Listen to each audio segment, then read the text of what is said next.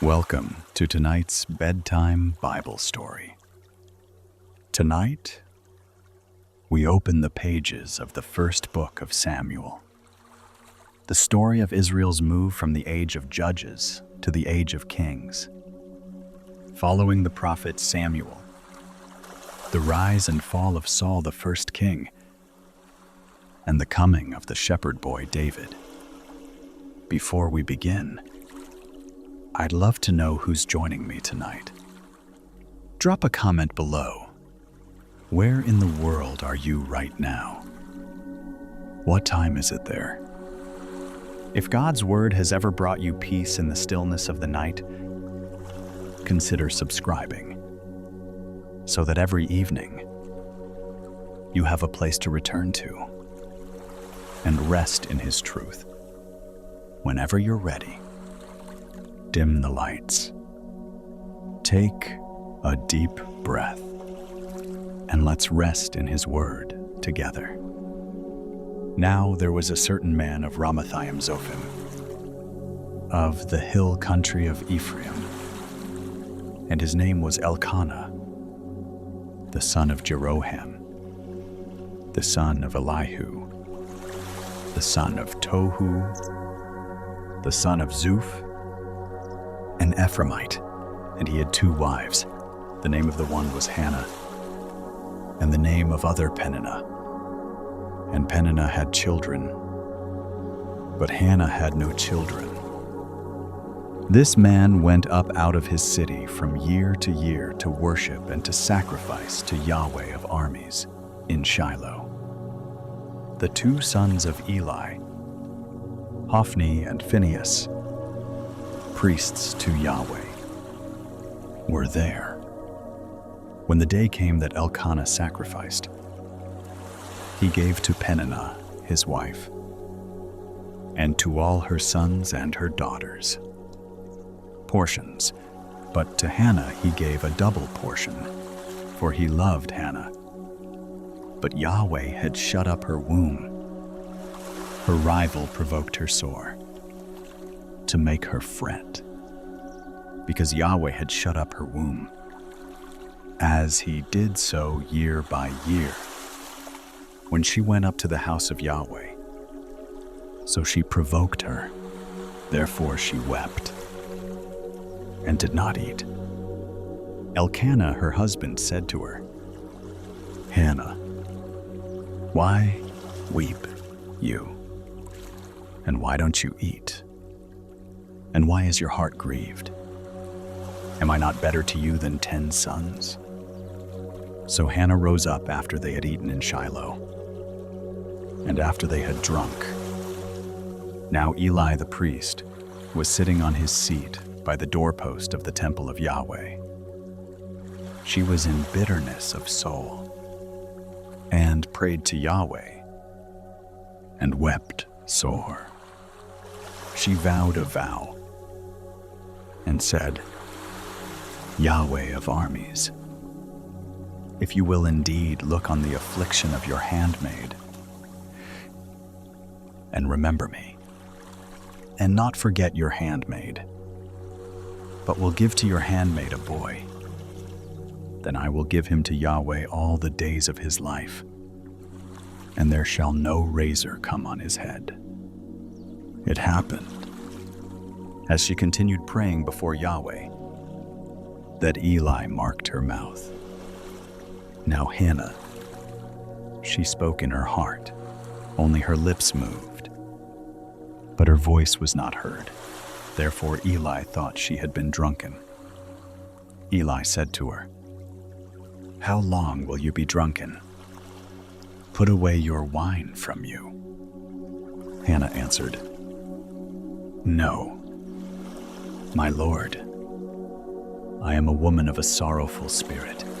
I have drunk neither wine nor strong drink, but I poured out my soul before Yahweh. Don't count your handmaid for a wicked woman, for out of the abundance of my complaint and my provocation have I spoken hitherto. Then Eli answered, Go in peace, and the God of Israel grant your petition that you have asked of him. She said, "Let your handmaid find favor in your sight." So the woman went her way and ate, and her facial expression wasn't sad anymore. They rose up in the morning early and worshipped before Yahweh, and returned and came to their house to Ramah. And Elkanah knew Hannah his wife, and Yahweh remembered her. It happened, when the time was come about, that Hannah conceived and bore a son, and she named him Samuel, saying, "Because I have asked him of Yahweh."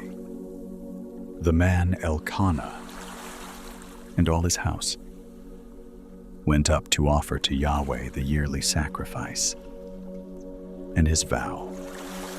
But Hannah didn't go up, for she said to her husband, "I will not go up until the child be weaned, and then I will bring him, that he may appear before Yahweh, and there abide forever."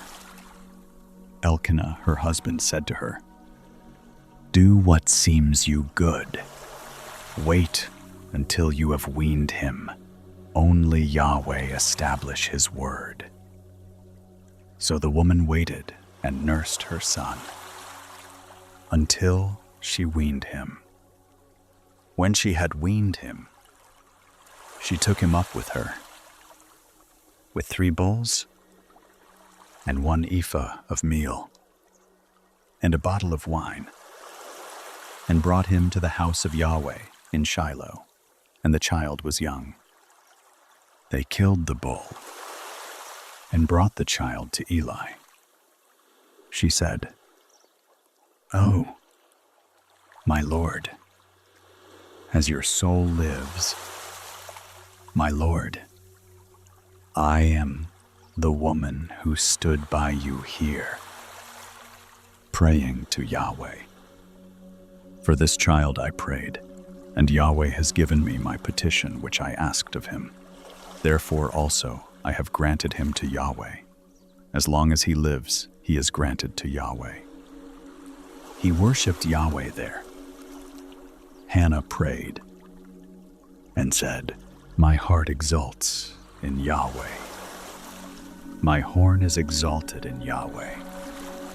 My mouth is enlarged over my enemies, because I rejoice in your salvation. There is no one as holy as Yahweh, for there is no one besides you, nor is there any rock like our God. Talk no more so, exceeding proudly.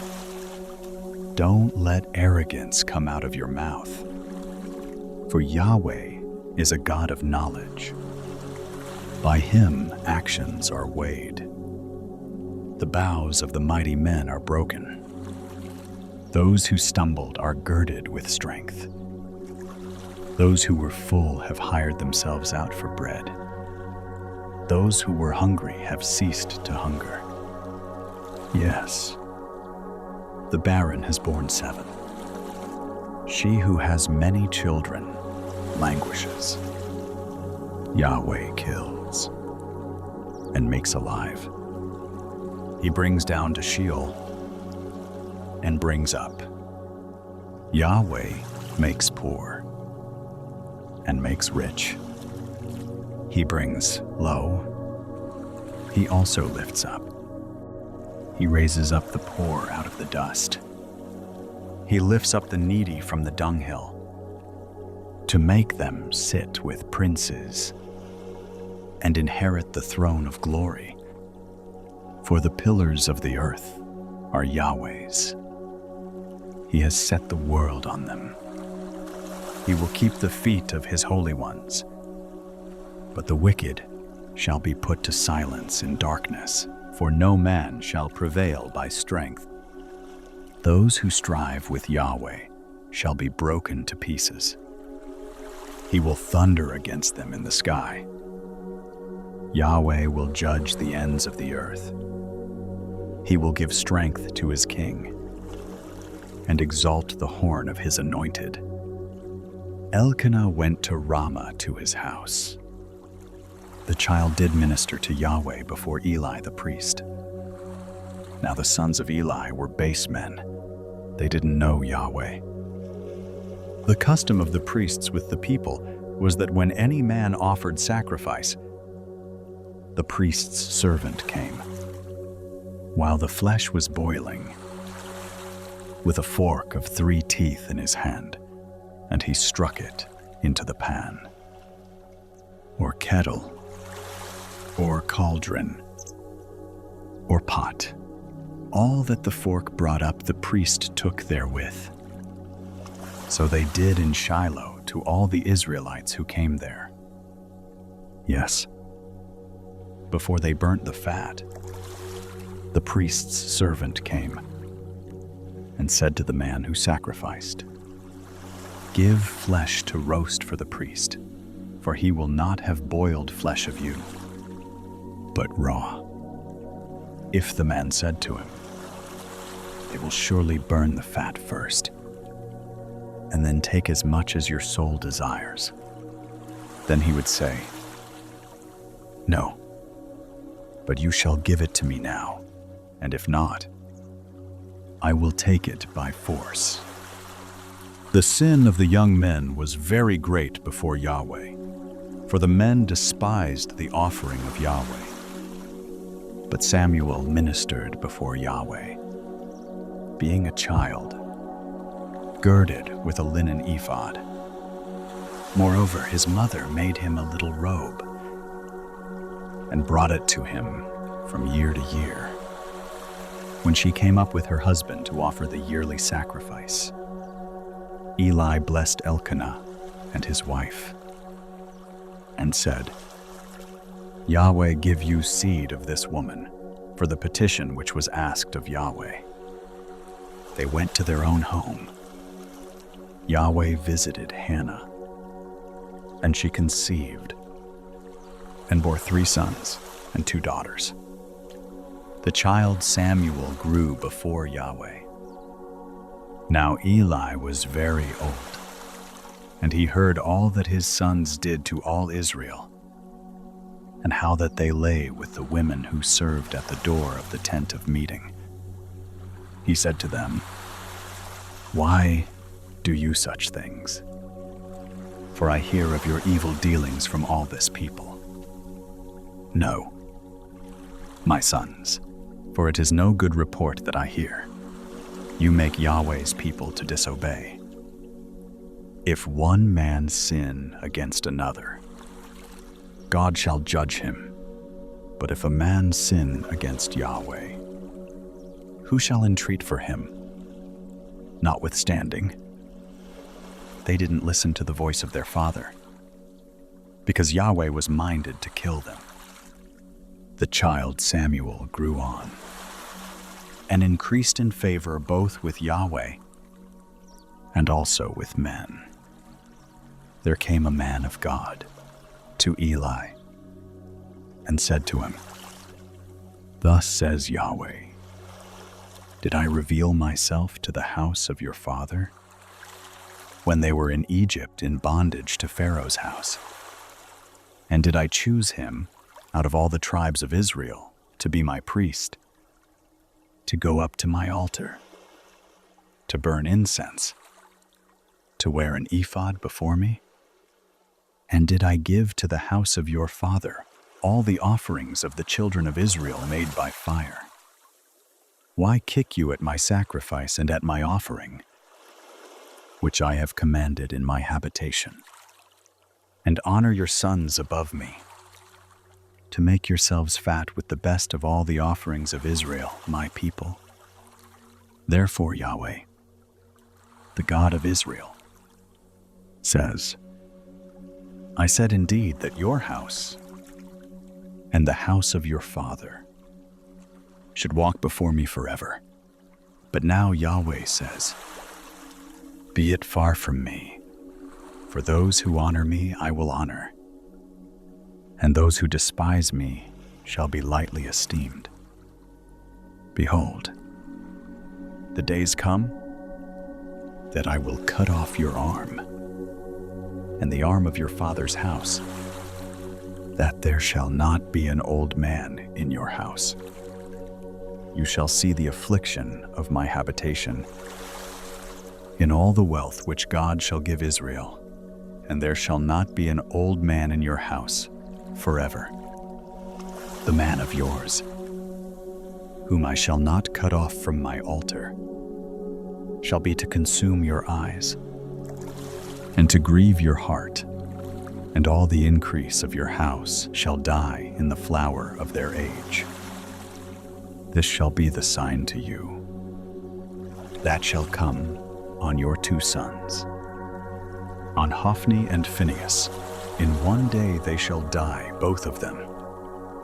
I will raise me up a faithful priest, that shall do according to that which is in my heart and in my mind. And I will build him a sure house, and he shall walk before my anointed forever. It shall happen that everyone who is left in your house shall come and bow down to him for a piece of silver and a loaf of bread, and shall say, Please put me into one of the priest's offices, that I may eat a morsel of bread. The child Samuel ministered to Yahweh before Eli. The word of Yahweh was precious in those days. There was no frequent vision.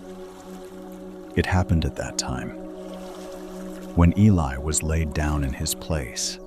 Now his eyes had begun to grow dim, so that he could not see, and the lamp of God hadn't yet gone out. And Samuel had laid down to sleep in the temple of Yahweh, where the ark of God was, that Yahweh called Samuel. And he said, Here am I. He ran to Eli and said, Here am I, for you called me. He said, I didn't call. Lie down again. He went and lay down. Yahweh called yet again, Samuel. Samuel arose and went to Eli and said, Here am I, for you called me. He answered, I didn't call. My son, lie down again. Now, Samuel didn't yet know Yahweh. Neither was the word of Yahweh yet revealed to him. Yahweh called Samuel again the third time. He arose and went to Eli and said, Here am I, for you called me. Eli perceived that Yahweh had called the child. Therefore Eli said to Samuel, Go, lie down, and it shall be, if he call you, that you shall say, Speak, Yahweh, for your servant hears. So Samuel went and lay down in his place. Yahweh came and stood and called as at other times, Samuel, Samuel. Then Samuel said, Speak, for your servant hears. Yahweh said to Samuel, Behold, I will do a thing in Israel, at which both the ears of everyone who hears it shall tingle. In that day I will perform against Eli all that I have spoken concerning his house, from the beginning even to the end. For I have told him that I will judge his house forever, for the iniquity which he knew, because his sons did bring a curse on themselves, and he didn't restrain them. Therefore I have sworn to the house of Eli that the iniquity of Eli's house shall not be expiated with sacrifice nor offering forever. Samuel lay until the morning, and opened the doors, of the house of Yahweh. Samuel feared to show Eli the vision. Then Eli called Samuel and said, "Samuel, my son." He said, "Here am I." He said, "What is the thing that Yahweh has spoken to you? Please don't hide it from me. God do so to you, and more also, if you hide anything from me of all the things that he spoke to you." Samuel told him every whit, and hid nothing from him. He said, "It is Yahweh. Let him do what seems him good." Samuel grew, and Yahweh was with him, and did let none of his words fall to the ground. All Israel from Dan even to Beersheba knew that Samuel was established to be a prophet of Yahweh. Yahweh appeared again in Shiloh, for Yahweh revealed himself to Samuel in Shiloh by the word of Yahweh. The word of Samuel came to all Israel. Now Israel went out against the Philistines to battle, and encamped beside Ebenezer, and the Philistines encamped in Aphek. The Philistines put themselves in array against Israel, and when they joined battle, Israel was struck before the Philistines, and they killed of the army in the field about 4,000 men. When the people were come into the camp, the elders of Israel said, "Why has Yahweh struck us today before the Philistines? Let us get the ark of the covenant of Yahweh out of Shiloh to us, that it may come among us and save us out of the hand of our enemies." So the people sent to Shiloh, and they brought from there the ark of the covenant of Yahweh of armies, who sits above the cherubim, and the two sons of Eli, Hophni and Phinehas, were there with the ark of the covenant of God. When the ark of the covenant of Yahweh came into the camp, all Israel shouted with a great shout, so that the earth rang again. When the Philistines heard the noise of the shout, they said, "What means the noise of this great shout in the camp of the Hebrews?" They understood that the ark of Yahweh was come into the camp. The Philistines were afraid, for they said, "God is come into the camp." They said, "Woe to us, for there has not been such a thing heretofore. Woe to us! Who shall deliver us out of the hand of these mighty gods? These are the gods that struck the Egyptians with all manner of plagues in the wilderness. Be strong and behave yourselves like men, O you Philistines, that you not be servants to the Hebrews, as they have been to you. Quit yourselves like men and fight." The Philistines fought, and Israel was struck. And they fled every man to his tent, and there was a very great slaughter, for there fell of Israel 30,000 footmen. The ark of God was taken, and the two sons of Eli, Hophni and Phinehas, were slain. There ran a man of Benjamin out of the army, and came to Shiloh the same day, with his clothes torn, and with earth on his head.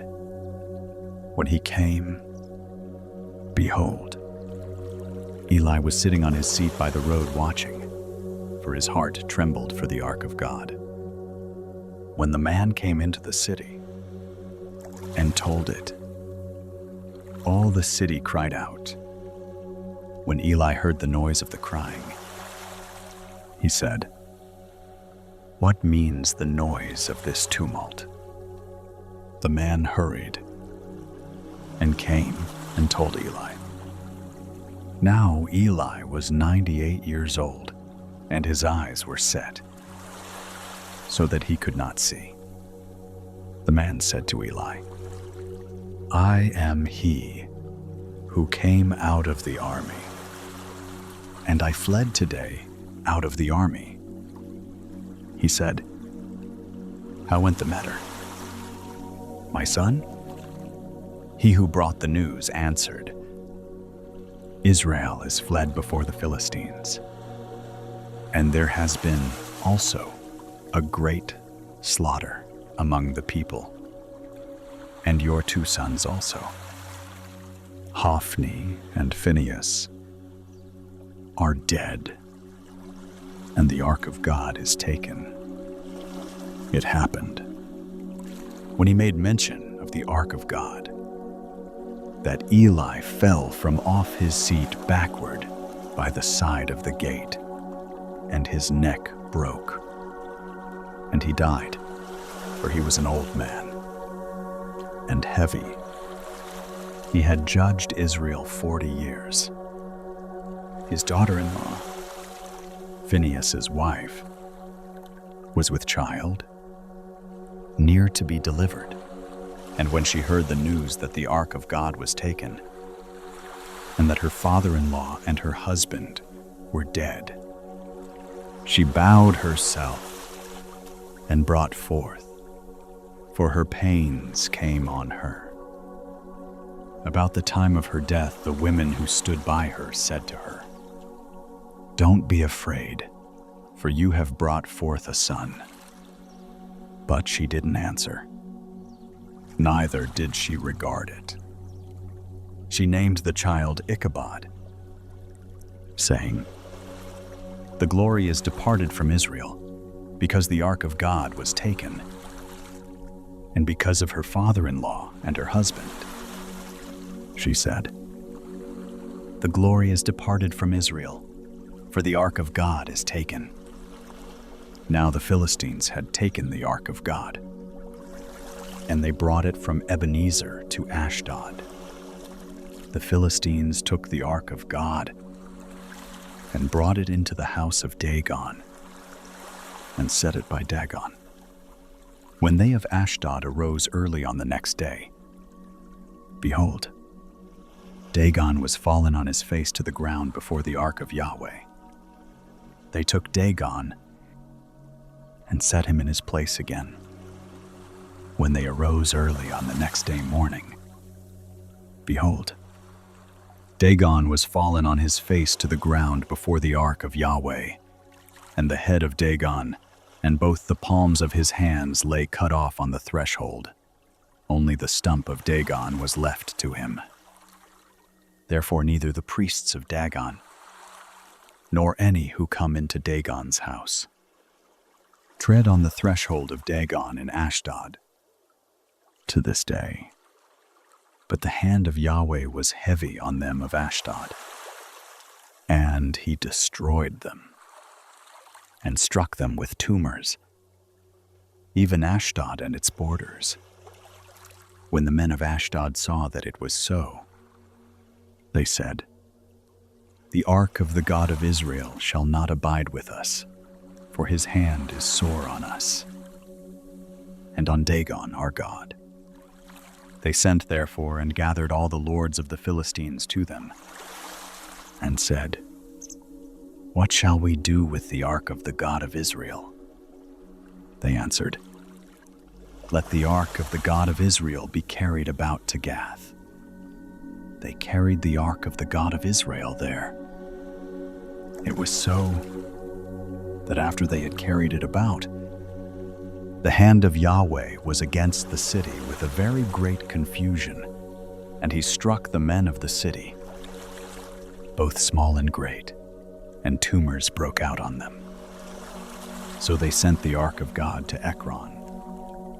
It happened, as the ark of God came to Ekron, that the Ekronites cried out, saying, They have brought about the ark of the God of Israel to us, to kill us and our people.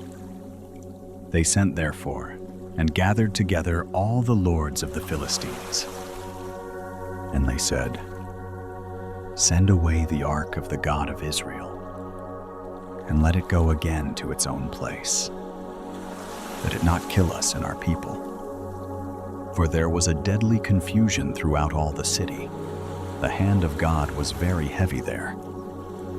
The men who didn't die were struck with the tumors, and the cry of the city went up to heaven. Tonight we followed Hannah's tearful prayer, and watched as God remembered her and gave her the child Samuel. In the quiet of the night, God called softly to the sleeping boy, while the house of Eli slowly faded and the ark of God was carried away. If you have already drifted off, that's all right. Let these stories pass over you like a gentle breeze. Soon, we'll see where the ark is taken next. The ark of Yahweh was in the country of the Philistines 7 months. The Philistines called for the priests and the diviners, saying, "What shall we do with the ark of Yahweh? Show us with which we shall send it to its place." They said, "If you send away the ark of the God of Israel, don't send it empty, but by all means return him a trespass offering. Then you shall be healed. And it shall be known to you why his hand is not removed from you." Then they said, "What shall be the trespass offering which we shall return to him?" They said, 5 golden tumors and 5 golden mice, according to the number of the lords of the Philistines, for 1 plague was on you all, and on your lords. Therefore you shall make images of your tumors, and images of your mice that mar the land, and you shall give glory to the God of Israel. Peradventure, he will lighten his hand from off you, and from off your gods, and from off your land. Why then do you harden your hearts, as the Egyptians and Pharaoh hardened their hearts? When he had worked wonderfully among them, didn't they let the people go, and they departed?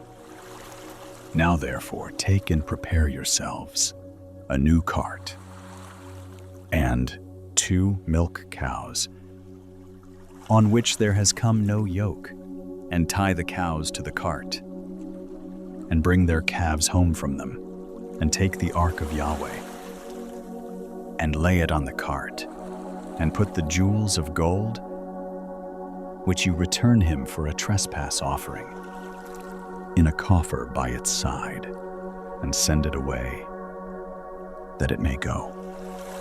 Behold, if it goes up by the way of its own border to Beth Shemesh, then he has done us this great evil. But if not, then we shall know that it is not his hand that struck us. It was a chance that happened to us."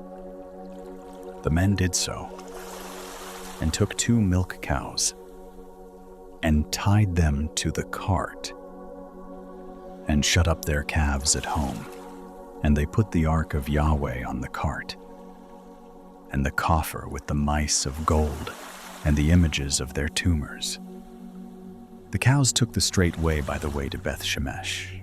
They went along the highway, lowing as they went, and didn't turn aside to the right hand or to the left. And the lords of the Philistines went after them to the border of Beth Shemesh.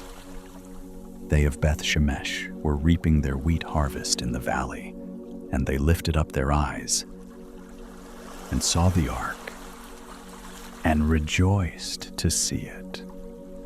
The cart came into the field of Joshua of Beth Shemesh, and stood there, where there was a great stone, and they split the wood of the cart, and offered up the cows for a burnt offering to Yahweh.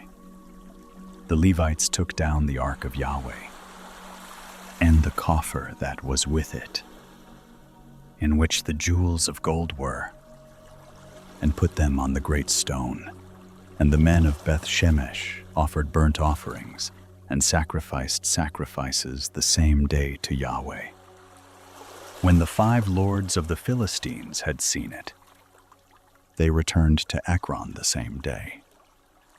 These are the golden tumors which the Philistines returned for a trespass offering to Yahweh: for Ashdod 1, for Gaza 1, for Ashkelon 1, for Gath 1, for Ekron 1, and the golden mice, according to the number of all the cities of the Philistines belonging to the 5 lords, both of fortified cities and of country villages, even to the great stone, whereon they set down the ark of Yahweh, which stone remains to this day in the field of Joshua of Beth-Shemesh. He struck of the men of Beth-Shemesh, because they had looked into the ark of Yahweh.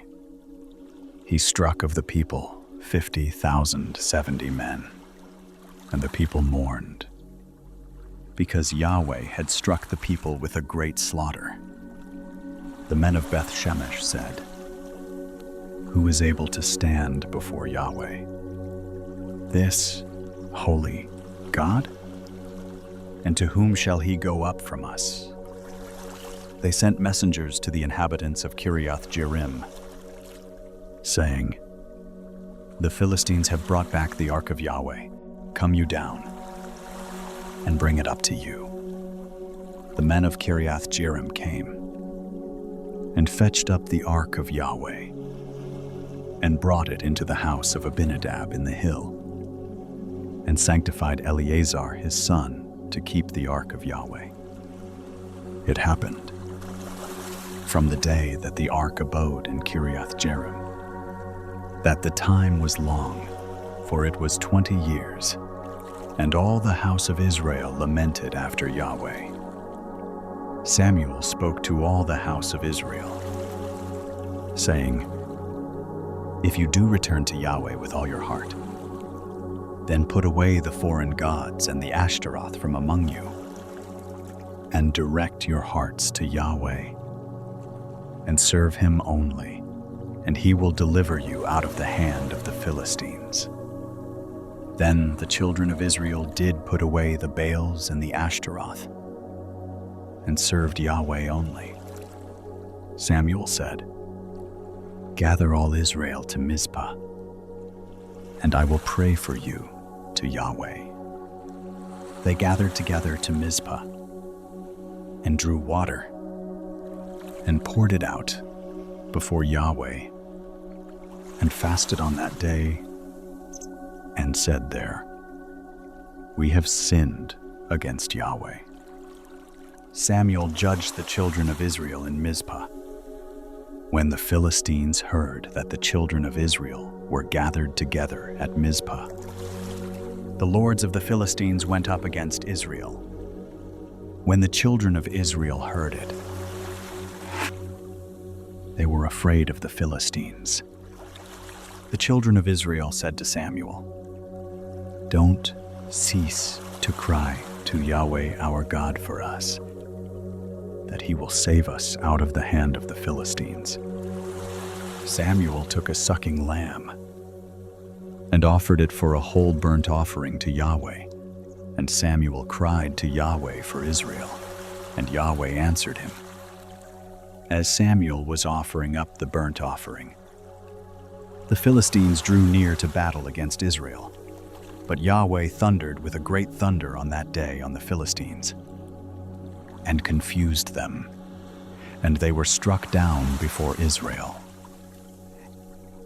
The men of Israel went out of Mizpah, and pursued the Philistines, and struck them, until they came under Beth-kar. Then Samuel took a stone, and set it between Mizpah and Shen, and called its name Ebenezer, saying, "Hitherto has Yahweh helped us." So the Philistines were subdued, and they came no more within the border of Israel. And the hand of Yahweh was against the Philistines all the days of Samuel. The cities which the Philistines had taken from Israel were restored to Israel, from Ekron even to Gath, and its border did Israel deliver out of the hand of the Philistines. There was peace between Israel and the Amorites. Samuel judged Israel all the days of his life. He went from year to year in circuit to Bethel and Gilgal and Mizpah, and he judged Israel in all those places. His return was to Ramah, for there was his house, and there he judged Israel, and he built there an altar to Yahweh. It happened, when Samuel was old, that he made his sons judges over Israel. Now the name of his firstborn was Joel, and the name of his second, Abijah. They were judges in Beersheba. His sons didn't walk in his ways, but turned aside after lucre, and took bribes, and perverted justice. Then all the elders of Israel gathered themselves together, and came to Samuel to Ramah, and they said to him, "Behold, you are old, and your sons don't walk in your ways. Now make us a king to judge us like all the nations." But the thing displeased Samuel when they said, "Give us a king to judge us." Samuel prayed to Yahweh. Yahweh said to Samuel, "Listen to the voice of the people in all that they tell you, for they have not rejected you, but they have rejected me, that I should not be king over them. According to all the works which they have done since the day that I brought them up out of Egypt, even to this day, in that they have forsaken me and served other gods, so do they also to you. Now therefore listen to their voice, however you shall protest solemnly to them, and shall show them the manner of the king who shall reign over them." Samuel told all the words of Yahweh to the people who asked of him a king. He said, "This will be the manner of the king who shall reign over you. He will take your sons and appoint them to him for his chariots, and to be his horsemen, and they shall run before his chariots, and he will appoint them to him for captains of thousands and captains of 50s, and he will set some to plow his ground and to reap his harvest, and to make his instruments of war and the instruments of his chariots. He will take your daughters to be perfumers, and to be cooks, and to be bakers. He will take your fields, and your vineyards, and your olive groves, even the best of them, and give them to his servants. He will take the 10th of your seed, and of your vineyards, and give to his officers, and to his servants. He will take your male servants, and your female servants, and your best young men, and your donkeys, and put them to his work. He will take the 10th of your flocks, and you shall be his servants. You shall cry out in that day because of your king, whom you shall have chosen you, and Yahweh will not answer you in that day. But the people refused to listen to the voice of Samuel, and they said, "No, but we will have a king over us, that we also may be like all the nations, and that our king may judge us, and go out before us, and fight our battles." Samuel heard all the words of the people, and he rehearsed them in the ears of Yahweh. Yahweh said to Samuel, "Listen to their voice and make them a king." Samuel said to the men of Israel, "Go you every man to his city." Now there was a man of Benjamin, whose name was Kish, the son of Abiel, the son of Zeror, the son of Becherath, the son of Aphiah, the son of a Benjamite, a mighty man of valor. He had a son, whose name was Saul, an impressive young man. And there was not among the children of Israel a better person than he. From his shoulders and upward he was higher than any of the people. The donkeys of Kish, Saul's father, were lost. Kish said to Saul his son, "Take now one of the servants with you, and arise. Go seek the donkeys."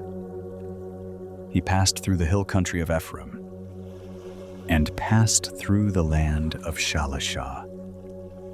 But they didn't find them. Then they passed through the land of Shalim, and there they weren't there. And he passed through the land of the Benjamites, but they didn't find them. When they had come to the land of Zuph, Saul said to his servant who was with him, "Come, and let us return, lest my father leave off caring for the donkeys, and be anxious for us." He said to him, "See now, there is in this city a man of God, and he is a man who is held in honor. All that he says comes surely to pass. Now let us go there. Peradventure he can tell us concerning our journey whereon we go." Then said Saul to his servant, "But, behold, if we go, what shall we bring the man? For the bread is spent in our vessels, and there is not a present to bring to the man of God. What have we?" The servant answered Saul again, and said, "Behold, I have in my hand the fourth part of a shekel of silver. That will I give to the man of God, to tell us our way." In earlier times in Israel, when a man went to inquire of God, thus he said, "Come, and let us go to the seer." For he who is now called a prophet was before called a seer. Then said Saul to his servant, "Well said, come, let us go." So they went to the city where the man of God was. As they went up the ascent to the city, they found young maidens going out to draw water, and said to them, "Is the seer here?" They answered them, and said, "He is. Behold, he is before you. Make haste now, for he is come today into the city. For the people have a sacrifice today in the high place. As soon as you are come into the city, you shall immediately find him, before he goes up to the high place to eat, for the people will not eat until he come, because he does bless the sacrifice, and afterwards they eat who are invited. Now therefore get you up, for at this time you shall find him." They went up to the city, and as they came within the city, behold, Samuel came out toward them, to go up to the high place. Now Yahweh had revealed to Samuel a day before Saul came, saying, "Tomorrow about this time I will send you a man out of the land of Benjamin, and you shall anoint him to be prince over my people Israel, and he shall save my people out of the hand of the Philistines, for I have looked on my people, because their cry is come to me."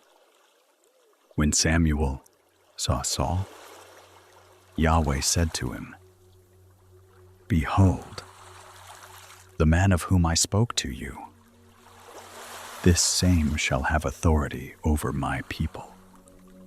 Then Saul drew near to Samuel in the gate and said, "Tell me, please, where the seer's house is." Samuel answered Saul and said, "I am the seer. Go up before me to the high place, for you shall eat with me today, and in the morning I will let you go, and will tell you all that is in your heart. As for your donkeys who were lost 3 days ago, don't set your mind on them, for they are found. For whom is all that is desirable in Israel? Is it not for you and for all your father's house?" Saul answered, "Am I not a Benjamite, of the smallest of the tribes of Israel, and my family the least of all the families of the tribe of Benjamin? Why then speak you to me after this manner?" Samuel took Saul and his servant and brought them into the guest room and made them sit in the best place among those who were invited, who were about 30 persons. Samuel said to the cook, "Bring the portion which I gave you, of which I said to you, set it by you." The cook took up the thigh and that which was on it and set it before Saul. Samuel said, "Behold, that which has been reserved. Set it before you and eat, because to the appointed time has it been kept for you." For I said, "I have invited the people." So Saul ate with Samuel that day. When they were come down from the high place into the city, he talked with Saul on the housetop. They arose early, and it happened about the spring of the day that Samuel called to Saul on the housetop, saying, "Up, that I may send you away." Saul arose, and they went out both of them, he and Samuel, abroad. As they were going down at the end of the city, Samuel said to Saul, "Bid the servant pass on before us." And he passed on. "But stand you still first, that I may cause you to hear the word of God." At last the ark returned home to Israel. And Samuel gathered the people at Mizpah to cry out to God, and peace was restored. Yet the people longed for a king like the nations around them. So God chose Saul, and Samuel anointed him with oil. The night is deep now. If your eyes are growing heavy, let them gently close. Next, we'll see Saul step into his reign. Then Samuel took the vial of oil and poured it on his head and kissed him and said, "Isn't it that Yahweh has anointed you to be prince over his inheritance? When you are departed from me today, then you shall find 2 men by Rachel's tomb, in the border of Benjamin at Zelzah, and they will tell you, 'The donkeys which you went to seek are found, and behold, your father has left off caring for the donkeys, and is anxious for you, saying, What shall I do for my son?'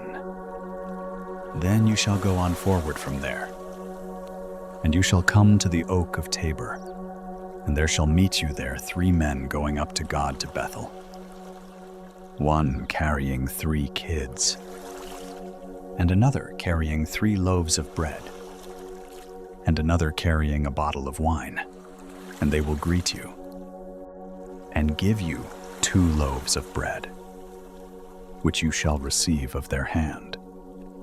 After that you shall come to the hill of God. Where is the garrison of the Philistines?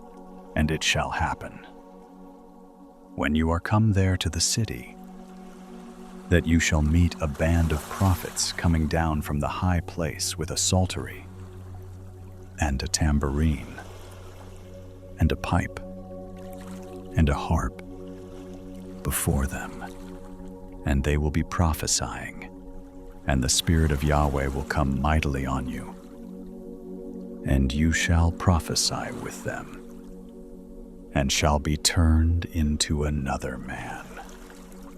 Let it be, when these signs are come to you, that you do as occasion shall serve you, for God is with you. You shall go down before me to Gilgal, and behold, I will come down to you, to offer burnt offerings, and to sacrifice sacrifices of peace offerings. You shall wait 7 days, until I come to you, and show you what you shall do. It was so that when he had turned his back to go from Samuel, God gave him another heart, and all those signs happened that day. When they came there to the hill, behold, a band of prophets met him, and the Spirit of God came mightily on him, and he prophesied among them. It happened, when all who knew him before saw that, behold, he prophesied with the prophets. Then the people said one to another, What is this that is come to the son of Kish? Is Saul also among the prophets? One of the same place answered, Who is their father? Therefore it became a proverb. Is Saul also among the prophets? When he had made an end of prophesying, he came to the high place. Saul's uncle said to him and to his servant, Where went you? He said, To seek the donkeys. And when we saw that they were not found, we came to Samuel. Saul's uncle said, Tell me, please, what Samuel said to you. Saul said to his uncle, He told us plainly that the donkeys were found. But concerning the matter of the kingdom, of which Samuel spoke, he didn't tell him. Samuel called the people together to Yahweh, to Mizpah, and he said to the children of Israel, Thus says Yahweh, the God of Israel, I brought up Israel out of Egypt, and I delivered you out of the hand of the Egyptians, and out of the hand of all the kingdoms that oppressed you. But you have this day rejected your God, who himself saves you out of all your calamities and your distresses. And you have said to him, No, but set a king over us. Now therefore present yourselves before Yahweh by your tribes and by your thousands. So Samuel brought all the tribes of Israel near, and the tribe of Benjamin was taken. He brought the tribe of Benjamin near by their families, and the family of the Matrites was taken, and Saul the son of Kish was taken. But when they sought him, he could not be found. Therefore they asked of Yahweh further, Is there yet a man to come here? Yahweh answered, Behold, He has hid himself among the baggage." They ran and fetched him there, and when he stood among the people, he was higher than any of the people from his shoulders and upward. Samuel said to all the people, "You see him whom Yahweh has chosen, that there is none like him among all the people?" All the people shouted and said, "Long live the king." Then Samuel told the people the manner of the kingdom and wrote it in a book and laid it up before Yahweh. Samuel sent all the people away, every man to his house. Saul also went to his house to Gibeah, and there went with him the army, whose hearts God had touched. But certain worthless fellows said, "How shall this man save us?" They despised him and brought him no present, but he held his peace. Then Nahash the Ammonite came up and encamped against Jabesh Gilead, and all the men of Jabesh said to Nahash, "Make a covenant with us, and we will serve you." Nahash the Ammonite said to them, "On this condition will I make it with you, that all your right eyes be put out, and I will lay it for a reproach on all Israel." The elders of Jabesh said to him, "Give us 7 days' respite, that we may send messengers to all the borders of Israel, and then, if there be none to save us, we will come out to you." Then came the messengers to Gibeah of Saul, and spoke these words in the ears of the people, and all the people lifted up their voice and wept. Behold, Saul came following the oxen out of the field, and Saul said, "What ails the people that they weep?" They told him the words of the men of Jabesh. The Spirit of God came mightily on Saul when he heard those words, and his anger was kindled greatly. He took a yoke of oxen and cut them in pieces and sent them throughout all the borders of Israel by the hand of messengers, saying, "Whoever doesn't come forth after Saul and after Samuel, so shall it be done to his oxen." The dread of Yahweh fell on the people, and they came out as one man. He numbered them in Bezek, and the children of Israel were 300,000, and the men of Judah 30,000. They said to the messengers who came, "Thus you shall tell the men of Jabesh Gilead, tomorrow, by the time the sun is hot, you shall have deliverance." The messengers came and told the men of Jabesh, and they were glad. Therefore the men of Jabesh said, "Tomorrow we will come out to you, and you shall do with us all that seems good to you."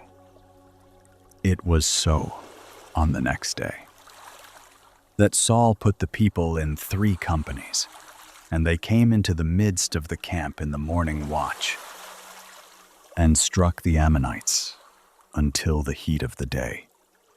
And it happened that those who remained were scattered, so that no 2 of them were left together.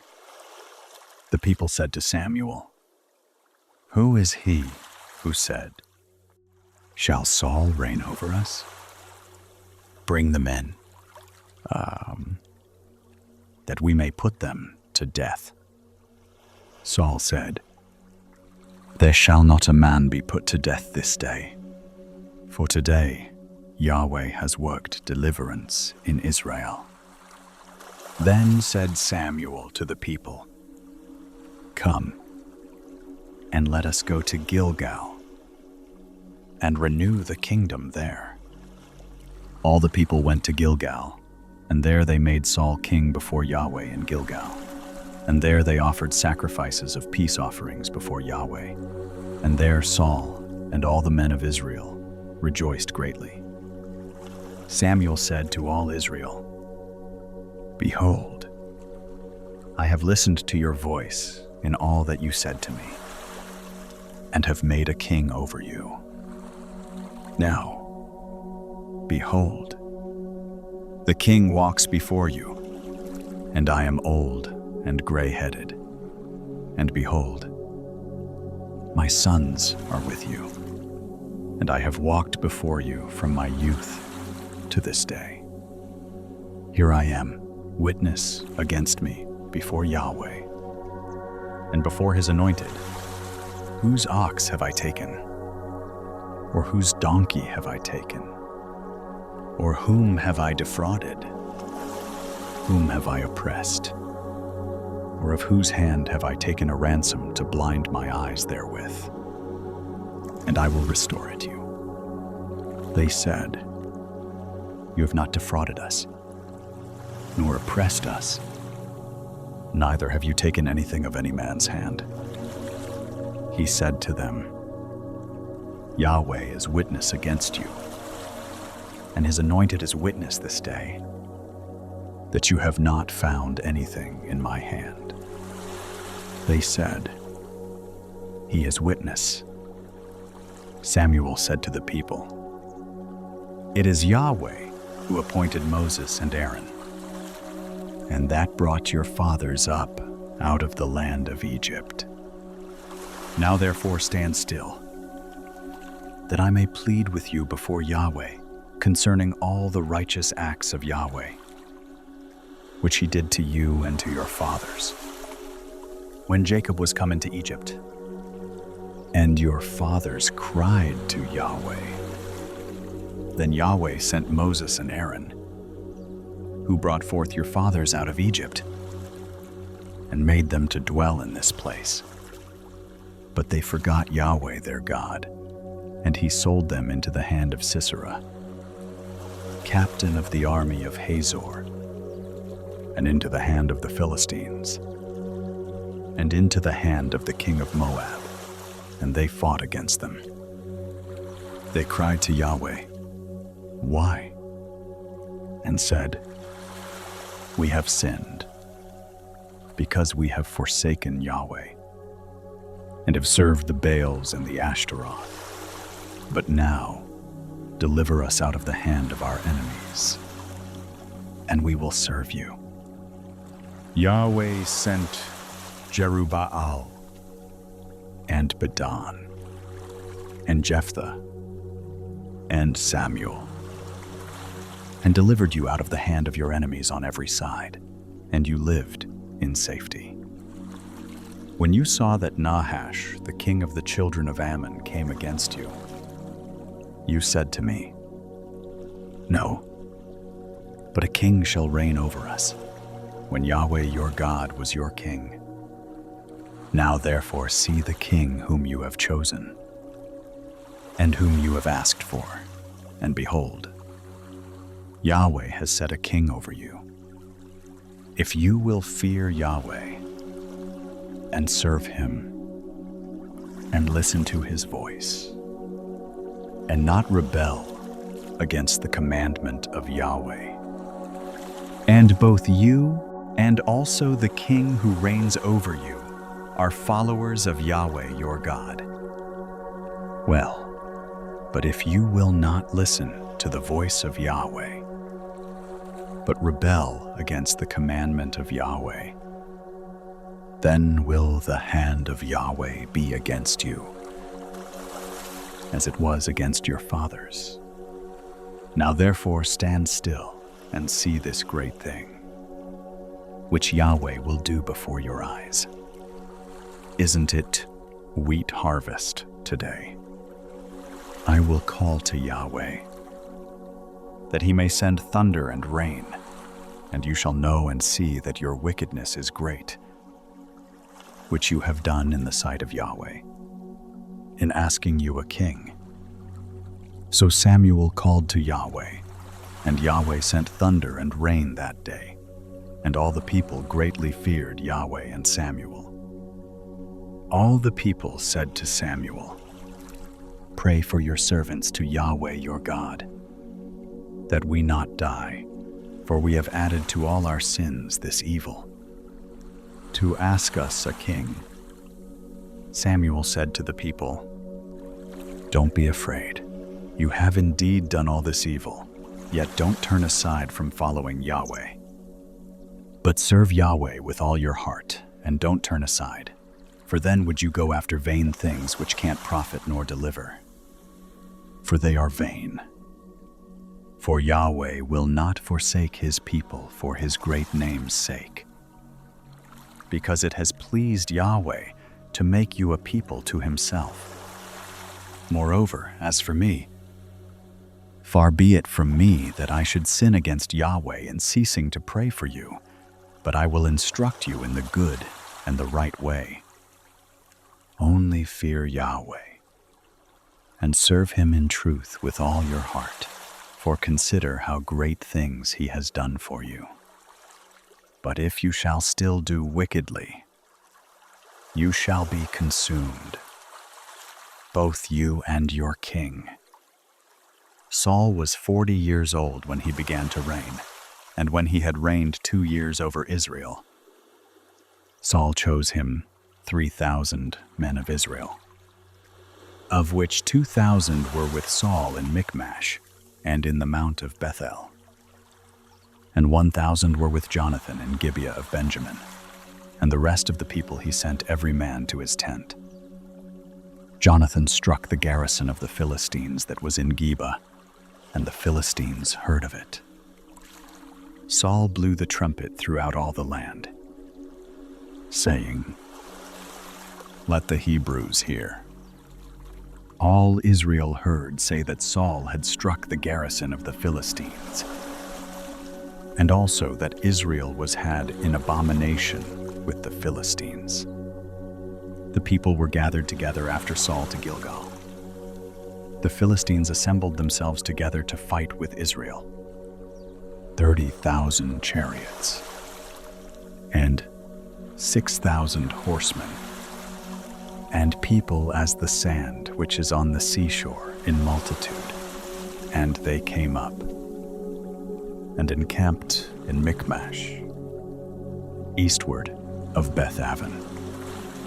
When the men of Israel saw that they were in a strait, for the people were distressed, then the people did hide themselves in caves, and in thickets, and in rocks, and in coverts, and in pits. Now some of the Hebrews had gone over the Jordan to the land of Gad and Gilead.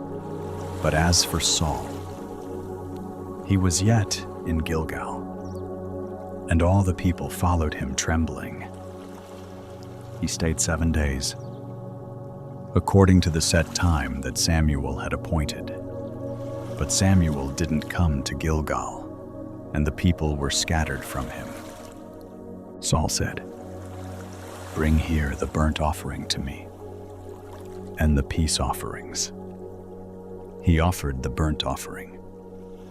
It came to pass that as soon as he had made an end of offering the burnt offering, behold, Samuel came, and Saul went out to meet him, that he might greet him. Samuel said, "What have you done?" Saul said, "Because I saw that the people were scattered from me, and that you didn't come within the days appointed, and that the Philistines assembled themselves together at Michmash. Therefore said I, now will the Philistines come down on me to Gilgal, and I haven't entreated the favor of Yahweh. I forced myself, therefore, and offered the burnt offering." Samuel said to Saul, "You have done foolishly. You have not kept the commandment of Yahweh your God, which he commanded you. For now would Yahweh have established your kingdom on Israel forever. But now your kingdom shall not continue. Yahweh has sought him, a man after his own heart. And Yahweh has appointed him to be prince over his people, because you have not kept that which Yahweh commanded you. Samuel arose and got him up from Gilgal to Gibeah of Benjamin. Saul numbered the people who were present with him, about 600 men. Saul and Jonathan, his son, and the people who were present with them abode in Gilboa of Benjamin, but the Philistines encamped in Michmash. The spoilers came out of the camp of the Philistines in 3 companies. One company turned to the way that leads to Ophrah, to the land of Shual, and another company turned the way to Beth-horon, and another company turned the way of the border that looks down on the valley of Zeboim toward the wilderness. Now there was no smith found throughout all the land of Israel. For the Philistines said, lest the Hebrews make them swords or spears. But all the Israelites went down to the Philistines to sharpen every man his plowshare, mattock, axe, and sickle.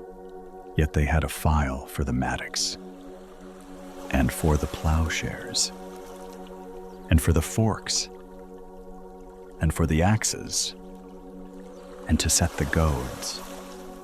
So it came to pass in the day of battle that there was neither sword nor spear found in the hand of any of the people who were with Saul and Jonathan, but with Saul and with Jonathan his son was there found. The garrison of the Philistines went out to the pass of Michmash.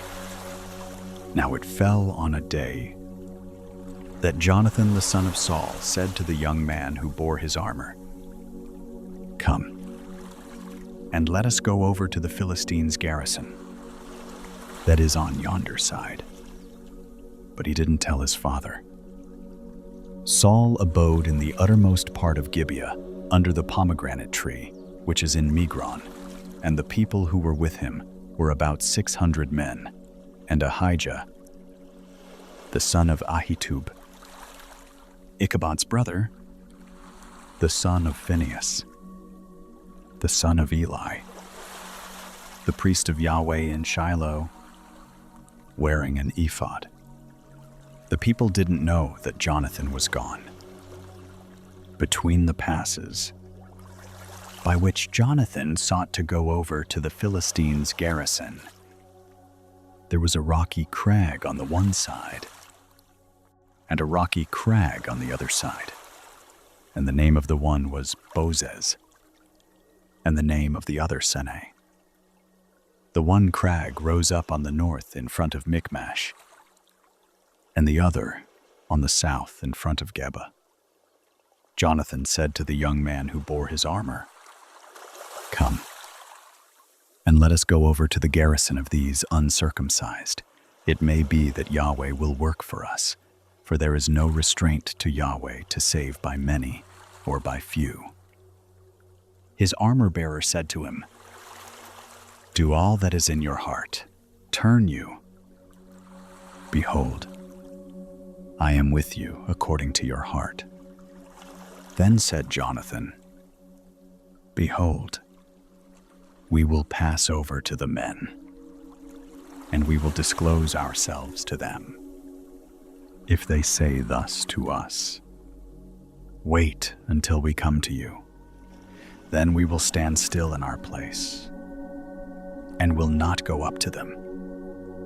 But if they say thus, 'Come up to us,' then we will go up, for Yahweh has delivered them into our hand, and this shall be the sign to us." Both of them disclosed themselves to the garrison of the Philistines, and the Philistines said, "Behold, the Hebrews come forth out of the holes where they had hid themselves. The men of the garrison answered Jonathan and his armor-bearer and said, "Come up to us, and we will show you a thing."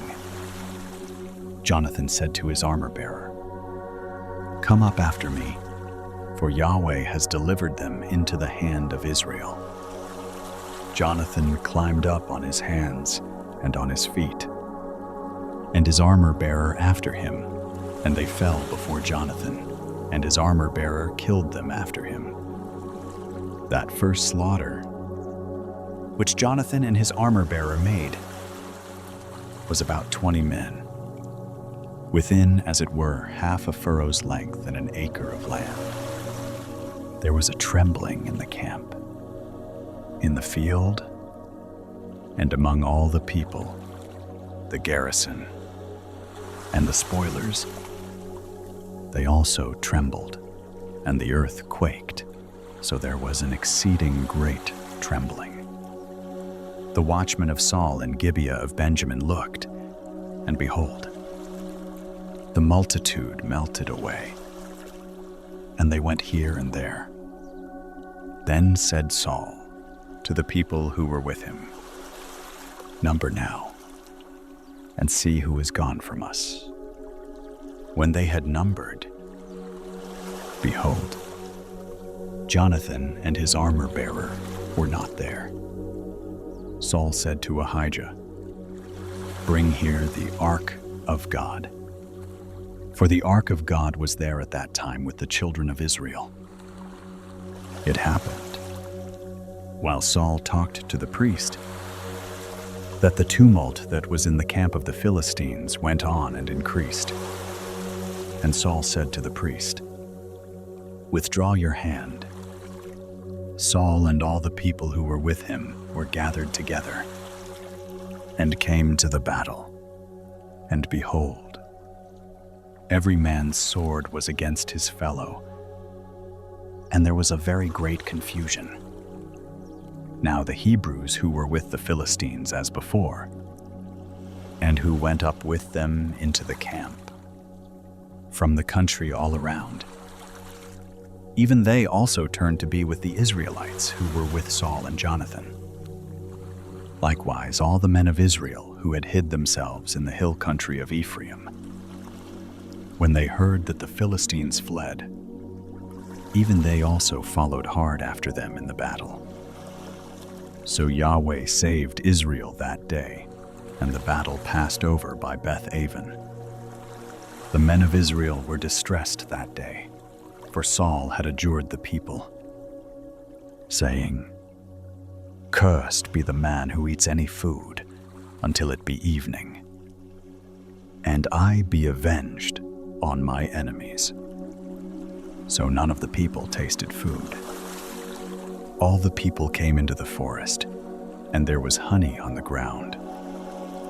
When the people were come to the forest, behold, the honey dropped, but no man put his hand to his mouth, for the people feared the oath.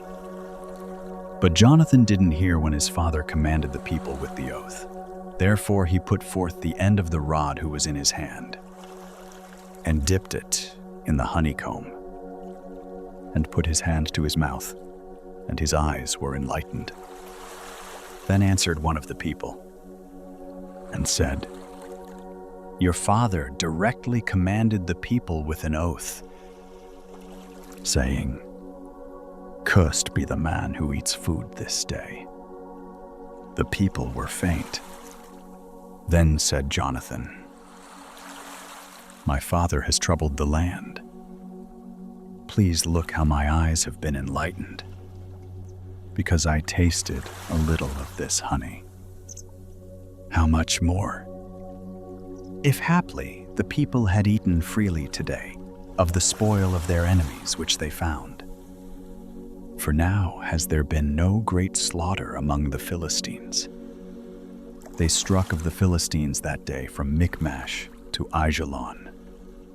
The people were very faint, and the people flew on the spoil, and took sheep, and cattle, and calves, and killed them on the ground, and the people ate them with the blood.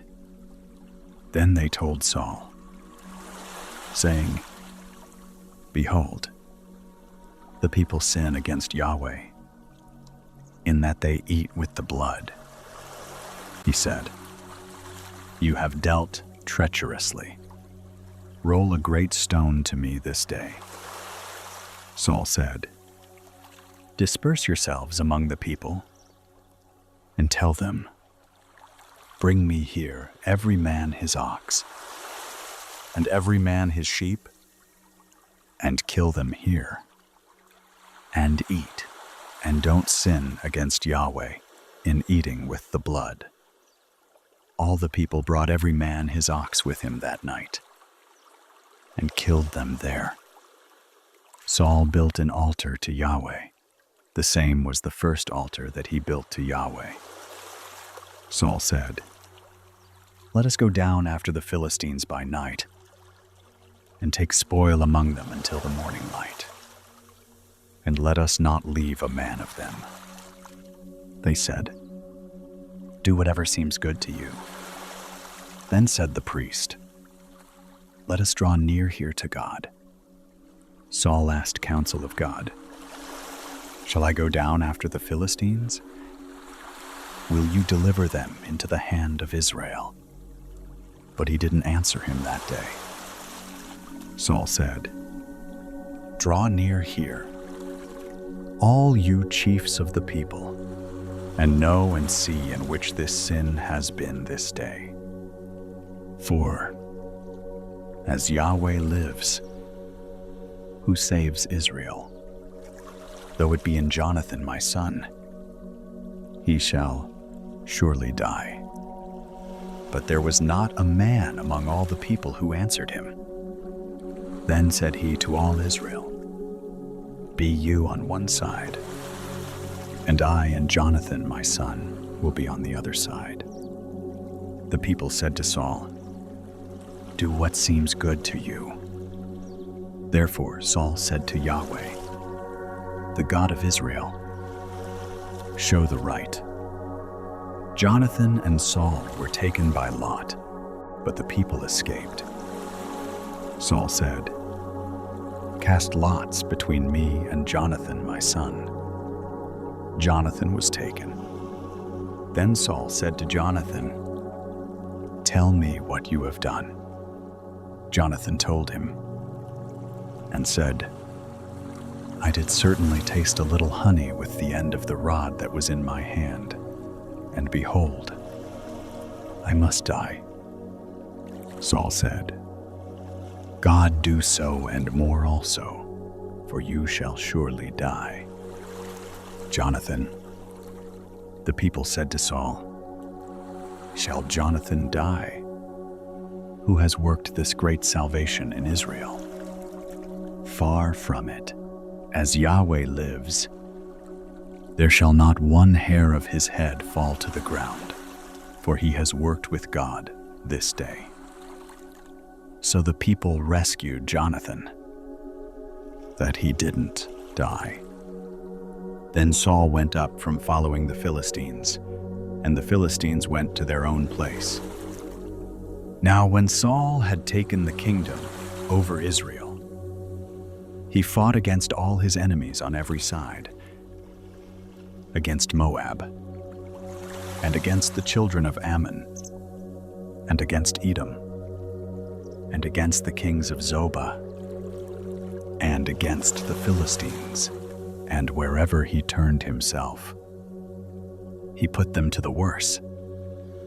He did valiantly, and struck the Amalekites, and delivered Israel out of the hands of those who despoiled them.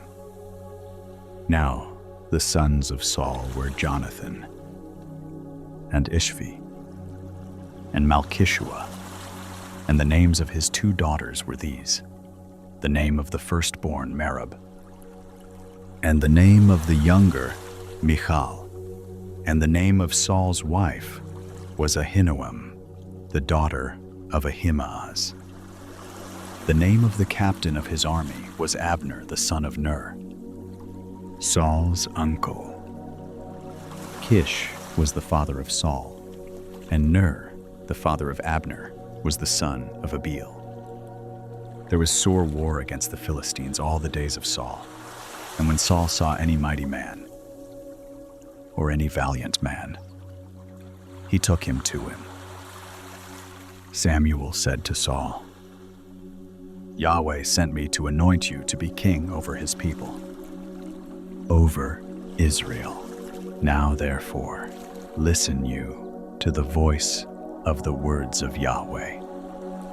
Thus says Yahweh of armies." 24. I have marked that which Amalek did to Israel, how he set himself against him in the way when he came up out of Egypt. Now go and strike Amalek, and utterly destroy all that they have. And don't spare them, but kill both man and woman, infant and suckling, ox and sheep, camel and donkey. Saul summoned the people and numbered them in Telaim, 200,000 footmen, and 10,000 men of Judah. Saul came to the city of Amalek, and laid wait in the valley. Saul said to the Kenites, "Go, depart, get you down from among the Amalekites, lest I destroy you with them, for you showed kindness to all the children of Israel when they came up out of Egypt." So the Kenites departed from among the Amalekites. Saul struck the Amalekites from Havilah as you go to Shur, that is before Egypt. He took Agag, the king of the Amalekites, alive, and utterly destroyed all the people with the edge of the sword.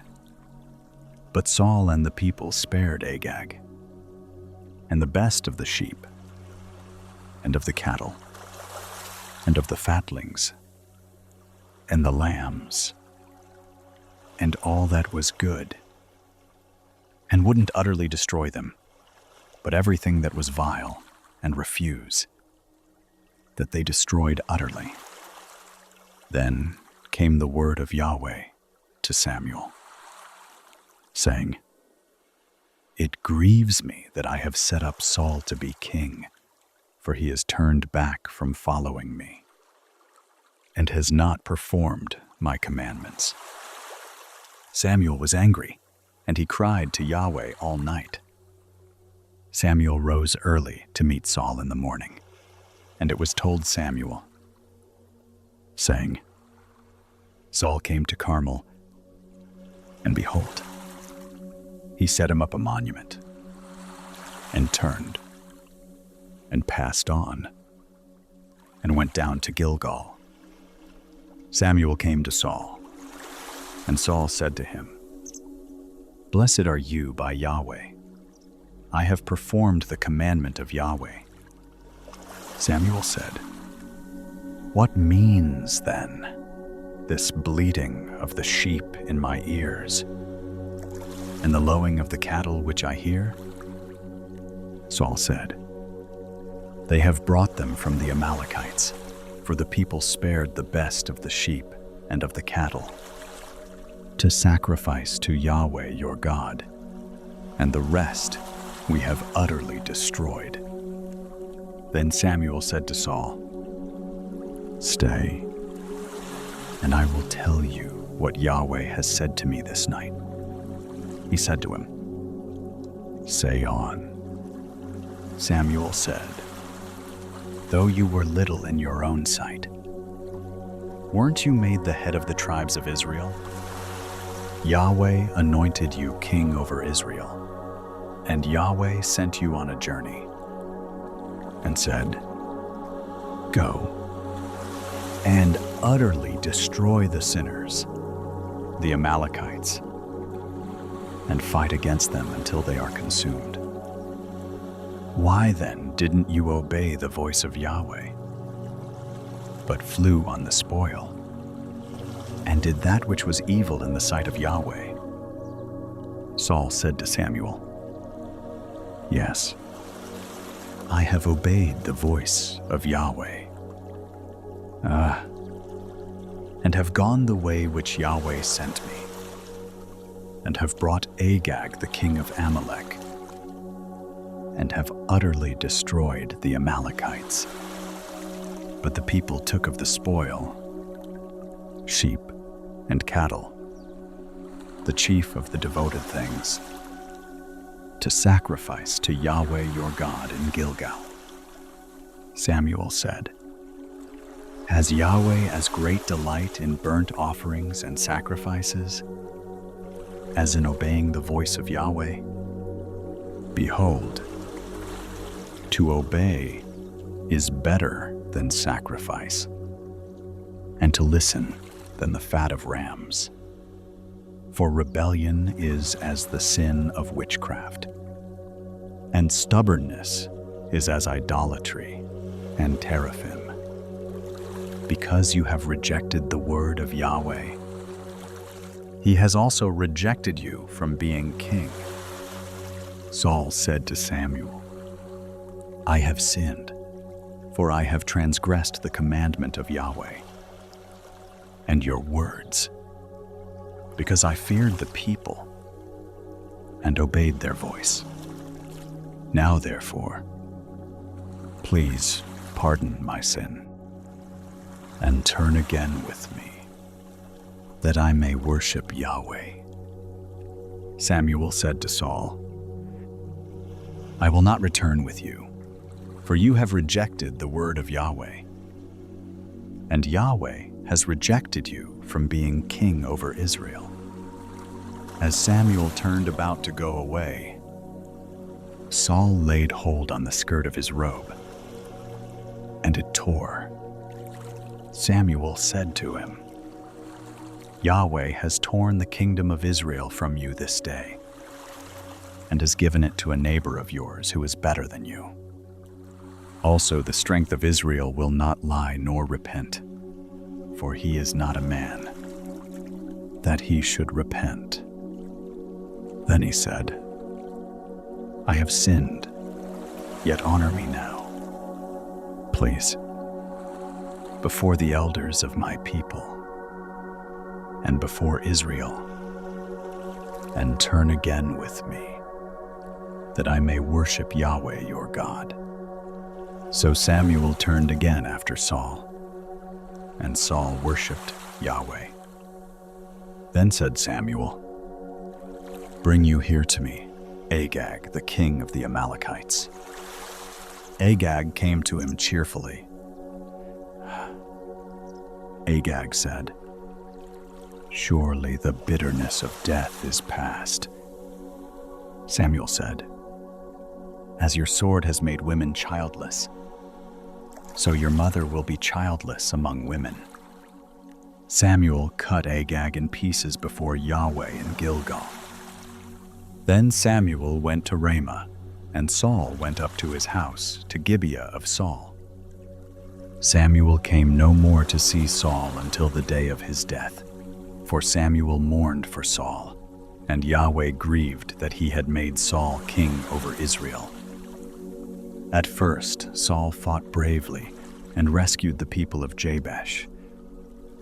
And Samuel gave the people his final words of counsel.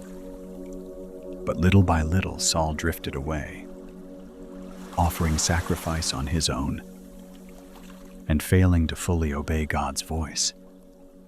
And so God's favor turned from him.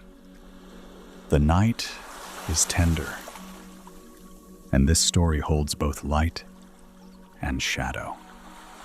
If you have already slipped into sleep, let this stillness stay beside you. Soon, God will seek out a man after his own heart. Yahweh said to Samuel, How long will you mourn for Saul? seeing I have rejected him from being king over Israel. Fill your horn with oil and go. I will send you to Jesse the Bethlehemite, for I have provided me a king among his sons."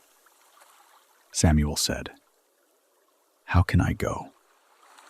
If Saul hear it, he will kill me."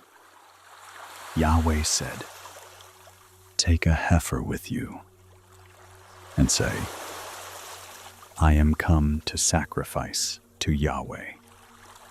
Call Jesse to the sacrifice, and I will show you what you shall do, and you shall anoint to me him whom I name to you." Samuel did that which Yahweh spoke, and came to Bethlehem. The elders of the city came to meet him trembling, and said, "Come you peaceably?" He said, "Peaceably. I am come to sacrifice to Yahweh. Sanctify yourselves, and come with me to the sacrifice." He sanctified Jesse and his sons, and called them to the sacrifice. It happened, when they had come, that he looked at Eliab and said, "Surely Yahweh's anointed is before him." But Yahweh said to Samuel, "Don't look on his face or on the height of his stature, because I have rejected him. For Yahweh sees not as man sees, for man looks at the outward appearance, but Yahweh looks at the heart." Then Jesse called Abinadab and made him pass before Samuel. He said, "Neither has Yahweh chosen this." Then Jesse made Shammah to pass by. He said, "Neither has Yahweh chosen this." Jesse made 7 of his sons to pass before Samuel.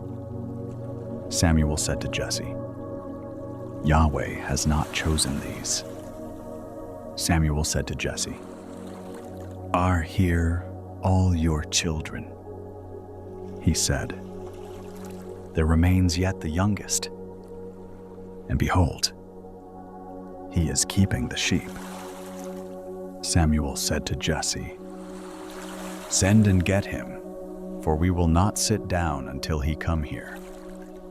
He sent and brought him in. Now he was ruddy and withal of a beautiful face, and goodly to look on. Yahweh said, "Arise, anoint him, for this is he." Then Samuel took the horn of oil and anointed him in the midst of his brothers. And the Spirit of Yahweh came mightily on David from that day forward. So Samuel rose up and went to Ramah. Now the Spirit of Yahweh departed from Saul, and an evil spirit from Yahweh troubled him. Saul's servant said to him, "See now, an evil spirit from God troubles you.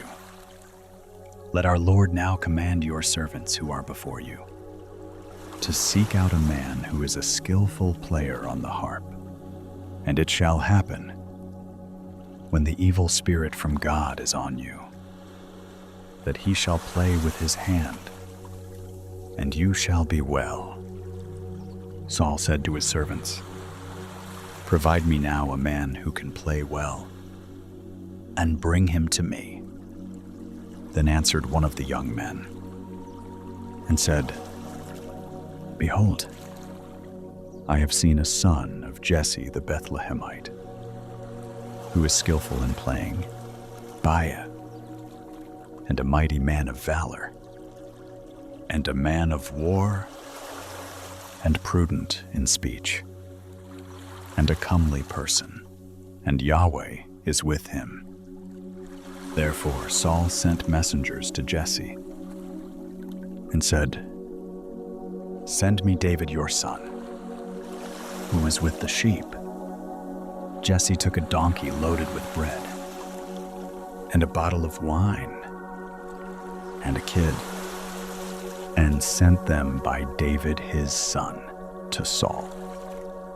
David came to Saul and stood before him, and he loved him greatly, and he became his armor-bearer.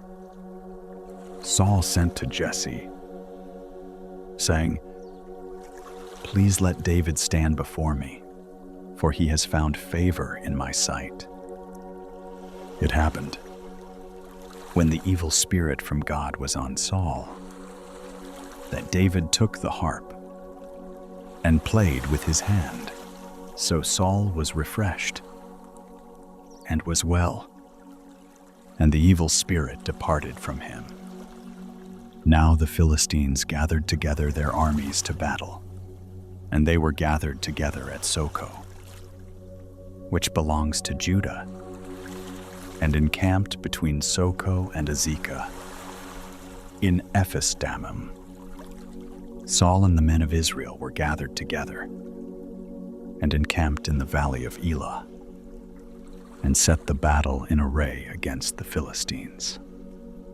The Philistines stood on the mountain on the one side, and Israel stood on the mountain on the other side, and there was a valley between them. There went out a champion out of the camp of the Philistines, named Goliath, of Gath, whose height was 6 cubits and a span. He had a helmet of brass on his head, and he was clad with a coat of mail, and the weight of the coat was 5,000 shekels of brass. He had brass shin armor on his legs, and a javelin of brass between his shoulders. The staff of his spear was like a weaver's beam, and his spear's head weighed 600 shekels of iron, and his shield-bearer went before him. He stood and cried to the armies of Israel, and said to them, "Why are you come out to set your battle in array? Am I not a Philistine? And you servants to Saul, choose a man for you, and let him come down to me. If he be able to fight with me and kill me, then will we be your servants. But if I prevail against him and kill him, then you will be our servants and serve us." The Philistine said, "I defy the armies of Israel this day. Give me a man, that we may fight together." When Saul and all Israel heard those words of the Philistine, they were dismayed and greatly afraid.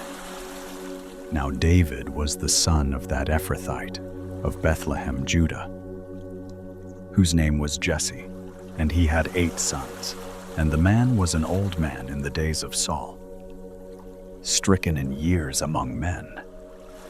The 3 eldest sons of Jesse had gone after Saul to the battle, and the names of his 3 sons who went to the battle were Eliab the firstborn, and next to him Abinadab, and the third Shammah.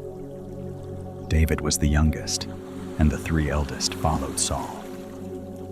Now David went back and forth from Saul to feed his father's sheep at Bethlehem.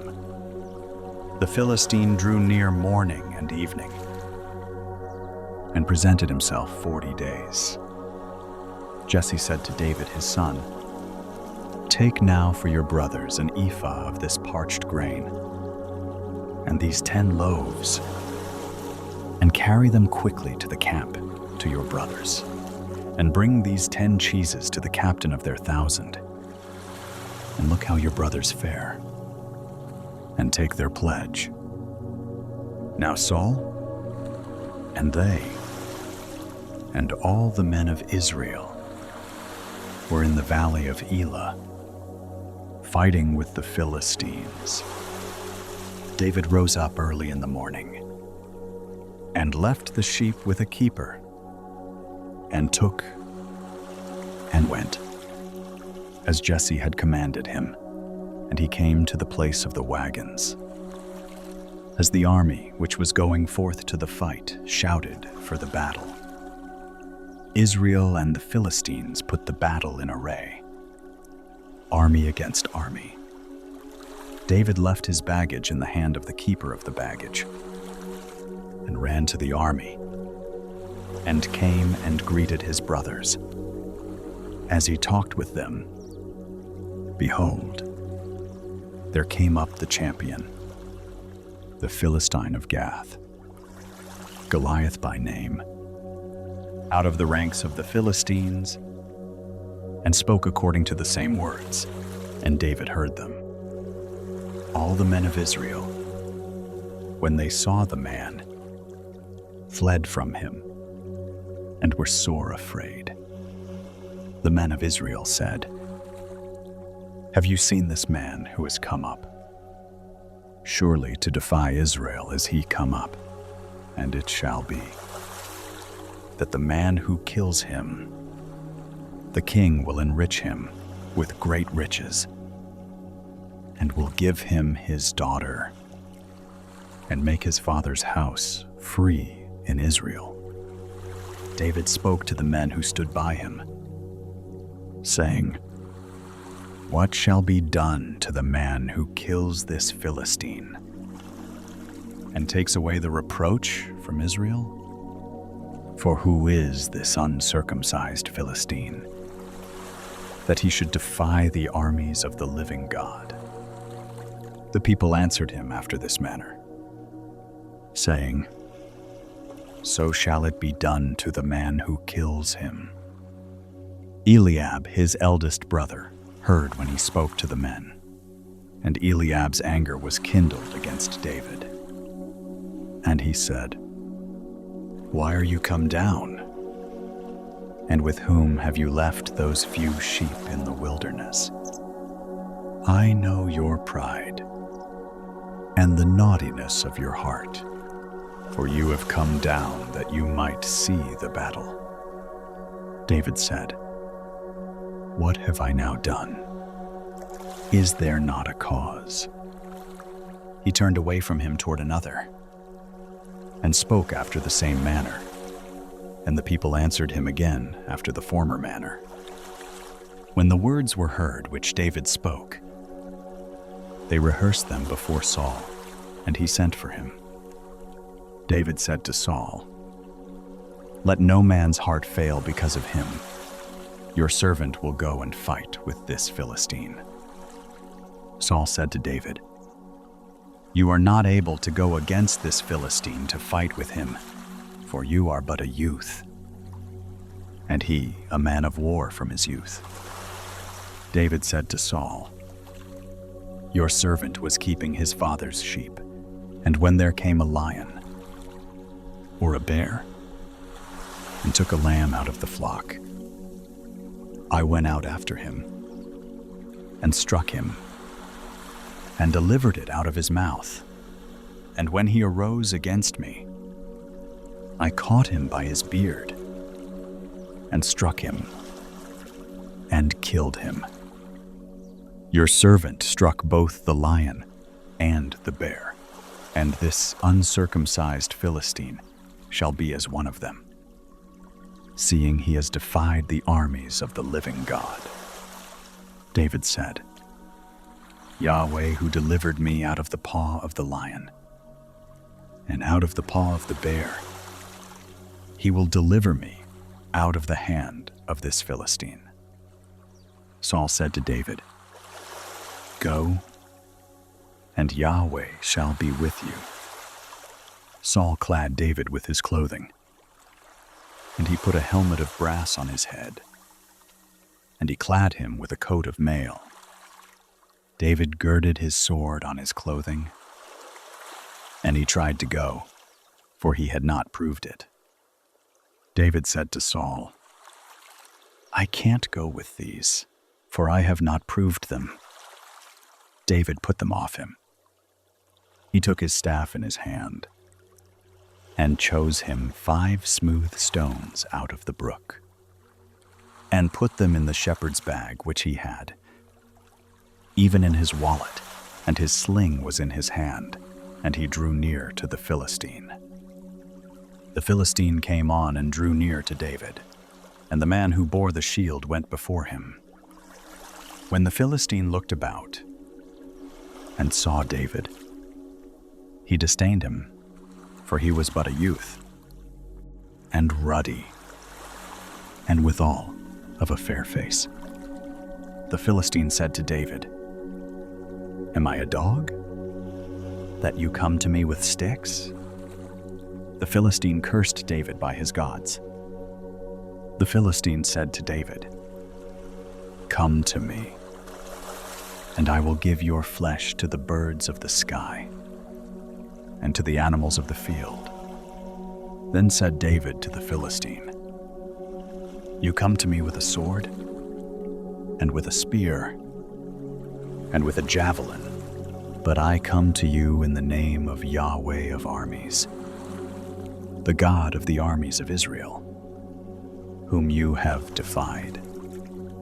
This day will Yahweh deliver you into my hand, and I will strike you, and take your head from off you, and I will give the dead bodies of the army of the Philistines this day to the birds of the sky, and to the wild animals of the earth, that all the earth may know that there is a God in Israel, and that all this assembly may know that Yahweh doesn't save with sword and spear, for the battle is Yahweh's, and he will give you into our hand." It happened, when the Philistine arose and came and drew near to meet David, that David hurried and ran toward the army to meet the Philistine. David put his hand in his bag and took there a stone and slang it, 2, and struck the Philistine in his forehead, and the stone sank into his forehead, and he fell on his face to the earth. So David prevailed over the Philistine with a sling and with a stone, and struck the Philistine, and killed him, but there was no sword in the hand of David. Then David ran, and stood over the Philistine, and took his sword, and drew it out of its sheath, and killed him, and cut off his head therewith. When the Philistines saw that their champion was dead, they fled. The men of Israel and of Judah arose and shouted, and pursued the Philistines, until you come to Gai, and to the gates of Ekron. The wounded of the Philistines fell down by the way to Sheraim, even to Gath, and to Ekron. The children of Israel returned from chasing after the Philistines, and they plundered their camp. David took the head of the Philistine and brought it to Jerusalem, but he put his armor in his tent. When Saul saw David go forth against the Philistine, he said to Abner, the captain of the army, "Abner, whose son is this youth?" Abner said, "As your soul lives, O king, I can't tell." The king said, "Inquire whose son the young man is." As David returned from the slaughter of the Philistine, Abner took him and brought him before Saul with the head of the Philistine in his hand. Saul said to him, "Whose son are you, you young man?" David answered, "I am the son of your servant Jesse the Bethlehemite." It happened, when he had made an end of speaking to Saul, that the soul of Jonathan was knit with the soul of David, and Jonathan loved him as his own soul. Saul took him that day, and would let him go no more home to his father's house. Then Jonathan and David made a covenant, because he loved him as his own soul. Jonathan stripped himself of the robe that was on him and gave it to David, and his clothing, even to his sword, and to his bow, and to his sash. David went out wherever Saul sent him, and behaved himself wisely, and Saul set him over the men of war. And it was good in the sight of all the people, and also in the sight of Saul's servants. It happened as they came, when David returned from the slaughter of the Philistine, that the women came out of all the cities of Israel, singing and dancing, to meet King Saul, with tambourines, with joy, and with instruments of music. The women sang one to another as they played, and said, "Saul has slain his thousands, David his 10,000s." Saul was very angry, and this saying displeased him, and he said, "They have ascribed to David 10,000s, and to me they have ascribed but thousands. And what can he have more but the kingdom?" Saul eyed David from that day and forward. It happened on the next day that an evil spirit from God came mightily on Saul, and he prophesied in the midst of the house, and David played with his hand, as he did day by day. Saul had his spear in his hand, and Saul cast the spear, for he said, "I will strike David even to the wall." David avoided out of his presence twice. Saul was afraid of David, because Yahweh was with him, and was departed from Saul. Therefore Saul removed him from him, and made him his captain over 1,000, and he went out and came in before the people. David behaved himself wisely in all his ways, and Yahweh was with him. When Saul saw that he behaved himself very wisely, he stood in awe of him. But all Israel and Judah loved David, for he went out and came in before them.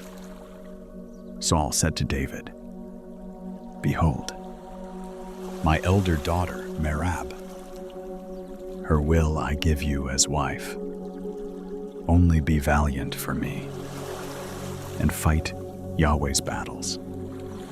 For Saul said, "Don't let my hand be on him, but let the hand of the Philistines be on him." David said to Saul, "Who am I?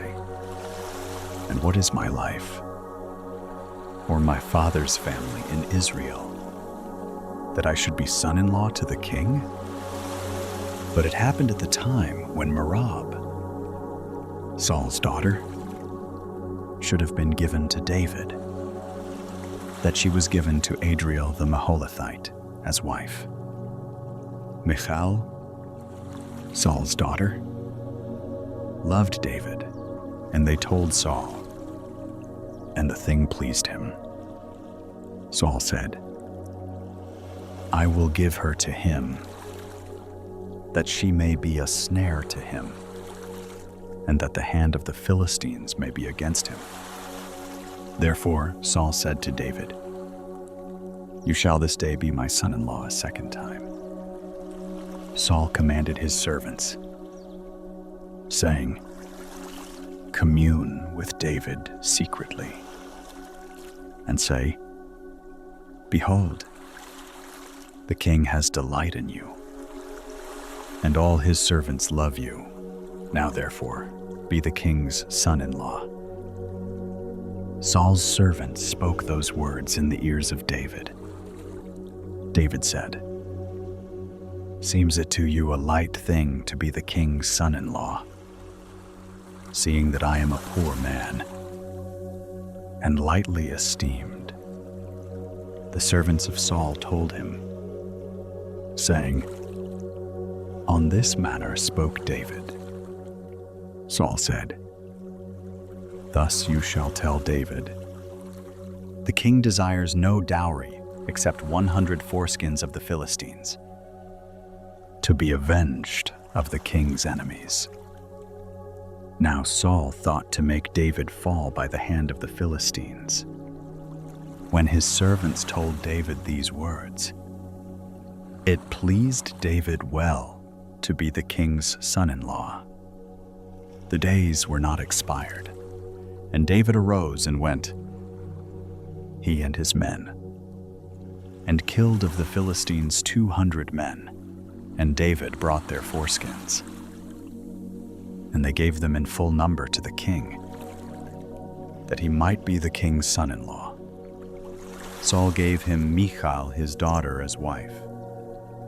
Saul saw and knew that Yahweh was with David, and Michal, Saul's daughter, loved him. Saul was yet the more afraid of David, and Saul was David's enemy continually.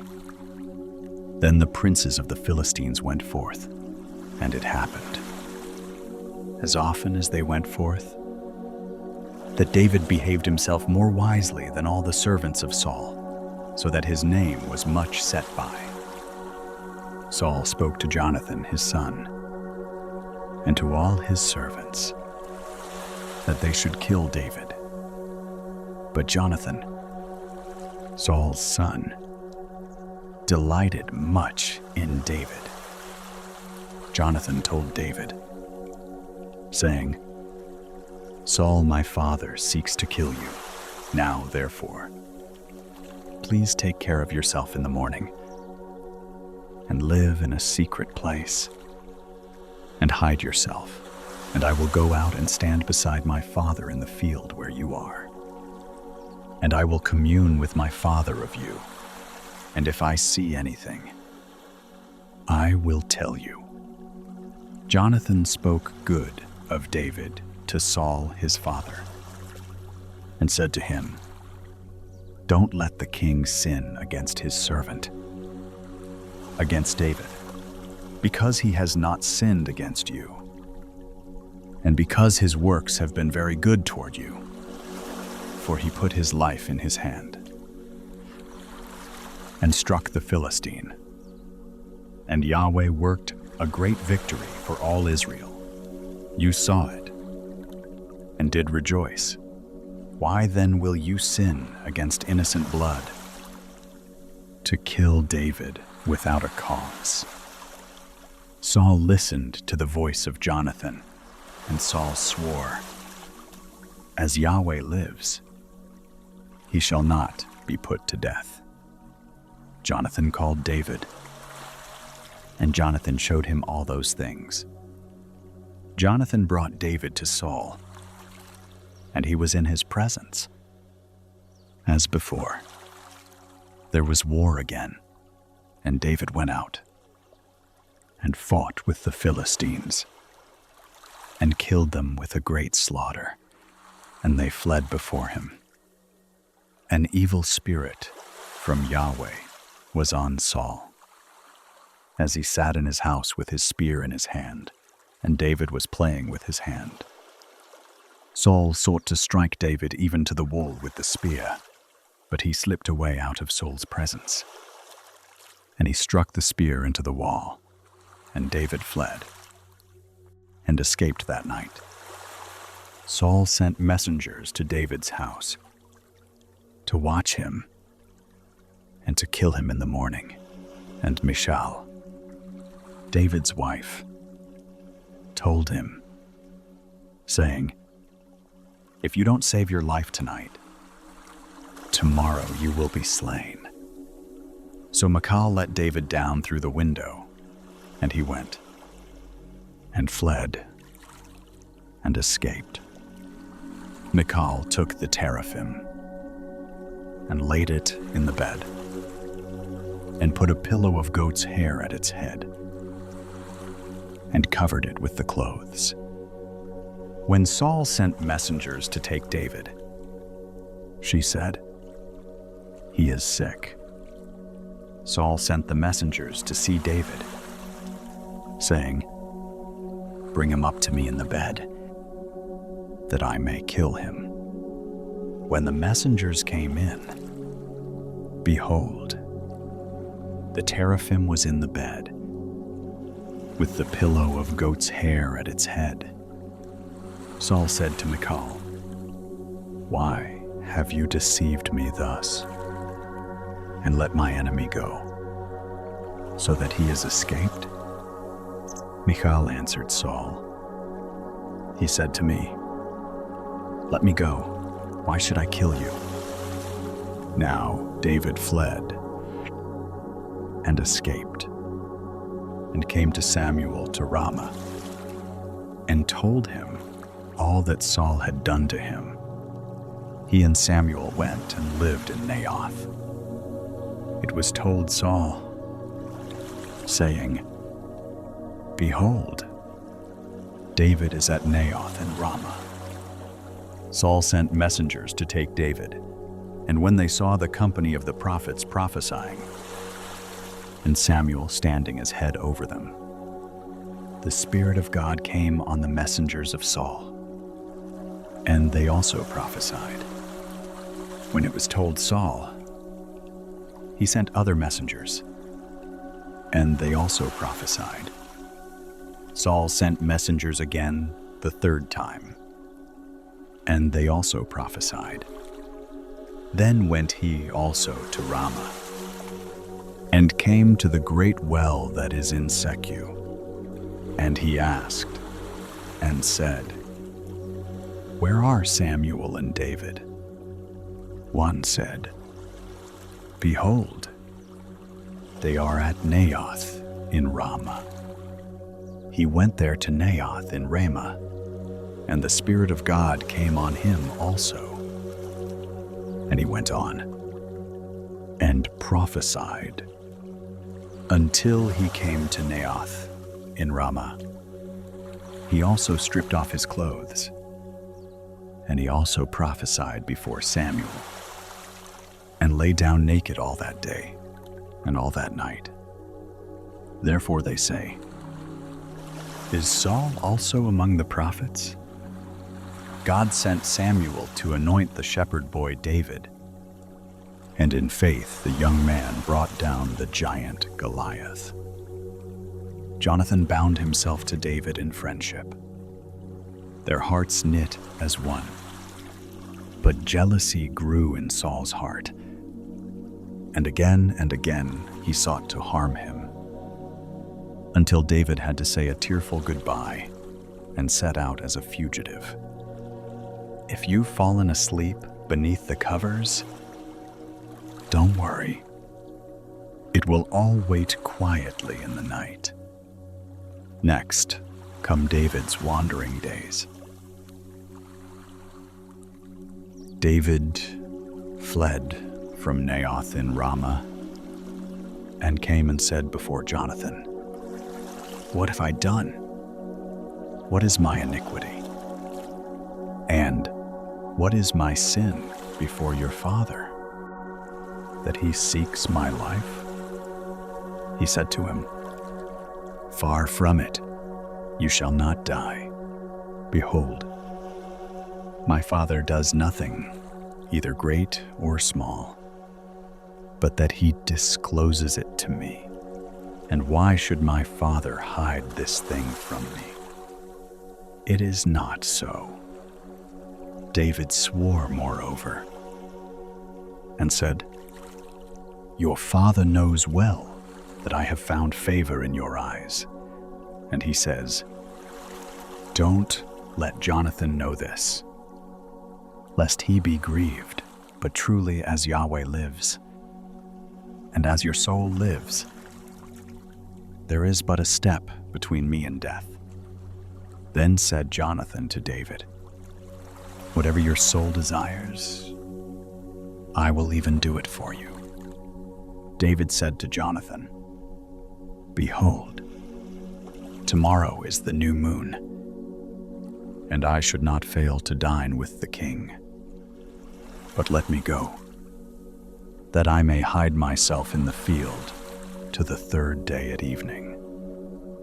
If your father miss me at all, then say, David earnestly asked leave of me that he might run to Bethlehem his city, for it is the yearly sacrifice there for all the family. If he says, it is well, your servant shall have peace. But if he be angry, then know that evil is determined by him. Therefore deal kindly with your servant, for you have brought your servant into a covenant of Yahweh with you. But if there be in me iniquity, kill me yourself. For why should you bring me to your father? Jonathan said, Far be it from you.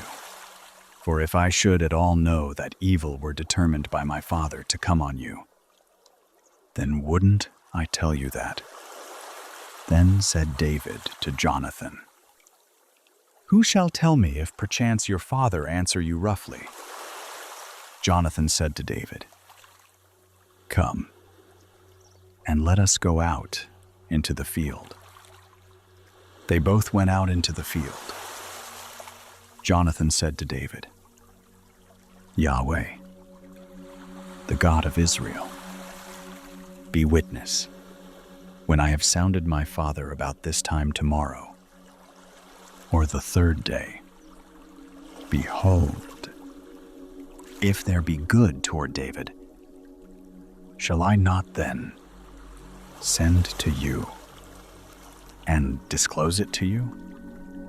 Yahweh do so to Jonathan, and more also, should it please my father to do you evil, if I don't disclose it to you and send you away, that you may go in peace, and Yahweh be with you, as he has been with my father. You shall not only while yet I live show me the loving kindness of Yahweh, that I not die, but also you shall not cut off your kindness from my house forever. No, not when Yahweh has cut off the enemies of David, everyone from the surface of the earth. So Jonathan made a covenant with the house of David, saying, Yahweh will require it at the hand of David's enemies.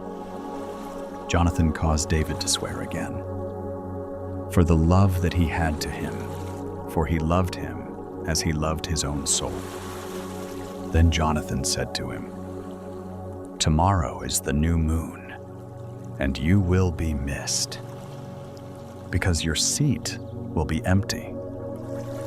When you have stayed 3 days, you shall go down quickly and come to the place where you did hide yourself when the business was in hand, and shall remain by the stone Ezel. I will shoot 3 arrows on its side, as though I shot at a mark.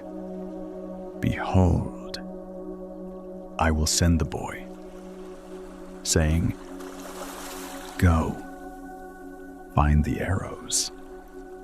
If I tell the boy, Behold, the arrows are on this side of you, take them, and come, for there is peace to you, and no hurt, as Yahweh lives. But if I say thus to the boy, Behold, the arrows are beyond you, go your way, for Yahweh has sent you away. As touching the matter which you and I have spoken of, behold, Yahweh is between you and me forever.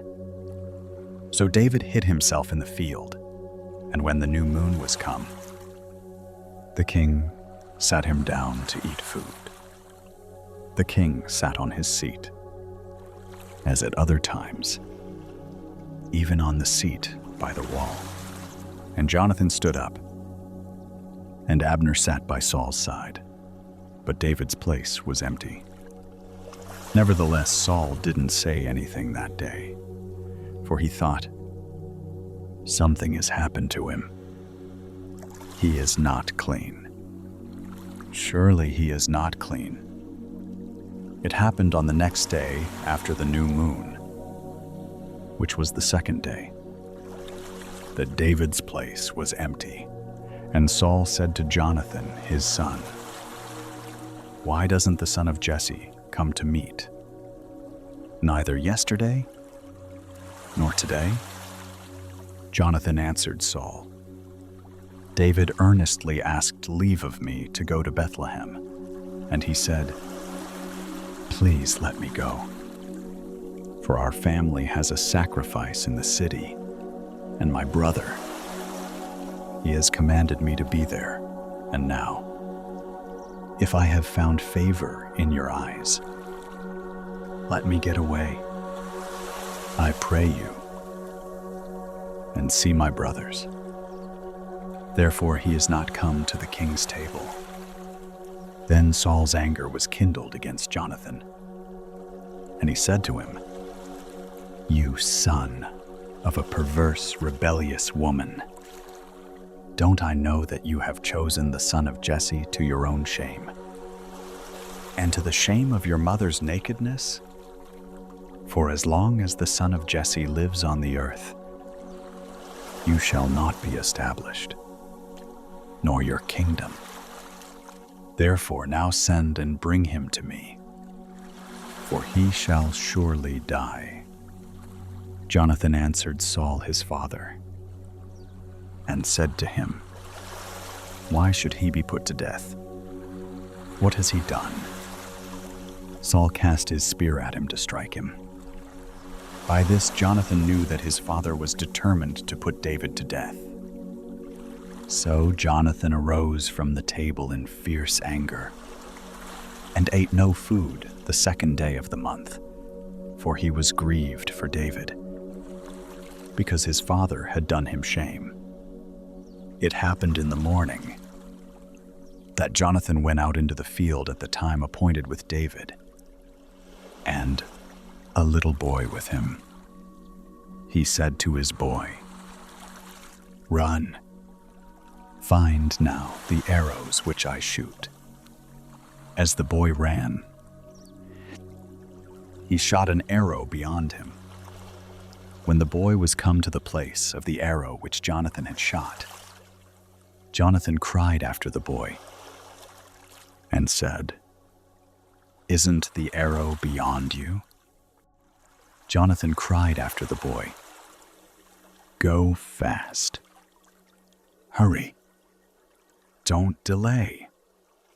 Jonathan's boy gathered up the arrows and came to his master. But the boy didn't know anything. Only Jonathan and David knew the matter. Jonathan gave his weapons to his boy and said to him, "Go, carry them to the city." As soon as the boy was gone, David arose out of a place toward the south and fell on his face to the ground and bowed himself 3 times, and they kissed one another and wept one with another until David exceeded. Jonathan said to David, "Go in peace, because we have sworn both of us in the name of Yahweh, saying, 'Yahweh shall be between me and you, and between my seed and your seed, forever.'" And he arose and departed, and Jonathan went into the city. Then came David to Nob to Ahimelech the priest, and Ahimelech came to meet David trembling, and said to him, "Why are you alone, and no man with you?" David said to Ahimelech the priest, "The king has commanded me a business, and has said to me, 'Let no man know anything of the business about which I send you, and what I have commanded you.' and I have appointed the young men to such and such a place. Now therefore, what is under your hand? Give me 5 loaves of bread in my hand, or whatever there is present." The priest answered David and said, "There is no common bread under my hand, but there is holy bread, if only the young men have kept themselves from women." David answered the priest and said to him, "Of a truth, women have been kept from us about these 3 days. When I came out, the vessels of the young men were holy. Though it was but a common journey, how much more then today shall their vessels be holy?" So the priest gave him holy bread, for there was no bread there but the showbread that was taken from before Yahweh, to put hot bread in the day when it was taken away. Now a certain man of the servants of Saul was there that day, detained before Yahweh, and his name was Doeg the Edomite, the best of the herdsmen who belonged to Saul. David said to Ahimelech, "Isn't there here under your hand spear or sword? For I have neither brought my sword nor my weapons with me, because the king's business required haste." The priest said, "The sword of Goliath the Philistine, whom you killed in the valley of Elah. Behold, it is here, wrapped in a cloth behind the ephod. If you will take that, take it, for there is no other except that here." David said, "There is none like that. Give it to me."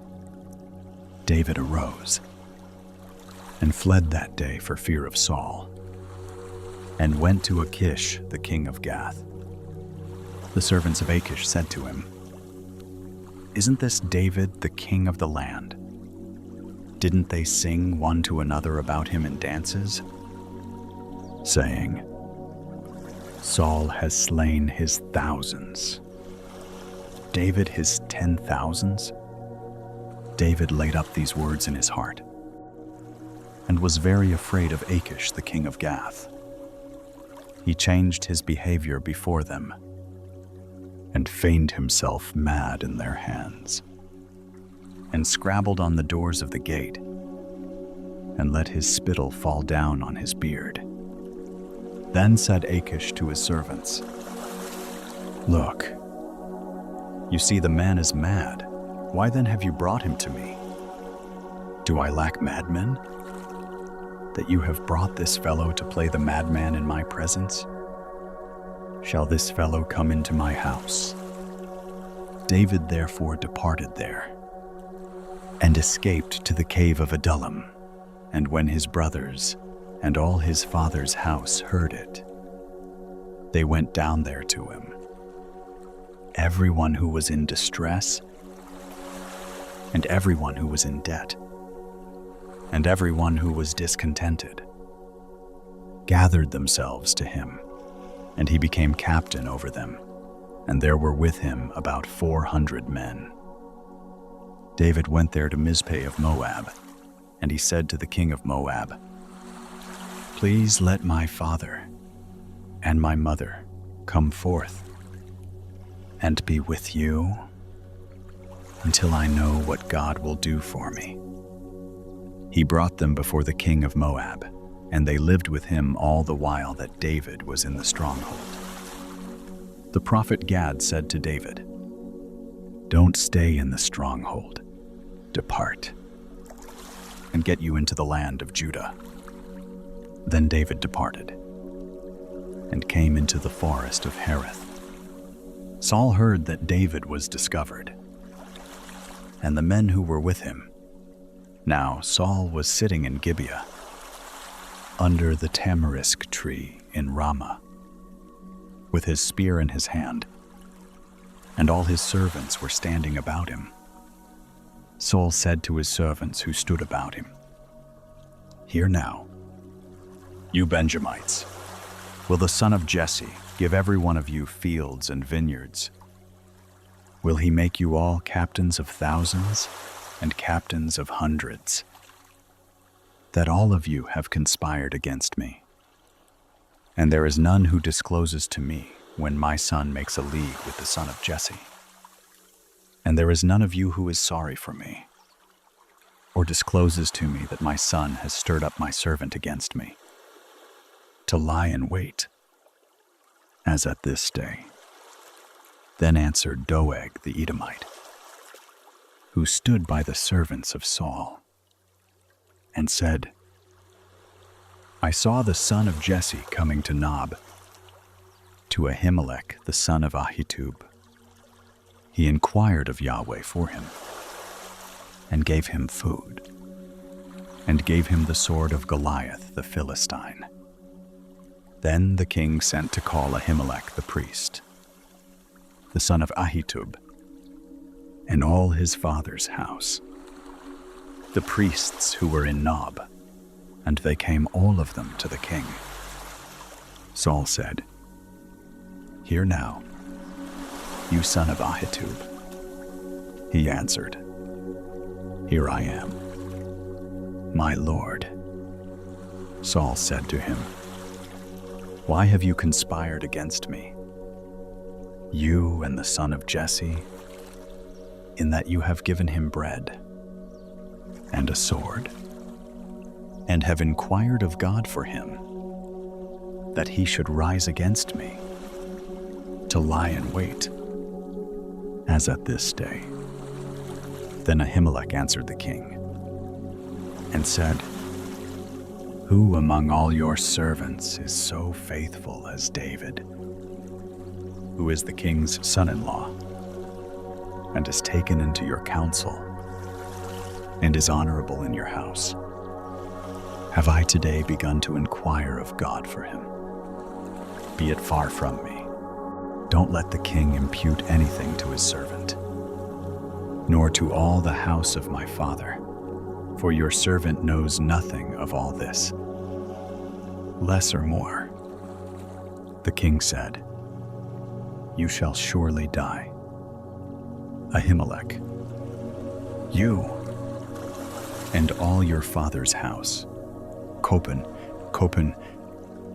the king said to the guard who stood about him, Turn and kill the priests of Yahweh, because their hand also is with David, and because they knew that he fled and didn't disclose it to me. But the servants of the king wouldn't put forth their hand to fall on the priests of Yahweh. The king said to Doeg, Turn you and fall on the priests. Doeg the Edomite turned, and he fell on the priests, and he killed on that day 85 persons who wore a linen ephod. Nob, the city of the priests, struck he with the edge of the sword, both men and women, children and nursing babies, and cattle and donkeys and sheep, with the edge of the sword. One of the sons of Ahimelech, the son of Ahitub, named Abiathar, escaped and fled after David. Abiathar told David that Saul had slain Yahweh's priests. David said to Abiathar, I knew on that day, when Doeg the Edomite was there, that he would surely tell Saul, I have occasioned the death of all the persons of your father's house. Abide you with me. Don't be afraid, for he who seeks my life seeks your life. For with me you shall be in safeguard. They told David, saying, Behold, the Philistines are fighting against Keilah, and are robbing the threshing floors. Therefore David inquired of Yahweh, saying, Shall I go and strike these Philistines? Yahweh said to David, Go and strike the Philistines and save Keilah. David's men said to him, Behold, we are afraid here in Judah. How much more then if we go to Keilah against the armies of the Philistines? Then David inquired of Yahweh yet again. Yahweh answered him and said, Arise, go down to Keilah, for I will deliver the Philistines into your hand. David and his men went to Keilah and fought with the Philistines and brought away their livestock and killed them with a great slaughter. So David saved the inhabitants of Keilah. It happened when Abiathar, the son of Ahimelech, fled to David to Keilah, that he came down with an ephod in his hand. It was told Saul that David was come to Keilah. Saul said, God has delivered him into my hand, for he is shut in, by entering into a town that has gates and bars. Saul summoned all the people to war, to go down to Keilah, to besiege David and his men. David knew that Saul was devising mischief against him, and he said to Abiathar the priest, Bring here the ephod. Then said David, O Yahweh, the God of Israel, your servant has surely heard that Saul seeks to come to Keilah, to destroy the city for my sake. Will the men of Keilah deliver me up into his hand? Will Saul come down, as your servant has heard? Yahweh, the God of Israel, I beg you, tell your servant. Yahweh said, He will come down. Then said David, Will the men of Keilah deliver up to me and my men into the hand of Saul?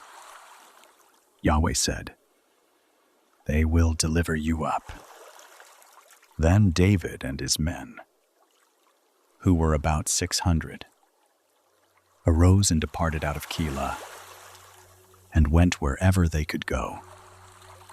It was told Saul that David was escaped from Keilah, and he gave up going there.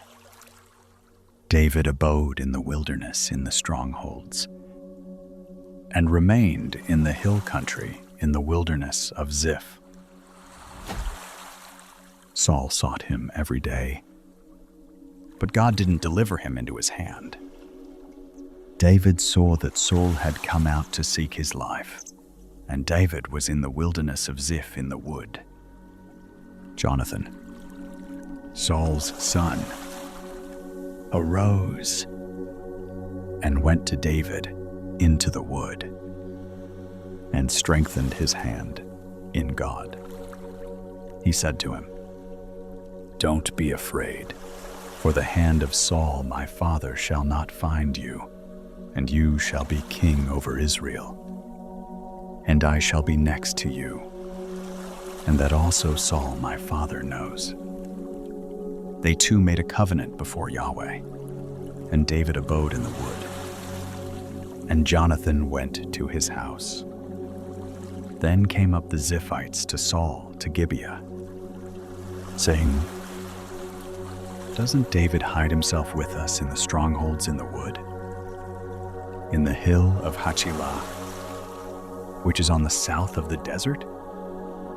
Now therefore, O king, come down, according to all the desire of your soul to come down, and our part shall be to deliver him up into the king's hand. Saul said, Blessed be you of Yahweh, for you have had compassion on me. Please go make yet more sure, and know and see his place where his haunt is.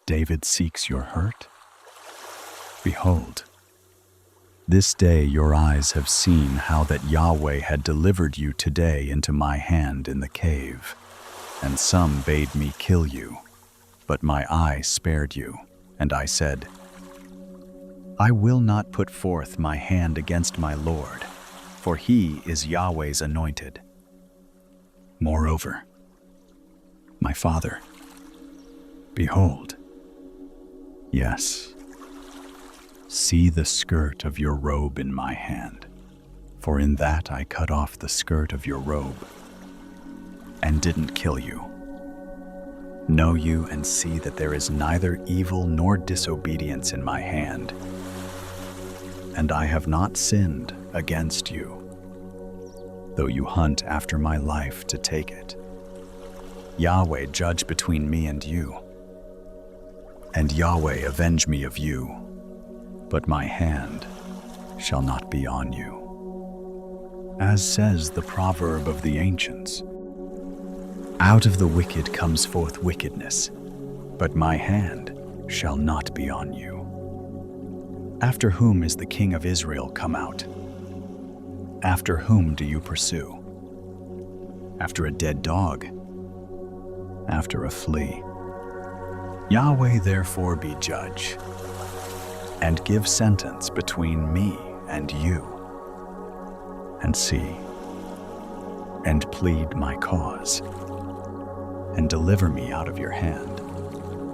It came to pass, when David had made an end of speaking these words to Saul, that Saul said, Is this your voice, my son David?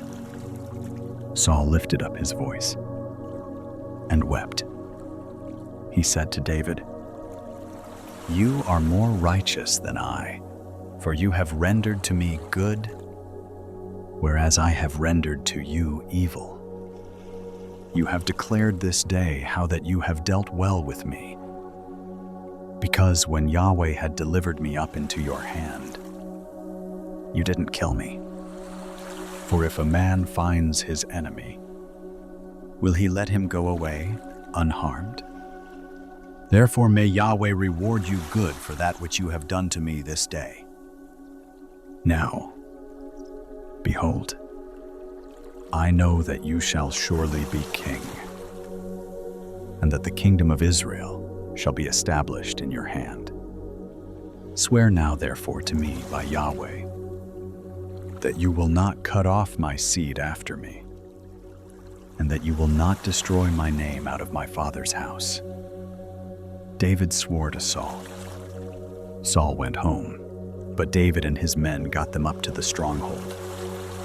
Samuel died, and all Israel gathered themselves together, and lamented him, and buried him in his house at Ramah. David arose, and went down to the wilderness of Paran. There was a man in Maon, whose possessions were in Carmel, and the man was very great.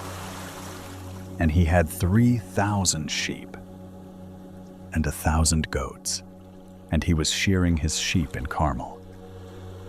Now the name of the man was Nabal, and the name of his wife Abigail, and the woman was of good understanding, and of a beautiful face, but the man was churlish and evil in his doings, and he was of the house of Caleb. David heard in the wilderness that Nabal was shearing his sheep. David sent 10 young men, and David said to the young men, Go up to Carmel, and go to Nabal, and greet him in my name, and thus you shall tell him who lives in prosperity. Peace be to you, and peace be to your house, and peace be to all that you have. Now I have heard that you have shearers. Your shepherds have now been with us, and we did them no hurt. Neither was there anything missing to them. All the while they were in Carmel.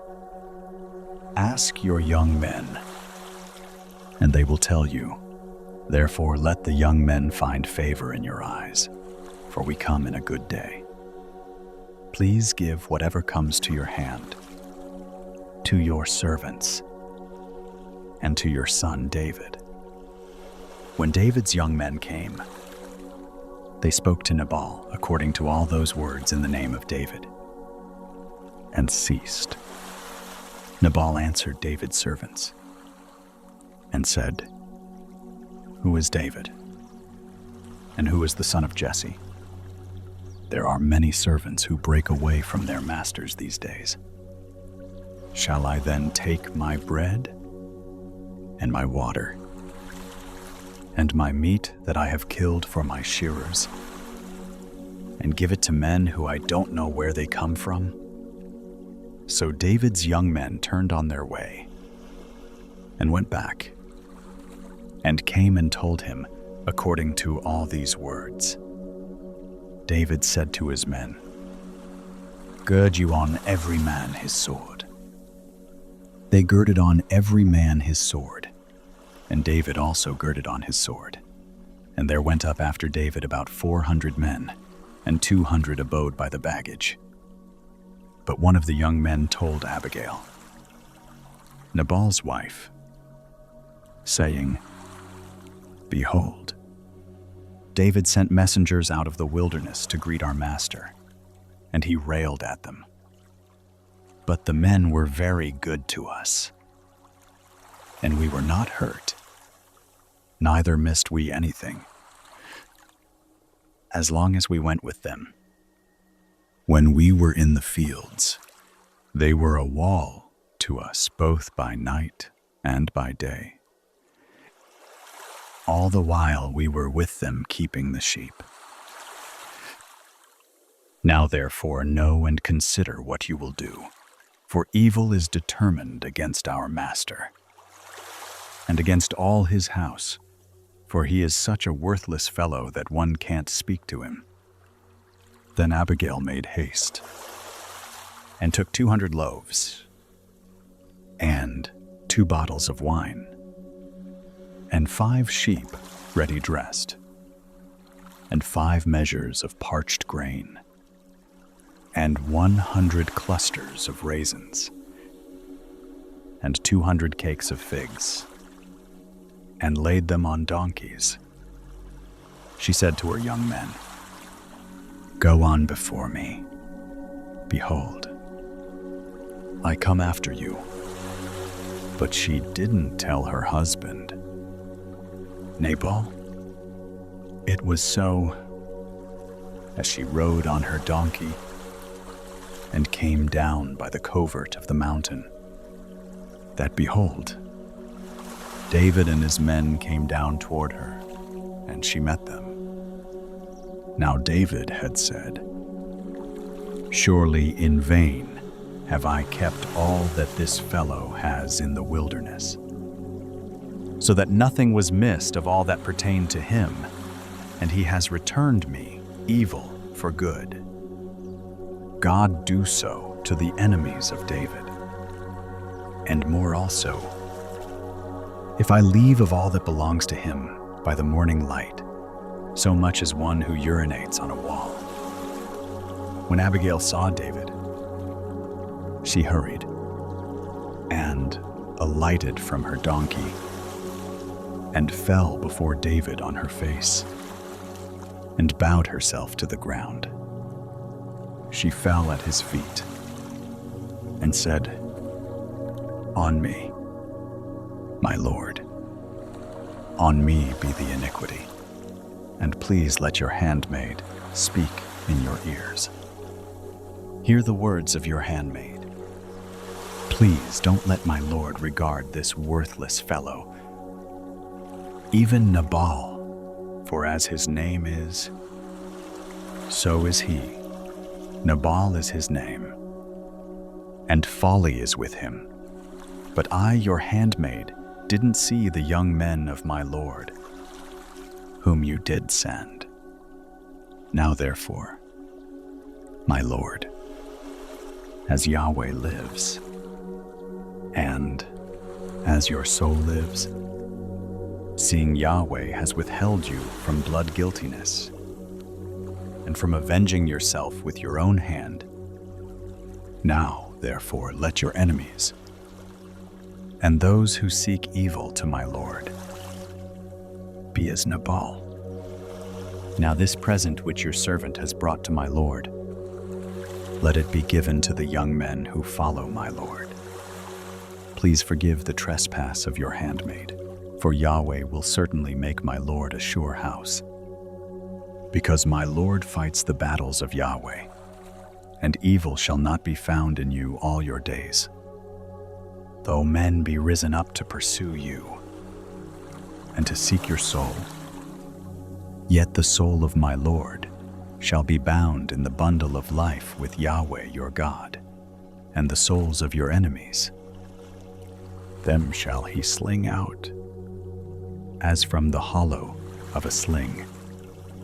It shall come to pass, when Yahweh shall have done to my Lord according to all the good that he has spoken concerning you, and shall have appointed you prince over Israel, that this shall be no grief to you, nor offense of heart to my Lord, either that you have shed blood without cause, or that my Lord has avenged himself. When Yahweh shall have dealt well with my Lord, then remember your handmaid. David said to Abigail, Blessed be Yahweh, the God of Israel, who sent you this day to meet me, and blessed be your discretion. And blessed be you that have kept me this day from blood guiltiness, and from avenging myself with my own hand. For in very deed, as Yahweh, the God of Israel, lives, who has withheld me from hurting you, except you had hurried and come to meet me, surely there wouldn't have been left to Nabal by the morning light so much as one who urinates on a wall. So David received of her hand that which she had brought him, and he said to her, Go up in peace to your house. Behold, I have listened to your voice and have accepted your person. Abigail came to Nabal, and behold, he held a feast in his house, like the feast of a king, and Nabal's heart was merry within him, for he was very drunken. Therefore she told him nothing, less or more, until the morning light. And well, it happened in the morning, when the wine was gone out of Nabal, that his wife told him these things. And his heart died within him, and he became as a stone. It happened about 10 days after, and that Yahweh struck Nabal, so that he died. When David heard that Nabal was dead, he said, Blessed be Yahweh, who has pleaded the cause of my reproach from the hand of Nabal, and has kept back his servant from evil. And the evil doing of Nabal has Yahweh returned on his own head. David sent and spoke concerning Abigail, to take her to him as wife. When the servants of David were come to Abigail to Carmel, they spoke to her, saying, David has sent us to you, to take you to him as wife. She arose and bowed herself with her face to the earth, and said, Behold, your handmaid is a servant to wash the feet of the servants of my Lord. Abigail hurried and arose and rode on a donkey with 5 ladies of hers who followed her, and she went after the messengers of David and became his wife. David also took Ahinoam of Jezreel, and they became both of them his wives. Now Saul had given Michal his daughter, David's wife, to Palti the son of Laish, who was of Galim. David hid throughout the wilderness, and little by little a band of followers gathered around him. Once, in a cave, he had the chance to strike, yet he chose to spare Saul, unwilling to harm the Lord's anointed. In these days, Samuel too passed away and was laid to rest, while wise Abigail calmed a bitter quarrel with her gentleness. The night grows deeper now. If you have already fallen asleep, may this mercy and peace go with you into your dreams. The Ziphites came to Saul to Gibeah, saying, "Doesn't David hide himself in the hill of Hachilah, which is before the desert?" Then Saul arose and went down to the wilderness of Ziph, having 3,000 chosen men of Israel with him, to seek David in the wilderness of Ziph. Saul encamped in the hill of Hachilah, which is before the desert, by the way. But David abode in the wilderness, and he saw that Saul came after him into the wilderness. David therefore sent out spies, and understood that Saul was come of a certainty. David arose and came to the place where Saul had encamped, and David saw the place where Saul lay. And Abner the son of Ner, the captain of his army, and Saul lay within the place of the wagons, and the people were encamped around him. Then answered David and said to Ahimelech the Hittite, and to Abishai the son of Zeruiah, brother to Joab, saying, "Who will go down with me to Saul to the camp?" Abishai said, "I will go down with you."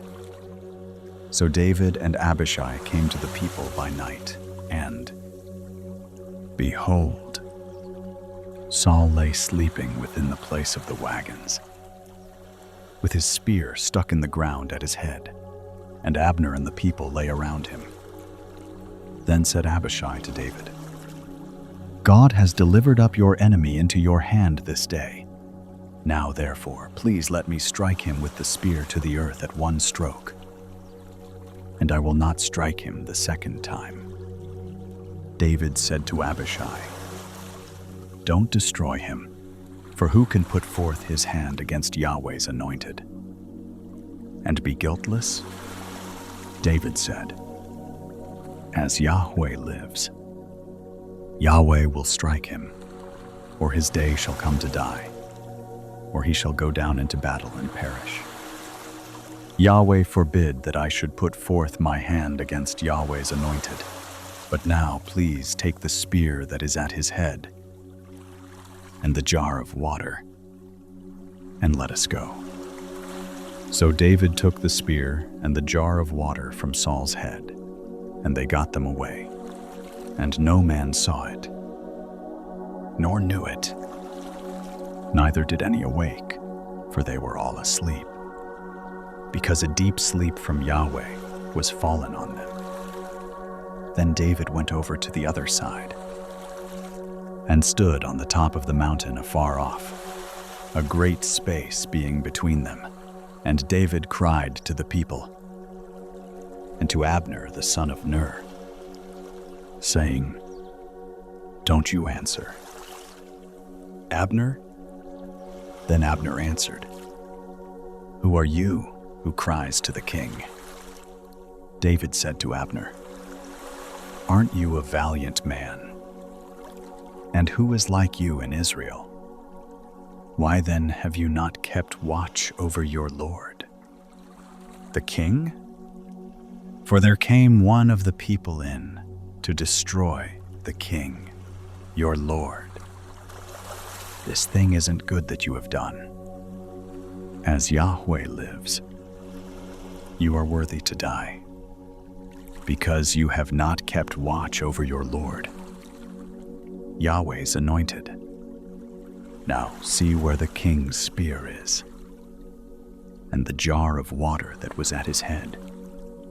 Saul knew David's voice and said, "Is this your voice, my son David?"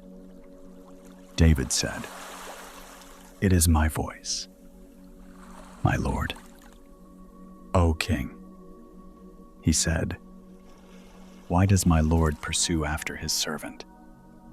For what have I done? Or what evil is in my hand? Now therefore, please let my lord the king hear the words of his servant. If it be Yahweh that has stirred you up against me, let him accept an offering.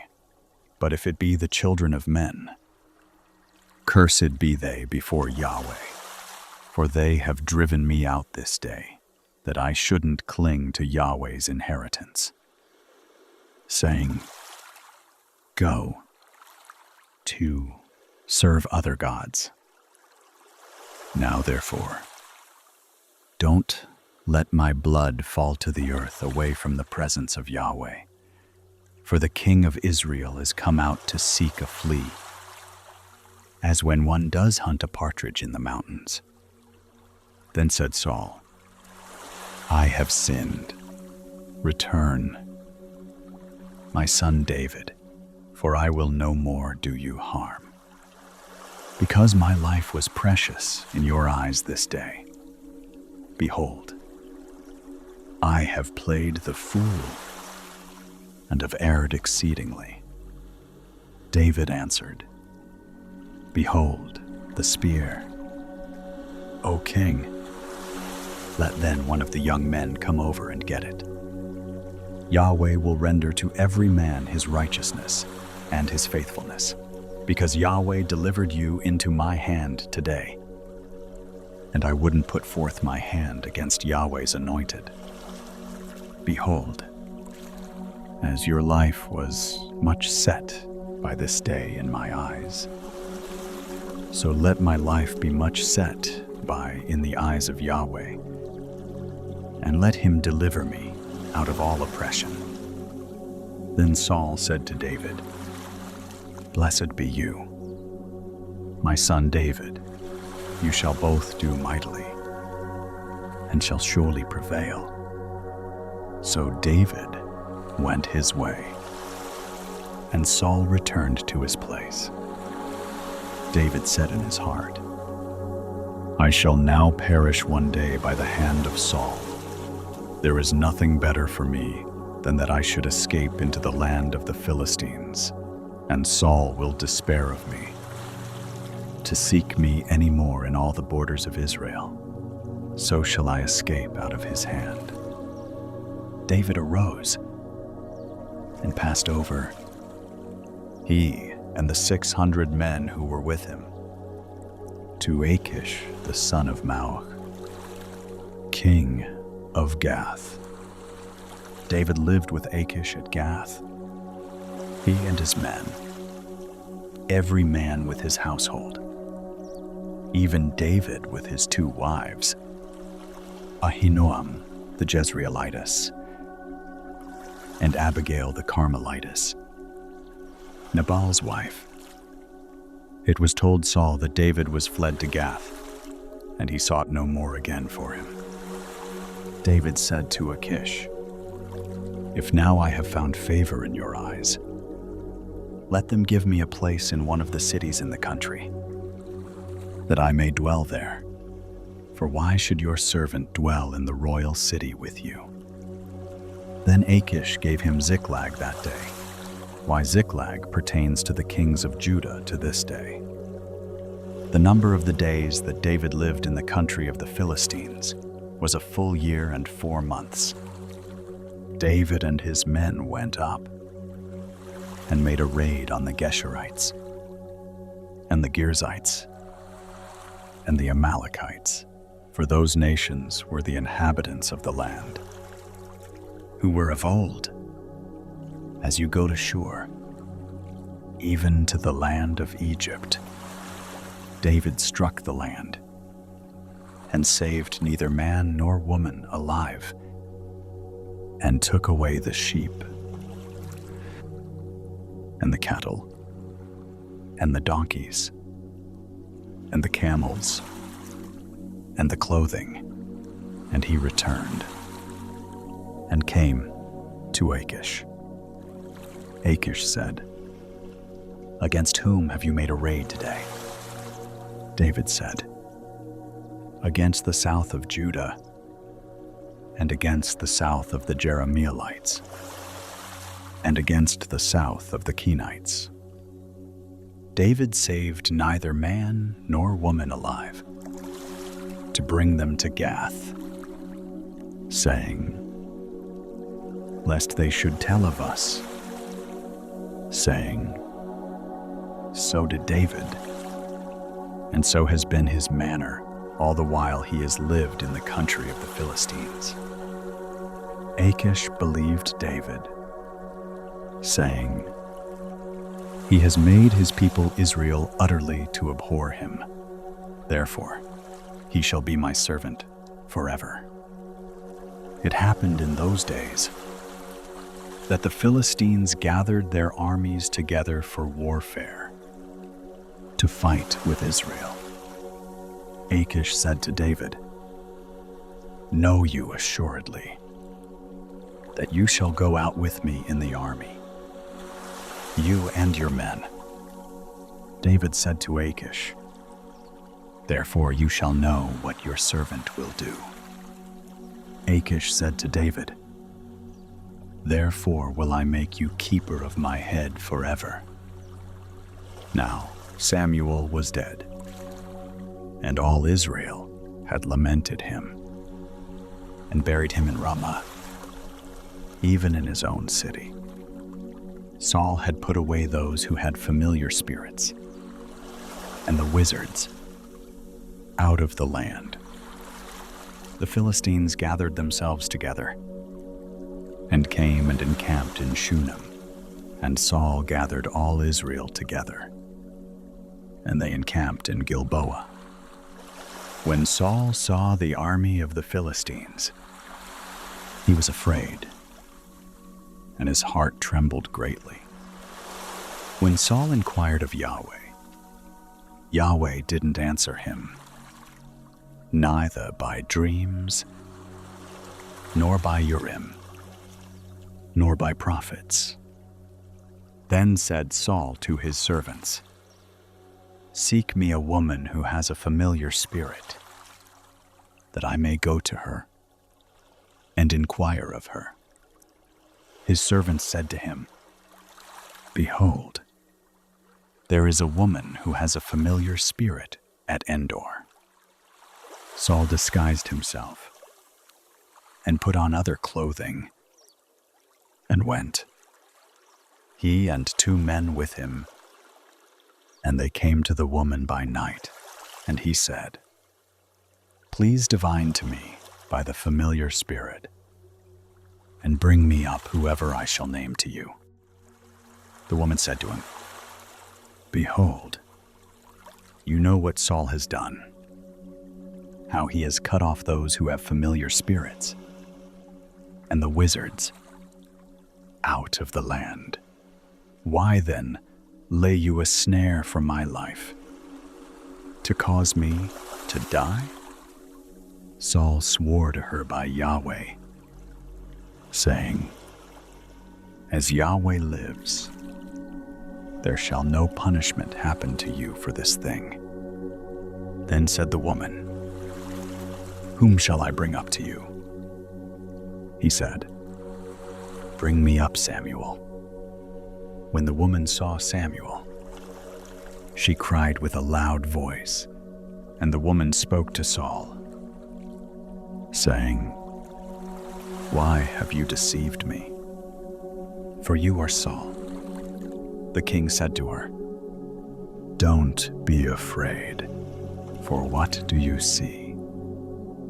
The woman said to Saul, "I see a god coming up out of the earth."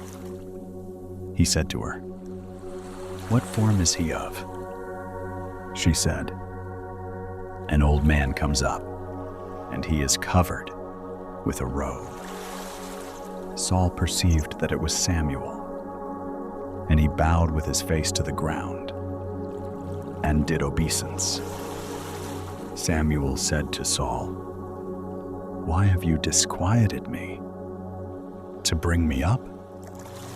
Saul answered, "I am sore distressed, for the Philistines make war against me, and God is departed from me, and answers me no more, neither by prophets, nor by dreams. Therefore I have called you, that you may make known to me what I shall do." Samuel said, "Why then do you ask of me? Seeing Yahweh is departed from you, and is become your adversary. Yahweh has done to you as he spoke by me, and Yahweh has torn the kingdom out of your hand, and given it to your neighbor, even to David, because you didn't obey the voice of Yahweh, and didn't execute his fierce wrath on Amalek. Therefore has Yahweh done this thing to you this day. Moreover, Yahweh will deliver Israel also with you into the hand of the Philistines, and tomorrow you and your sons will be with me. Yahweh will deliver the army of Israel also into the hand of the Philistines." Then Saul fell immediately his full length on the earth, and was sore afraid, because of the words of Samuel, and there was no strength in him, for he had eaten no bread all the day, nor all the night. The woman came to Saul, and saw that he was sore troubled, and said to him, "Behold, your handmaid has listened to your voice, and I have put my life in my hand, and have listened to your words which you spoke to me. Now therefore, please listen also to the voice of your handmaid, and let me set a morsel of bread before you, and eat, that you may have strength when you go on your way." But he refused, and said, "I will not eat." But his servants, together with the woman, constrained him, and he listened to their voice. So he arose from the earth and sat on the bed. The woman had a fattened calf in the house, and she hurried and killed it. And she took flour and kneaded it, and did bake unleavened bread of it. And she brought it before Saul and before his servants, and they ate. Then they rose up and went away that night. Now the Philistines gathered together all their armies to Aphek, and the Israelites encamped by the spring which is in Jezreel. The lords of the Philistines passed on by hundreds and by thousands, and David and his men passed on in the rearward with Achish. Then said the princes of the Philistines, "What do these Hebrews here?" Achish said to the princes of the Philistines, "Isn't this David, the servant of Saul, the king of Israel, who has been with me these days, or rather these years, and I have found no fault in him since he fell away to me to this day?" But the princes of the Philistines were angry with him, and the princes of the Philistines said to him, "Make the man return, that he may go back to his place where you have appointed him, and let him not go down with us to battle, lest in the battle he become an adversary to us. For with what should this fellow reconcile himself to his Lord. Should it not be with the heads of these men? Is not this David, of whom they sang one to another in dances, saying, Saul has slain his thousands, David his 10,000s.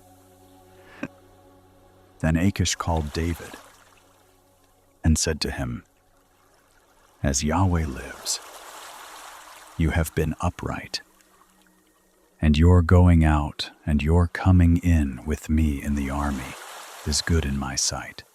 For I have not found evil in you since the day of your coming to me to this day. Nevertheless, the Lord's don't favor you. Therefore now return, and go in peace, that you not displease the lords of the Philistines. David said to Achish, But what have I done? And what have you found in your servant, so long as I have been before you to this day, that I may not go and fight against the enemies of my lord the king? Achish answered David, I know that you are good in my sight, as an angel of God, notwithstanding the princes of the Philistines have said, He shall not go up with us to the battle. Therefore now rise up early in the morning with the servants of your Lord who have come with you, and as soon as you are up early in the morning, and have light, depart.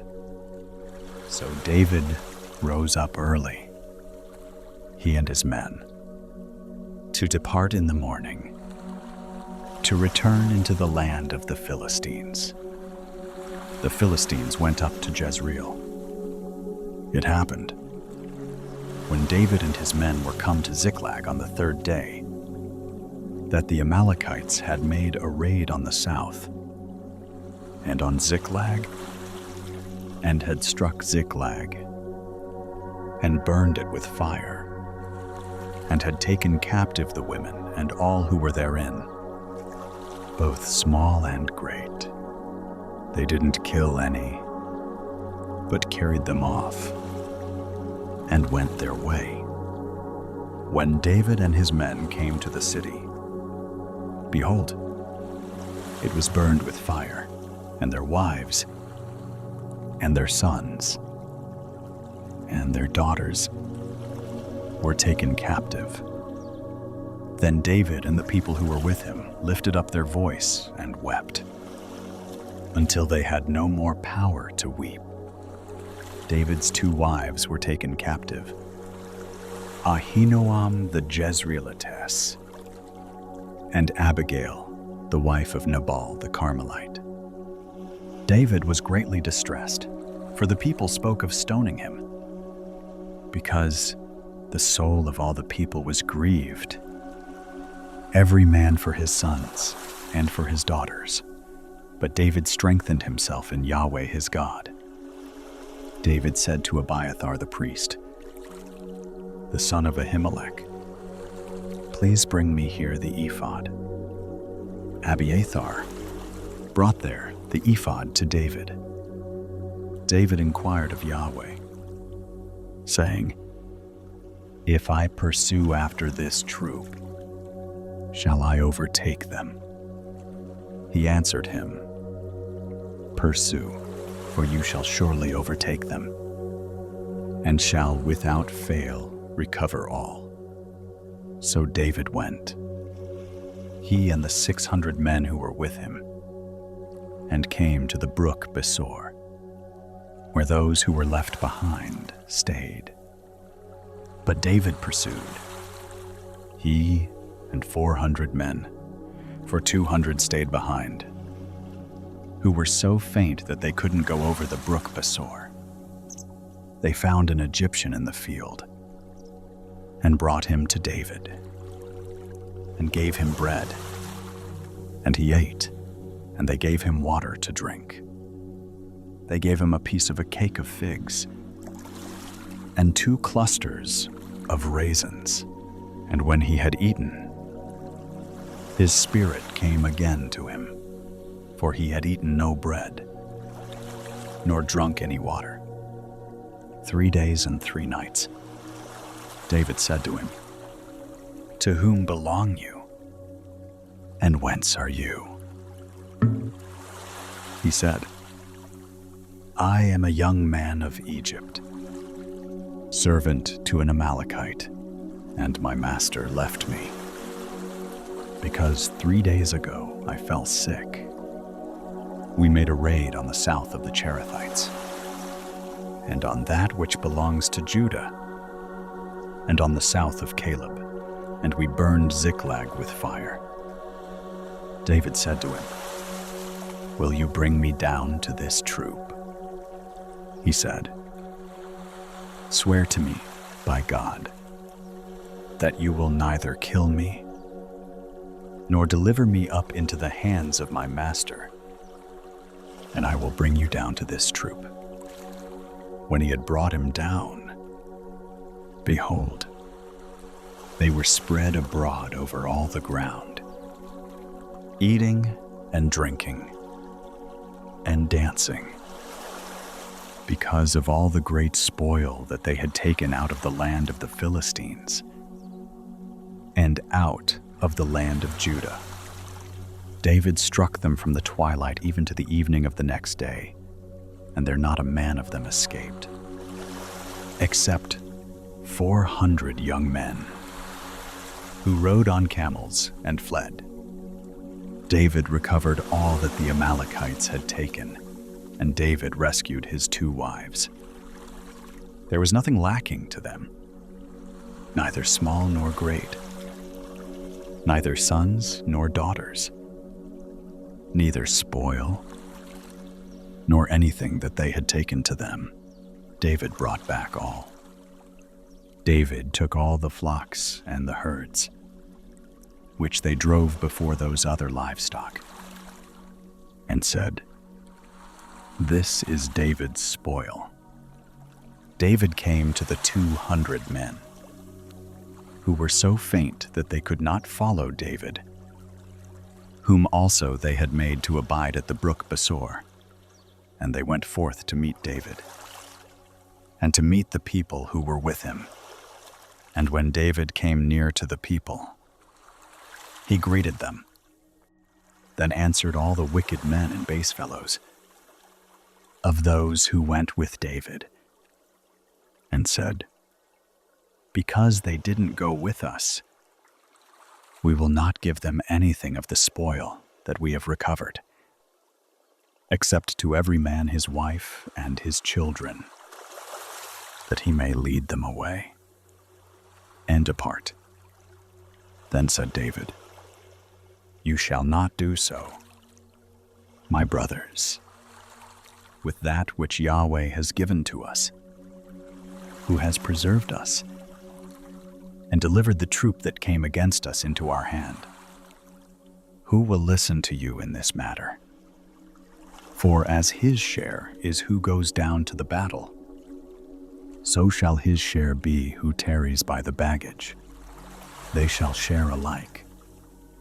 It was so from that day forward, that he made it a statute and an ordinance for Israel to this day.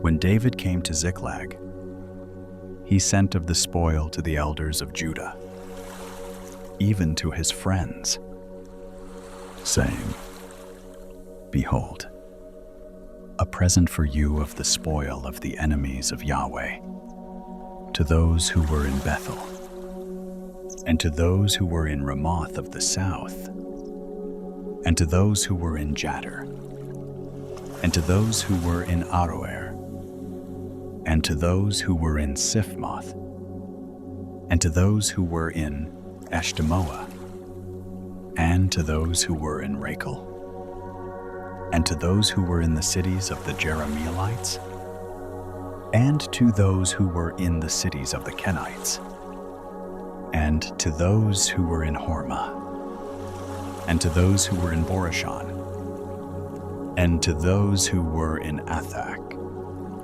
and to those who were in Hebron, and to all the places where David himself and his men used to stay. Once more David let the sleeping Saul go unharmed. And afterward, he took shelter in the land of the Philistines. Saul, gripped by fear, went by night to a medium, yet found no comfort there. When David's town was raided, he leaned on God, pursued the enemy, and recovered all that was lost. The night is very deep now. If you have long since fallen asleep, all the better. In the final chapter, we'll come to the end of Saul's story. May God's peace keep watch over you.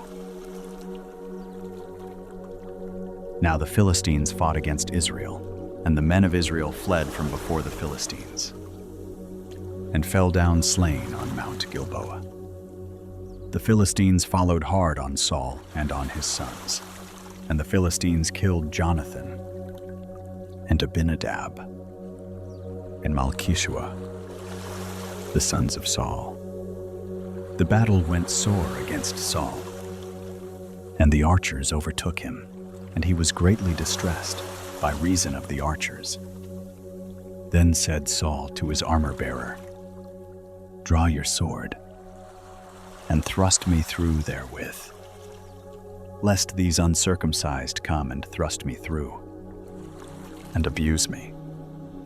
But his armor-bearer would not, for he was sore afraid. Therefore Saul took his sword, and fell on it.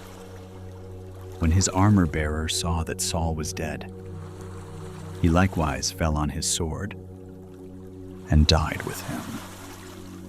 So Saul died, and his 3 sons, and his armor-bearer, and all his men, that same day together. When the men of Israel who were on the other side of the valley, and those who were beyond the Jordan, saw that the men of Israel fled, and that Saul and his sons were dead, they forsook the cities and fled, and the Philistines came and lived in them. It happened on the next day, when the Philistines came to strip the slain, that they found Saul and his 3 sons fallen on Mount Gilboa. They cut off his head and stripped off his armor, and sent into the land of the Philistines all around, to carry the news to the house of their idols and to the people. They put his armor in the house of the Ashtaroth, and they fastened his body to the wall of Bethshan. When the inhabitants of Jabesh Gilead heard concerning him that which the Philistines had done to Saul, all the valiant men arose and went all night, and took the body of Saul and the bodies of his sons from the wall of Bethshan. And they came to Jabesh and burnt them there. They took their bones and buried them under the tamarisk tree in Jabesh, and fasted 7 days. Tonight we've walked together through the whole of the first book of Samuel, from Hannah's tearful prayer to the boy Samuel called in the night, from the rise and fall of Saul to David leaning on God through every trouble. There is glory in this story, and there is sorrow too. Yet the God who hears our prayers and chooses the lowly never once turns away. So now, lay down every burden of your day, the joys and the struggles alike, and give them to the God who watches over you.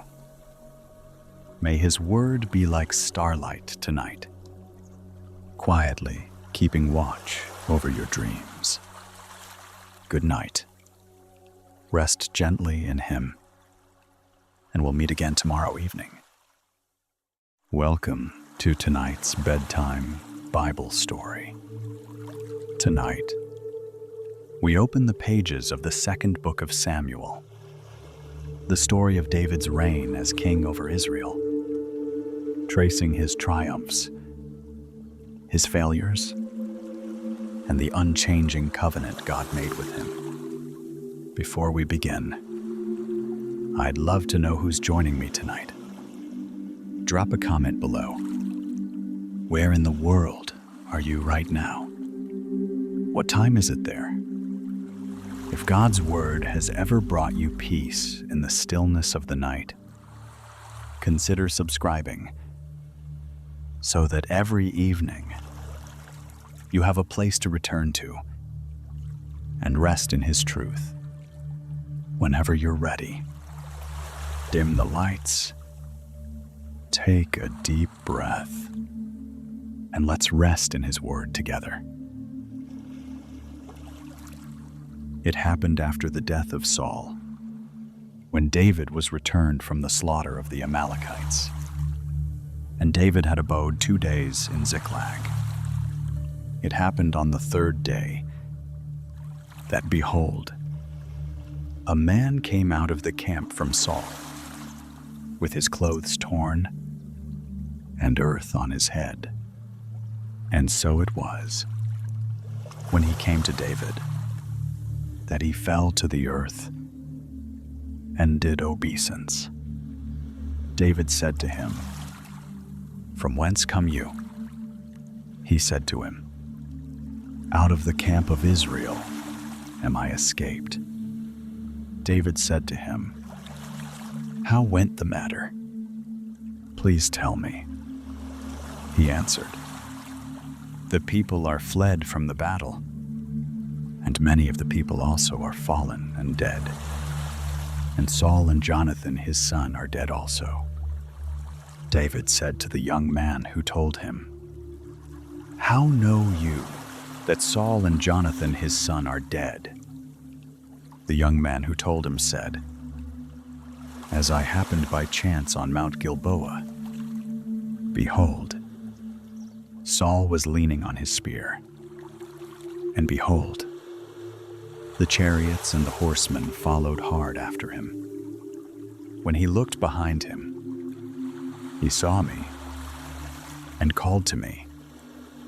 I answered, 'Here am I.' He said to me, 'Who are you?' I answered him, 'I am an Amalekite.' He said to me, 'Stand, I pray you, beside me, and kill me, for anguish has taken hold of me, because my life is yet whole in me.' So I stood beside him and killed him, because I was sure that he could not live after that he was fallen. And I took the crown that was on his head and the bracelet that was on his arm, and have brought them here to my Lord." Then David took hold on his clothes and tore them, and likewise all the men who were with him. And they mourned and wept and fasted until even, for Saul and for Jonathan his son, and for the people of Yahweh, and for the house of Israel, because they were fallen by the sword. David said to the young man who told him, "Whence are you?" He answered, "I am the son of a foreigner, an Amalekite." David said to him, "How were you not afraid to put forth your hand to destroy Yahweh's anointed?" David called one of the young men and said, "Go near and fall on him." He struck him so that he died. David said to him, "Your blood be on your head, for your mouth has testified against you, saying, 'I have slain Yahweh's anointed.'" David lamented with this lamentation over Saul and over Jonathan his son, and he bade them teach the children of Judah the song of the bow. Behold, it is written in the book of Jashar, your glory, Israel, is slain on your high places. How the mighty have fallen. Don't tell it in Gath. Don't publish it in the streets of Ashkelon, lest the daughters of the Philistines rejoice, lest the daughters of the uncircumcised triumph. You mountains of Gilboa, or let there be no dew nor rain on you, neither fields of offerings. For there the shield of the mighty was vilely cast away. The shield of Saul was not anointed with oil. From the blood of the slain, from the fat of the mighty, Jonathan's bow didn't turn back. Saul's sword didn't return empty. Saul and Jonathan were lovely and pleasant in their lives.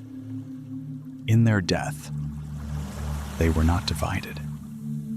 They were swifter than eagles. They were stronger than lions. And of coast, you daughters of Israel, weep over Saul, who clothed you in scarlet delicately, who put ornaments of gold on your clothing. How are the mighty fallen in the midst of the battle? Jonathan is slain on your high places. I am distressed for you, my brother Jonathan. You have been very pleasant to me. Your love to me was wonderful, passing the love of women. How are the mighty fallen, and the weapons of war perished. It happened after this, that David inquired of Yahweh, saying, Shall I go up into any of the cities of Judah? Yahweh said to him, Go up. David said, Where shall I go up? He said, To Hebron. So David went up there, and his 2 wives also, Ahinoam the Jezreelitess, and Abigail, the wife of Nabal the Carmelite. His men who were with him did David bring up, every man with his household, and they lived in the cities of Hebron. The men of Judah came, and there they anointed David king over the house of Judah. They told David, saying, The men of Jabesh Gilead were those who buried Saul. David sent messengers to the men of Jabesh Gilead and said to them, Blessed be you of Yahweh, that you have shown this kindness to your Lord, even to Saul, and have buried him. Now Yahweh show loving kindness and truth to you, and I also will requite you this kindness, because you have done this thing. Now therefore let your hands be strong, and be you valiant. For Saul your Lord is dead, and also the house of Judah have anointed me king over them. Now Abner the son of Ner, captain of Saul's army, had taken Ishbosheth the son of Saul, and brought him over to Mahanaim, and he made him king over Gilead, and over the Asherites, and over Jezreel, and over Ephraim, and over Benjamin, and over all Israel. Ishbosheth, Saul's son, was 40 years old when he began to reign over Israel, and he reigned 2 years. But the house of Judah followed David. The time that David was king in Hebron over the house of Judah was 7 years and 6 months. Abner the son of Ner and the servants of Ishbosheth the son of Saul went out from Mahanaim to Gibeon. Joab the son of Zeruiah and the servants of David went out and met them by the pool of Gibeon.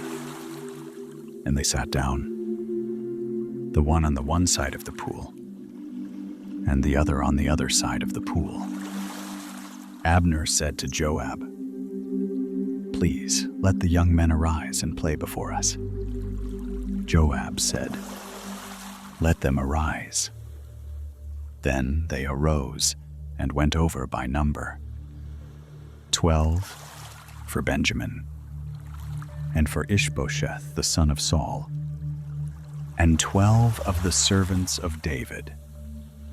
They caught everyone his fellow by the head, and thrust his sword in his fellow's side. So they fell down together. Therefore that place was called Helkath Hazurim, which is in Gibeon. The battle was very severe that day, and Abner was beaten, and the men of Israel before the servants of David. The 3 sons of Zeruiah were there, Joab, and Abishai, and Asahel. And Asahel was as light of foot as a wild gazelle.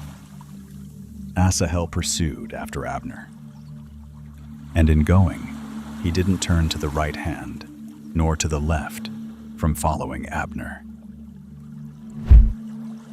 Then Abner looked behind him and said, "Is it you, Asahel?" He answered, "It is I."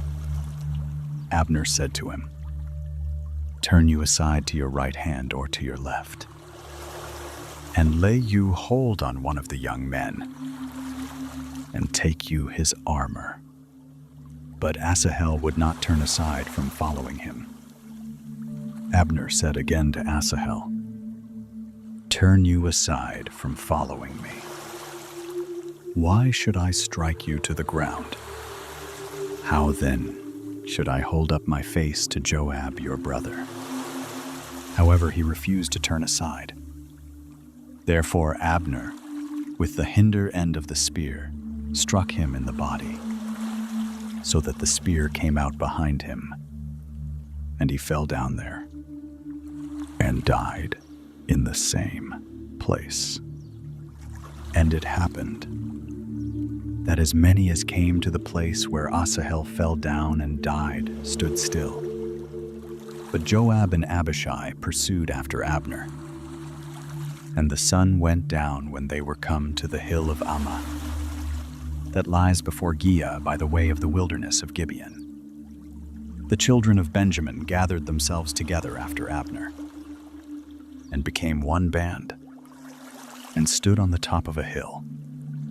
Then Abner called to Joab, and said, "Shall the sword devour forever? Don't you know that it will be bitterness in the latter end?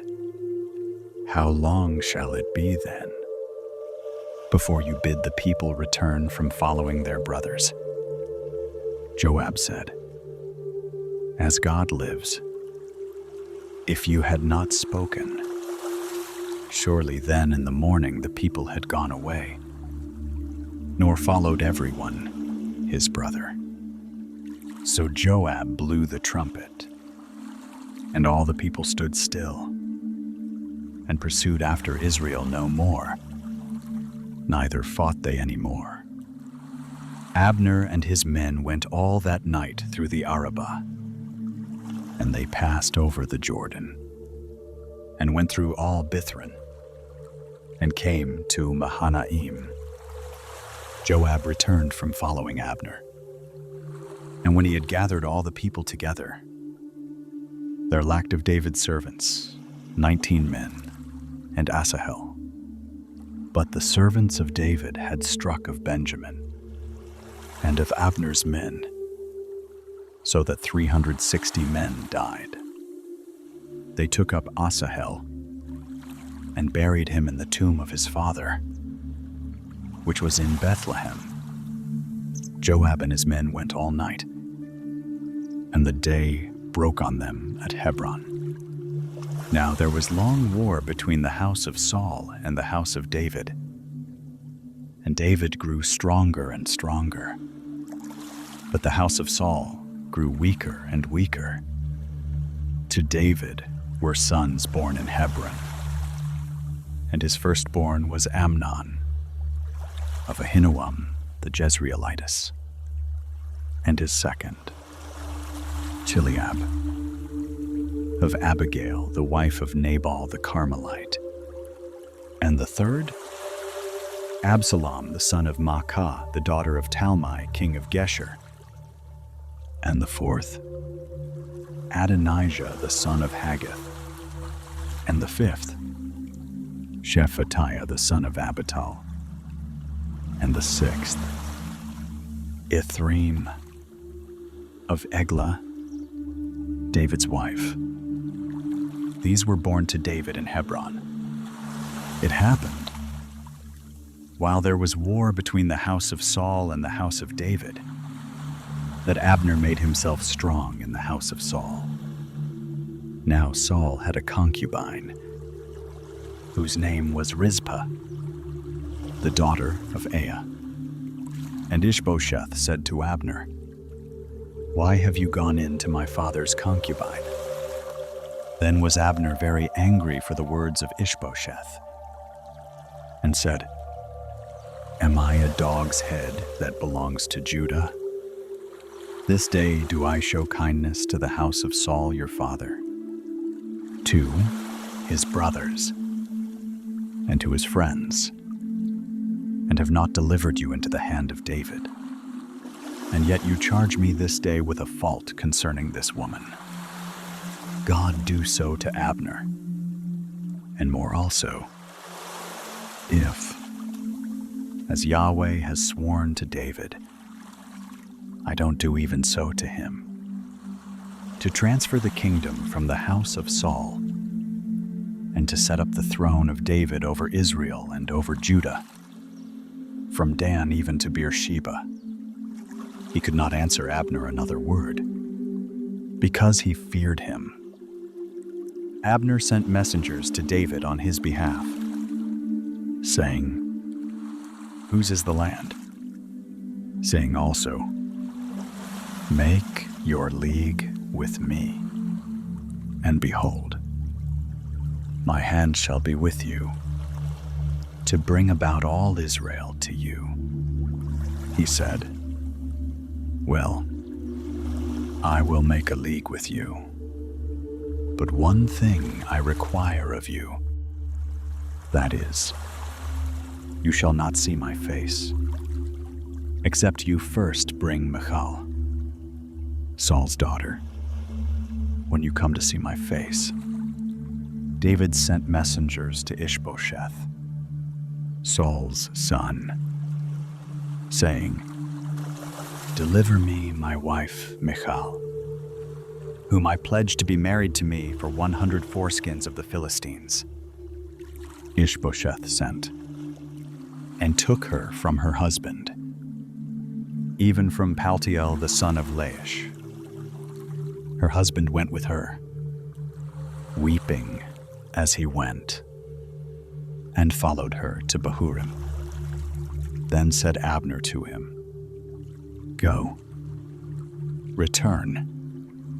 And he returned. Abner had communication with the elders of Israel, saying, "In times past you sought for David to be king over you. Now then do it, for Yahweh has spoken of David, saying, 'By the hand of my servant David I will save my people Israel out of the hand of the Philistines, and out of the hand of all their enemies.'" Abner also spoke in the ears of Benjamin, and Abner went also to speak in the ears of David in Hebron all that seemed good to Israel. and to the whole house of Benjamin. So Abner came to David to Hebron, and 20 men with him. David made Abner and the men who were with him a feast. Abner said to David, "I will arise and go, and will gather all Israel to my lord the king, that they may make a covenant with you, and that you may reign over all that your soul desires." David sent Abner away,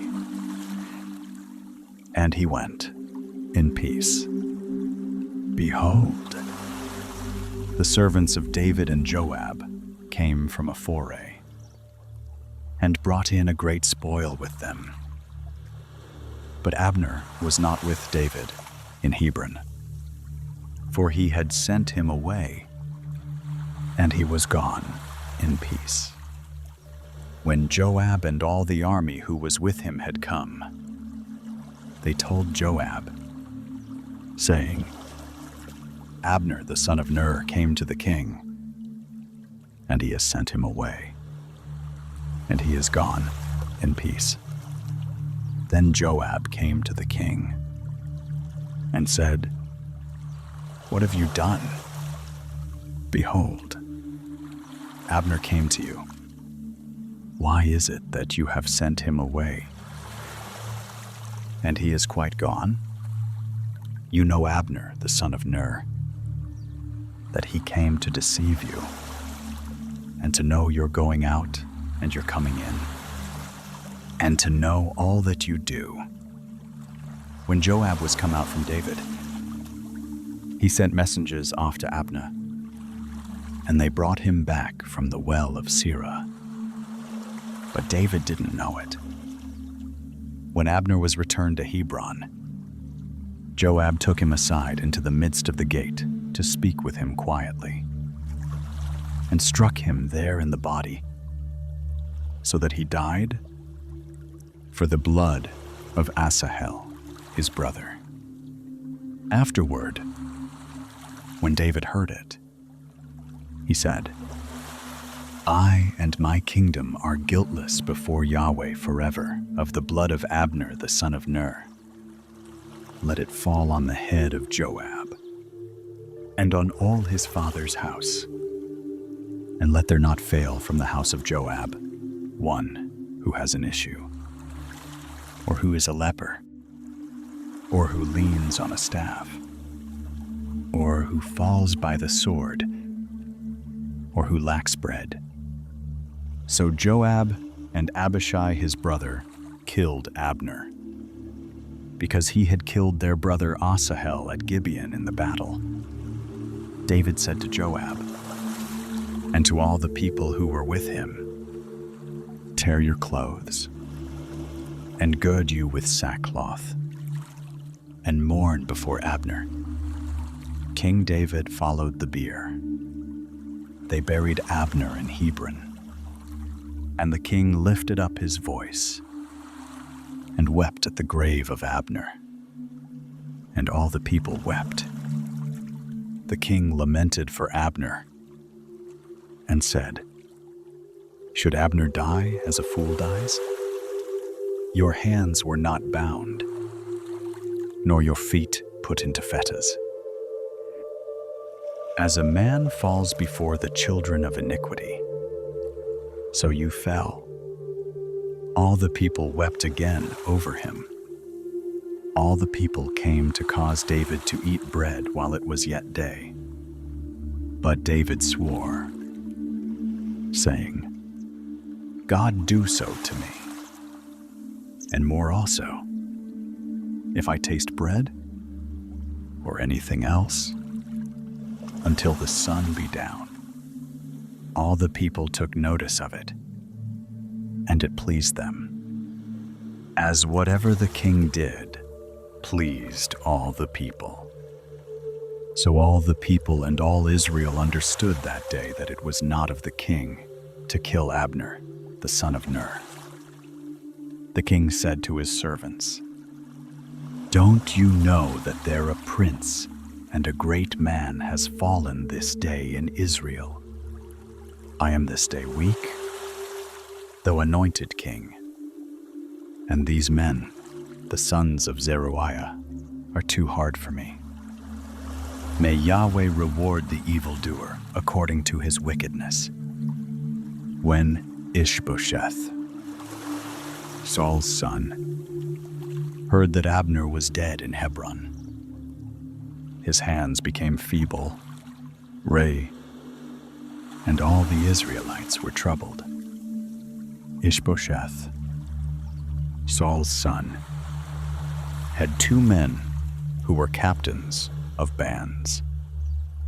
The name of the one was Baanah, and the name of the other Rechab. The sons of Rimmon the Beerothite, of the children of Benjamin, for Beeroth also is reckoned to Benjamin. And the Beerothites fled to Gittaim, and have lived as foreigners there until this day. Now Jonathan, Saul's son, had a son who was lame of his feet. He was 5 years old when the news came of Saul and Jonathan out of Jezreel. And his nurse took him up and fled. And it happened, as she made haste to flee, that he fell and became lame. His name was Mephibosheth. The sons of Rimmon the Beerothite, Rechab and Baanah, went and came about the heat of the day to the house of Ishbosheth, as he took his rest at noon. They came there into the midst of the house, as though they would have fetched wheat, and they struck him in the body, and Rechab and Baanah his brother escaped. Now when they came into the house, as he lay on his bed in his bedchamber, they struck him and killed him and beheaded him and took his head and went by the way of the Arabah all night. They brought the head of Ishbosheth to David to Hebron and said to the king, "Behold, the head of Ishbosheth, the son of Saul, your enemy, who sought your life. And Yahweh has avenged my lord the king this day of Saul and of his seed." David answered Rechab and Baanah his brother, the sons of Rimmon the Beerothite, and said to them, "As Yahweh lives, who has redeemed my soul out of all adversity, when one told me, saying, 'Behold, Saul is dead,' thinking to have brought good news, I took hold of him and killed him in Ziklag, which was the reward I gave him for his news. How much more, when wicked men have slain a righteous person in his own house on his bed? Shall I not now require his blood of your hand and take you away from the earth?" David commanded his young men, and they killed them and cut off their hands and their feet and hanged them up beside the pool in Hebron. But they took the head of Ishbosheth and buried it in the grave of Abner in Hebron. Then came all the tribes of Israel to David to Hebron and spoke, saying, "Behold, we are your bone and your flesh." In times past, when Saul was king over us, it was you who led out and brought in Israel. And Yahweh said to you, "You shall be shepherd of my people Israel, and you shall be prince over Israel." So all the elders of Israel came to the king to Hebron. And King David made a covenant with them in Hebron before Yahweh, and they anointed David king over Israel. David was 30 years old when he began to reign, and he reigned 40 years. In Hebron, he reigned over Judah 7 years and 6 months. And in Jerusalem, he reigned 33 years over all Israel and Judah. The king and his men went to Jerusalem against the Jebusites, the inhabitants of the land, who spoke to David, saying, "Except you take away the blind and the lame, you shall not come in here," thinking, "David can't come in here." Nevertheless, David took the stronghold of Zion, the same as the city of David. David said on that day, "Whoever strikes the Jebusites, let him get up to the watercourse and strike the lame and the blind, who are hated of David's soul." Therefore they say, "There are the blind and the lame. He can't come into the house." David lived in the stronghold and called it the city of David. David built around from Millo and inward. David grew greater and greater, for Yahweh, the God of armies, was with him. Hiram, king of Tyre, sent messengers to David, and cedar trees, and carpenters, and masons, and they built David a house. David perceived that Yahweh had established him king over Israel, and that he had exalted his kingdom for his people Israel's sake. David took him more concubines and wives out of Jerusalem, after he was come from Hebron. And there were yet sons and daughters born to David. These are the names of those who were born to him in Jerusalem: Shammua, and Shobab, and Nathan, and Solomon, and Ibhar, and Elishua, and Nepheg, and Japhia, and Elishama, and Eliada, and Eliphalet. When the Philistines heard that they had anointed David king over Israel, all the Philistines went up to seek David. And David heard of it, and went down to the stronghold. Now the Philistines had come and spread themselves in the valley of Rephaim. David inquired of Yahweh, saying, "Shall I go up against the Philistines? Will you deliver them into my hand?" Yahweh said to David, "Go up, for I will certainly deliver the Philistines into your hand." David came to Baal Perazim, and David struck them there. And he said, "Yahweh has broken my enemies before me, like the breach of waters." Therefore he called the name of that place Baal Perazim. They left their images there, and David and his men took them away. The Philistines came up yet again, and spread themselves in the valley of Rephaim. When David inquired of Yahweh, he said, "You shall not go up. Make a circuit behind them, and come on them over against the mulberry trees. It shall be, when you hear the sound of marching in the tops of the mulberry trees, that then you shall bestir yourself. For then is Yahweh gone out before you to strike the army of the Philistines." David did so, as Yahweh commanded him, and struck the Philistines from Geba until you come to Gezer.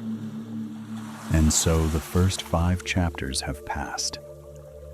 David wept deeply for Saul and Jonathan, and step by step was anointed king first over Judah, then over all Israel, until he made the hill city of Jerusalem his own. If your eyes are already growing heavy, there's no need to hold on. Let these ancient names drift by like distant bells. Soon the ark will be carried into the city of David. May your heart rest quietly in his presence. David again gathered together all the chosen men of Israel, 30,000. David arose and went with all the people who were with him from Baale Judah to bring up from there the ark of God, which is called by the name, even the name of Yahweh of armies, who sits above the cherubim. They set the ark of God on a new cart and brought it out of the house of Abinadab that was in the hill. And Uzzah and Ahio, the sons of Abinadab, drove the new cart. They brought it out of the house of Abinadab, which was in the hill, with the ark of God. And Ahio went before the ark. David and all the house of Israel played before Yahweh with all manner of instruments made of fir wood, and with harps, and with stringed instruments, and with tambourines, and with castanets, and with cymbals, when they came to the threshing floor of Nacon. Uzzah put forth his hand to the ark of God and took hold of it, for the cattle stumbled. The anger of Yahweh was kindled against Uzzah, and God struck him there for his error, and there he died by the ark of God. David was displeased, because Yahweh had broken forth on Uzzah, and he called that place Perez Uzzah to this day. David was afraid of Yahweh that day, and he said, "How shall the ark of Yahweh come to me?" So David would not remove the ark of Yahweh to him into the city of David. But David carried it aside into the house of Obed-Edom the Gittite. The ark of Yahweh remained in the house of Obed-Edom the Gittite 3 months. And Yahweh blessed Obed-Edom and all his house. It was told King David, saying, "Yahweh has blessed the house of Obed-Edom and all that pertains to him, because of the ark of God." David went and brought up the ark of God from the house of Obed-Edom into the city of David with joy. It was so that when those who bore the ark of Yahweh had gone 6 paces, he sacrificed an ox and a fattened calf. David danced before Yahweh with all his might, and David was girded with a linen ephod. So David and all the house of Israel brought up the ark of Yahweh with shouting and with the sound of the trumpet. It was so, as the ark of Yahweh came into the city of David, that Michal, the daughter of Saul, looked out at the window and saw King David leaping and dancing before Yahweh. And she despised him in her heart. They brought in the ark of Yahweh and set it in its place in the midst of the tent that David had pitched for it. And David offered burnt offerings and peace offerings before Yahweh. When David had made an end of offering the burnt offering and the peace offerings, he blessed the people in the name of Yahweh of armies. He dealt among all the people, even among the whole multitude of Israel, both to men and women, to everyone a cake of bread and a portion of flesh, and a cake of raisins. So all the people departed, everyone to his house. Then David returned to bless his household.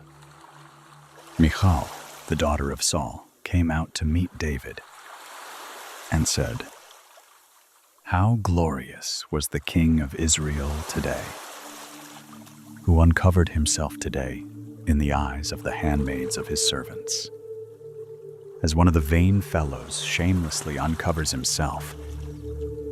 David said to Michal, "It was before Yahweh, who chose me above your father, and above all his house, to appoint me prince over the people of Yahweh, over Israel. Therefore will I play before Yahweh. I will be yet more vile than this, and will be base in my own sight. But of the handmaids of whom you have spoken, they shall honor me." Michal, the daughter of Saul, had no child to the day of her death. It happened when the king lived in his house, and Yahweh had given him rest from all his enemies all around, that the king said to Nathan the prophet, "See now, I dwell in a house of cedar, but the ark of God dwells within curtains."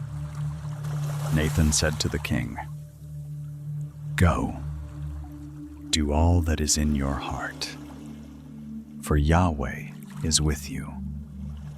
It happened the same night that the word of Yahweh came to Nathan, saying, "Go and tell my servant David, thus says Yahweh, shall you build me a house for me to dwell in? For I have not lived in a house since the day that I brought up the children of Israel out of Egypt, even to this day, but have moved around in a tent and in a tabernacle. In all places in which I have walked with all the children of Israel, spoke I a word with any of the tribes of Israel, whom I commanded to be shepherd of my people Israel, saying, Why have you not built me a house of cedar? Now therefore thus you shall tell my servant David, thus says Yahweh of armies, I took you from the sheep pen, from following the sheep, that you should be prince over my people, over Israel.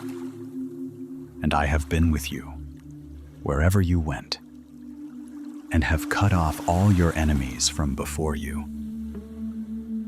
And I will make you a great name, like the name of the great ones who are in the earth.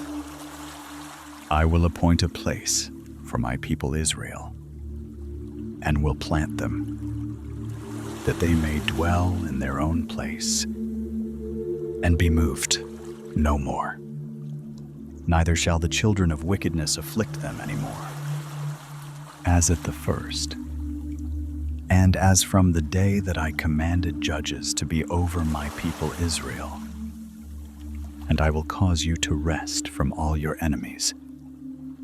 Moreover, Yahweh tells you that Yahweh will make you a house when your days are fulfilled, and you shall sleep with your fathers. I will set up your seed after you, who shall proceed out of your bowels, and I will establish his kingdom. He shall build a house for my name, and I will establish the throne of his kingdom forever. I will be his father, and he shall be my son. If he commit iniquity, I will chasten him with the rod of men, and with the stripes of the children of men. But my loving kindness shall not depart from him, as I took it from Saul, whom I put away before you. Your house and your kingdom shall be made sure forever before you. Your throne shall be established forever. According to all these words, and according to all this vision, so did Nathan speak to David. Then David the king went in and sat before Yahweh. And he said, Who am I, Lord Yahweh? And what is my house, that you have brought me thus far? This was yet a small thing in your eyes, Lord Yahweh. But you have spoken also of your servant's house for a great while to come, and this too after the manner of men. Lord Yahweh, what can David say more to you? For you know your servant, Lord Yahweh, for your word's sake, and according to your own heart, have you worked all this greatness? To make your servant know it. Therefore you are great, Yahweh God, for there is none like you, neither is there any God besides you, according to all that we have heard with our ears. What one nation in the earth is like your people, even like Israel, whom God went to redeem to himself for a people, and to make him a name, and to do great things for you, and awesome things for your land, before your people, whom you redeemed to you out of Egypt, from the nations and their gods. You did establish to yourself your people Israel to be a people to you forever. And you, Yahweh, became their God. Now, Yahweh God, the word that you have spoken concerning your servant and concerning his house, confirm you it forever, and do as you have spoken. Let your name be magnified forever, saying, Yahweh of armies is God over Israel, and the house of your servant David shall be established before you. For you, Yahweh of armies, the God of Israel, have revealed to your servant, saying, I will build you a house. Therefore has your servant found in his heart to pray this prayer to you. Now, O Lord Yahweh, you are God, and your words are truth, and you have promised this good thing to your servant. Now therefore let it please you to bless the house of your servant, that it may continue forever before you. For you, Lord Yahweh, have spoken it, and with your blessing let the house of your servant be blessed forever. After this it happened that David struck the Philistines and subdued them. And David took the bridle of the mother city out of the hand of the Philistines. He struck Moab and measured them with the line, him, making them to lie down on the ground. And he measured 2 lines to put to death, and 1 full line to keep alive. The Moabites became servants to David and brought tribute. David struck also Hadadezer the son of Rehob, king of Zobah, as he went to recover his dominion at the river. David took from him 1,700 horsemen and 20,000 footmen. And David hamstrung all the chariot horses, but reserved of them for 100 chariots. when the Syrians of Damascus came to help Hadadezer, king of Zobah, David struck of the Syrians 22,000 men. Then David put garrisons in Syria of Damascus, and the Syrians became servants to David and brought tribute. Yahweh gave victory to David wherever he went.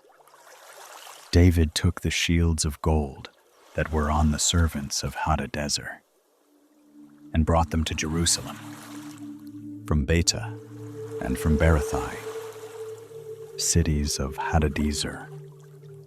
King David took exceeding much brass. When Toi, king of Hamath, heard that David had struck all the army of Hadadezer, then Toi sent Joram his son to King David to greet him and to bless him, because he had fought against Hadadezer and struck him. For Hadadezer had wars with Toi. Joram brought with him vessels of silver, and vessels of gold, and vessels of brass.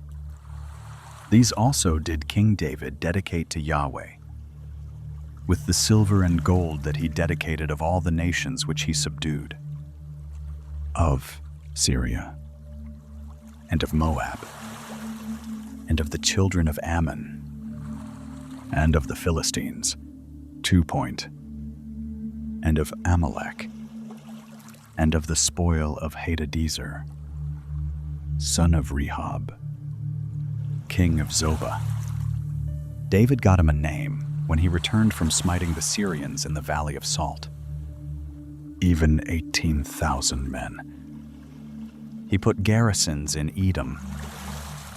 Throughout all Edom put he garrisons, and all the Edomites became servants to David. Yahweh gave victory to David wherever he went. David reigned over all Israel, and David executed justice and righteousness to all his people.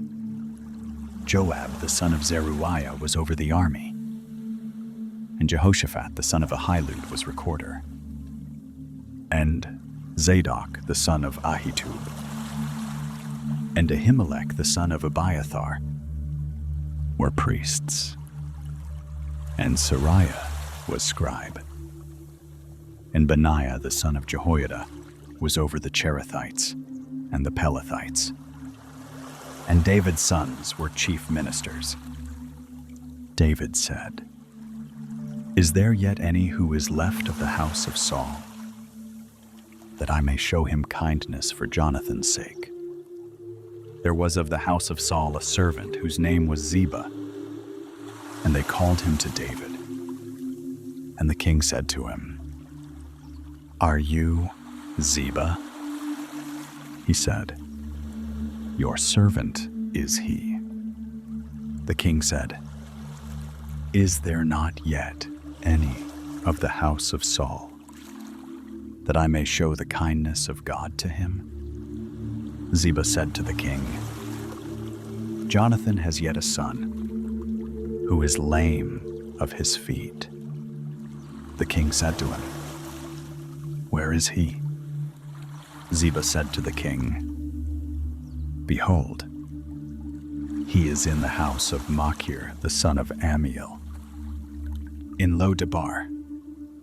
Then King David sent and fetched him out of the house of Machir the son of Ammiel, from Lo-debar, Mephibosheth, the son of Jonathan, the son of Saul, came to David and fell on his face and did obeisance. David said, "Mephibosheth." He answered, "Behold, your servant." David said to him, "Don't be afraid of him, for I will surely show you kindness for Jonathan your father's sake, and will restore you all the land of Saul your father. And you shall eat bread at my table continually." He he did obeisance, and said, "What is your servant, that you should look on such a dead dog as I am?" Then the king called to Ziba, Saul's servant, and said to him, "All that pertained to Saul and to all his house have I given to your master's son. You shall till the land for him, you and your sons, time, and your servants, and you shall bring in the fruits, that your master's son may have bread to eat. But Mephibosheth, your master's son, shall eat bread always at my table." Now, Ziba had 15 sons and 20 servants. Then said Ziba to the king, "According to all that my lord the king commands his servant, so your shall servant do. As for Mephibosheth," said the king, "he shall eat at my table, as one of the king's sons." Mephibosheth had a young son, whose name was Micah. All that lived in the house of Ziba were servants to Mephibosheth. So Mephibosheth lived in Jerusalem, for he ate continually at the king's table. He was lame in both his feet. It happened after this, that the king of the children of Ammon died, and Hanun his son reigned in his place. David said, "I will show kindness to Hanun the son of Nahash, as his father showed kindness to me." So David sent by his servants to comfort him concerning his father. David's servants came into the land of the children of Ammon. But the princes of the children of Ammon said to Hanun their lord, "Do you think that David honors your father, in that he has sent comforters to you? Hasn't David sent his servants to you to search the city and to spy it out and to overthrow it?" So Hanun took David's servants and shaved off the one half of their beards and cut off their garments in the middle, even to their buttocks, and sent them away. When they told it to David, he sent to meet them, for the men were greatly ashamed. The king said, "Wait at Jericho until your beards are grown, and then return." When the children of Ammon saw that they were become odious to David, the children of Ammon sent and hired the Syrians of Beth-rehob and the Syrians of Zobah, 20,000 footmen, and the king of Maacah with 1,000 men, and the men of Tob, 12,000 men. When David heard of it, he sent Joab and all the army of the mighty men.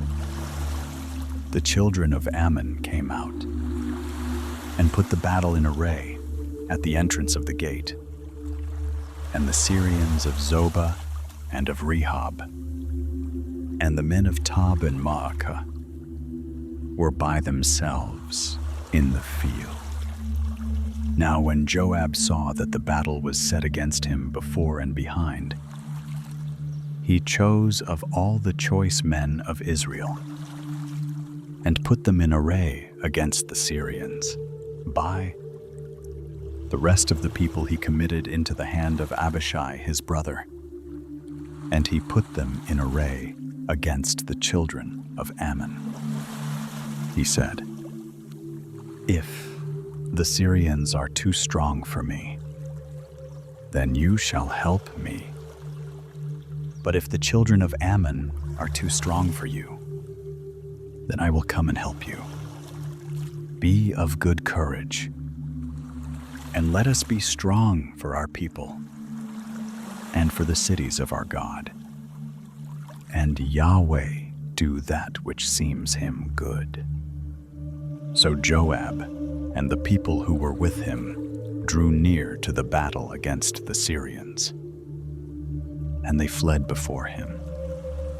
When the children of Ammon saw that the Syrians had fled, they likewise fled before Abishai and entered into the city. Then Joab returned from the children of Ammon and came to Jerusalem. When the Syrians saw that they were defeated by Israel, they gathered themselves together. Hadadezer sent and brought out the Syrians who were beyond the river, and they came to Helam, with Shobach, the captain of the army of Hadadezer, at their head. It was told David, and he gathered all Israel together and passed over the Jordan and came to Helam. The Syrians set themselves in array against David and fought with him. The Syrians fled before Israel, and David killed of the Syrians the men of 700 chariots and 40,000 horsemen, and struck Shobach, the captain of their army, so that he died there. When all the kings who were servants to Hadadezer saw that they were defeated before Israel, they made peace with Israel and served them. So the Syrians feared to help the children of Ammon anymore.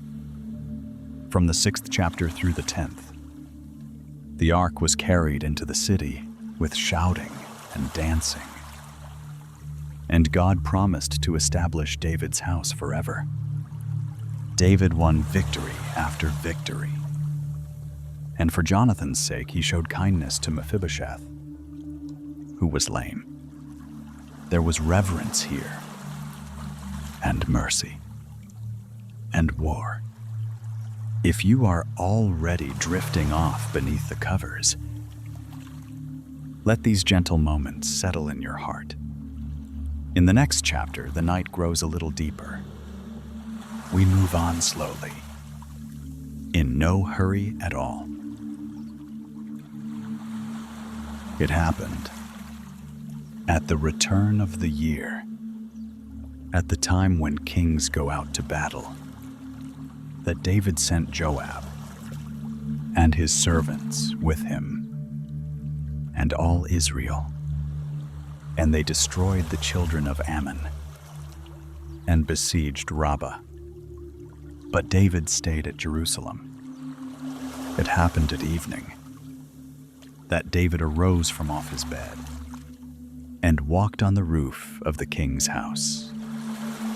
And from the roof he saw a woman bathing, and the woman was very beautiful to look on. David sent and inquired after the woman. One said, "Is not this Bathsheba, the daughter of Eliam, the wife of Uriah the Hittite?" David sent messengers and took her, and she came in to him, and he lay with her, for she was purified from her uncleanness. And she returned to her house. The woman conceived, and she sent and told David, and said, "I am with child." David sent to Joab, saying, "Send me Uriah the Hittite." Joab sent Uriah to David. When Uriah was come to him, David asked of him how Joab did, and how the people fared, and how the war prospered. David said to Uriah, "Go down to your house and wash your feet." Uriah departed out of the king's house, and there followed him a mess of food from the king. But Uriah slept at the door of the king's house with all the servants of his lord, and didn't go down to his house. When they had told David, saying, "Uriah didn't go down to his house," David said to Uriah, "Haven't you come from a journey? Why did you not go down to your house?" Uriah said to David, "The ark, and Israel, and Judah abide in booths, and my lord Joab, and the servants of my lord are encamped in the open field. Shall I then go into my house to eat and to drink, and to lie with my wife? As you live, and as your soul lives, I will not do this thing." David said to Uriah, "Stay here today also, and tomorrow I will let you depart." So Uriah abode in Jerusalem that day. And the next day, when David had called him, he ate and drank before him, and he made him drunk. And at even he went out to lie on his bed with the servants of his lord, but didn't go down to his house. It happened in the morning that David wrote a letter to Joab and sent it by the hand of Uriah. He wrote in the letter, saying, "Set Uriah in the forefront of the hottest battle, and retire you from him, that he may be struck and die." It happened, when Joab kept watch on the city, that he assigned Uriah to the place where he knew that valiant men were. The men of the city went out and fought with Joab, and there fell some of the people, even of the servants of David, and Uriah the Hittite died also.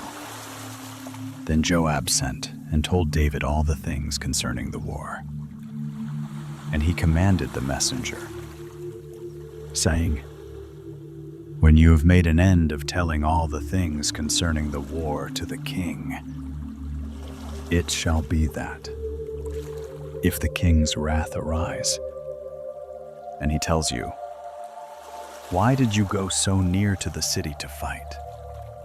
Didn't you know that they would shoot from the wall? Who struck Abimelech, the son of Jerubbesheth? Didn't a woman cast an upper millstone on him from the wall, so that he died at Thebez? Why did you go so near the wall?' Then you shall say, 'Your servant Uriah the Hittite is dead also.'" So the messenger went and came and showed David all that Joab had sent him for. The messenger said to David, "The men prevailed against us and came out to us into the field, and we were on them even to the entrance of the gate. The shooters shot at your servants from off the wall, and some of the king's servants are dead, and your servant Uriah the Hittite is dead also."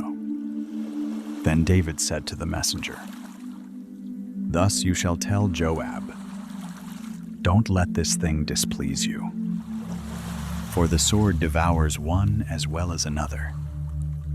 Make your battle more strong against the city, and overthrow it, and encourage you him." When the wife of Uriah heard that Uriah her husband was dead, she made lamentation for her husband. When the morning was past, David sent and took her home to his house, and she became his wife, and bore him a son. But the thing that David had done displeased Yahweh. Yahweh sent Nathan to David. He came to him and said to him, "There were two men in one city, the one rich and the other poor. The rich man had very many flocks and herds, but the poor man had nothing except one little ewe lamb, which he had bought and raised. It grew up together with him and with his children. It ate of his own food, drank of his own cup, and lay in his bosom, and was to him like a daughter. A traveler came to the rich man, and he spared to take of his own flock and of his own herd, to dress for the wayfaring man who had come to him, but took the poor man's lamb and dressed it for the man who had come to him. David's anger was greatly kindled against the man, and he said to Nathan, "As Yahweh lives, the man who has done this is worthy to die. He shall restore the lamb fourfold, because he did this thing, and because he had no pity." Nathan said to David, "You are the man.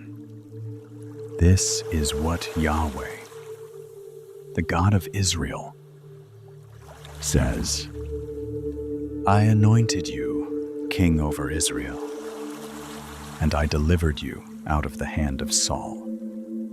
I gave you your master's house and your master's wives into your bosom, and gave you the house of Israel and of Judah.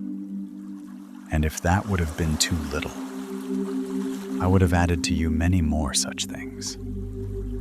Why have you despised the word of Yahweh, to do that which is evil in his sight? You have struck Uriah the Hittite with the sword, and have taken his wife to be your wife, and have slain him with the sword of the children of Ammon. Now therefore the sword will never depart from your house." Unquote. Because you have despised me, and have taken the wife of Uriah the Hittite to be your wife. This is what Yahweh says: Behold, I will raise up evil against you out of your own house, and I will take your wives before your eyes, and give them to your neighbor, and he will lie with your wives in the sight of this sun. For you did it secretly, but I will do this thing before all Israel and before the sun. David said to Nathan, I have sinned against Yahweh. Nathan said to David, Yahweh also has put away your sin. You will not die. However, because by this deed you have given great occasion to Yahweh's enemies to blaspheme, the child also who is born to you shall surely die. Nathan departed to his house. Yahweh struck the child that Uriah's wife bore to David, and it was very sick. David therefore begged God for the child, and David fasted and went in and lay all night on the earth. The elders of his house arose and stood beside him to raise him up from the earth. But he would not, neither did he eat bread with them. It happened on the seventh day that the child died. The servants of David feared to tell him that the child was dead, for they said, Behold, while the child was yet alive, we spoke to him, and he didn't listen to our voice. How will he then harm himself if we tell him that the child is dead? But when David saw that his servants were whispering together, David perceived that the child was dead. And David said to his servants, Is the child dead? They said, He is dead. Then David arose from the earth and washed and anointed himself and changed his clothing. And he came into the house of Yahweh and worshipped. Then he came to his own house, and when he required, they set bread before him, and he ate. Then said his servants to him, "What thing is this that you have done? You did fast and weep for the child while it was alive, but when the child was dead, you did rise and eat bread." He said, "While the child was yet alive, I fasted and wept. For I said, 'Who knows whether Yahweh will not be gracious to me, that the child may live?' But now he is dead. Why should I fast? Can I bring him back again? I shall go to him, but he will not return to me." David comforted Bathsheba, his wife, and went into her, and lay with her. And she bore a son, and he called his name Solomon.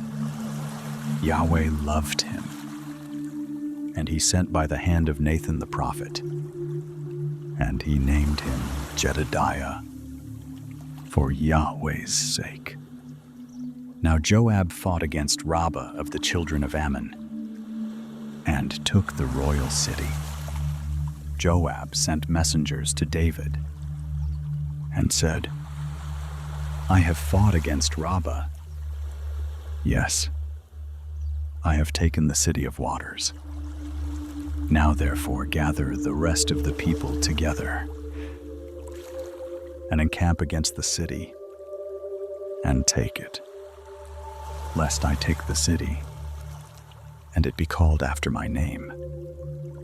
David gathered all the people together, and went to Rabbah, and fought against it, and took it. He took the crown of their king from off his head, and its weight was a talent of gold, and in it were precious stones, and it was set on David's head. He brought forth the spoil of the city, exceeding much. He brought forth the people who were therein, and put them under saws, and under iron picks, and under axes of iron, and made them pass through the brick kiln. And he did so to all the cities of the children of Ammon. David and all the people returned to Jerusalem. It happened after this, that Absalom, the son of David, had a beautiful sister, whose name was Tamar. And Amnon, the son of David, loved her. Amnon was so troubled that he fell sick because of his sister Tamar, for she was a virgin. And it seemed hard to Amnon to do anything to her. But Amnon had a friend, whose name was Jonadab, the son of Shimeah, David's brother. And Jonadab was a very subtle man. He said to him, "Why, son of the king, are you thus lean from day to day? Won't you tell me?" Amnon said to him, "I love Tamar, my brother Absalom's sister." Jonadab said to him, "Lay you down on your bed and feign yourself sick. And when your father comes to see you, tell him, 'Please let my sister Tamar come and give me bread to eat, and dress the food in my sight, that I may see it, and eat it from her hand.'" So Amnon lay down and feigned himself sick. And when the king was come to see him, Amnon said to the king, "Please let her sister Tamar come, and make me a couple of cakes in my sight, that I may eat from her hand." Then David sent home to Tamar, saying, "Go now to your brother Amnon's house, and dress him food." So Tamar went to her brother Amnon's house, and he was laid down. She took dough, and kneaded it, and made cakes in his sight, and did bake the cakes. She took the pan and poured them out before him, but he refused to eat. Amnon said, "Have out all men from me."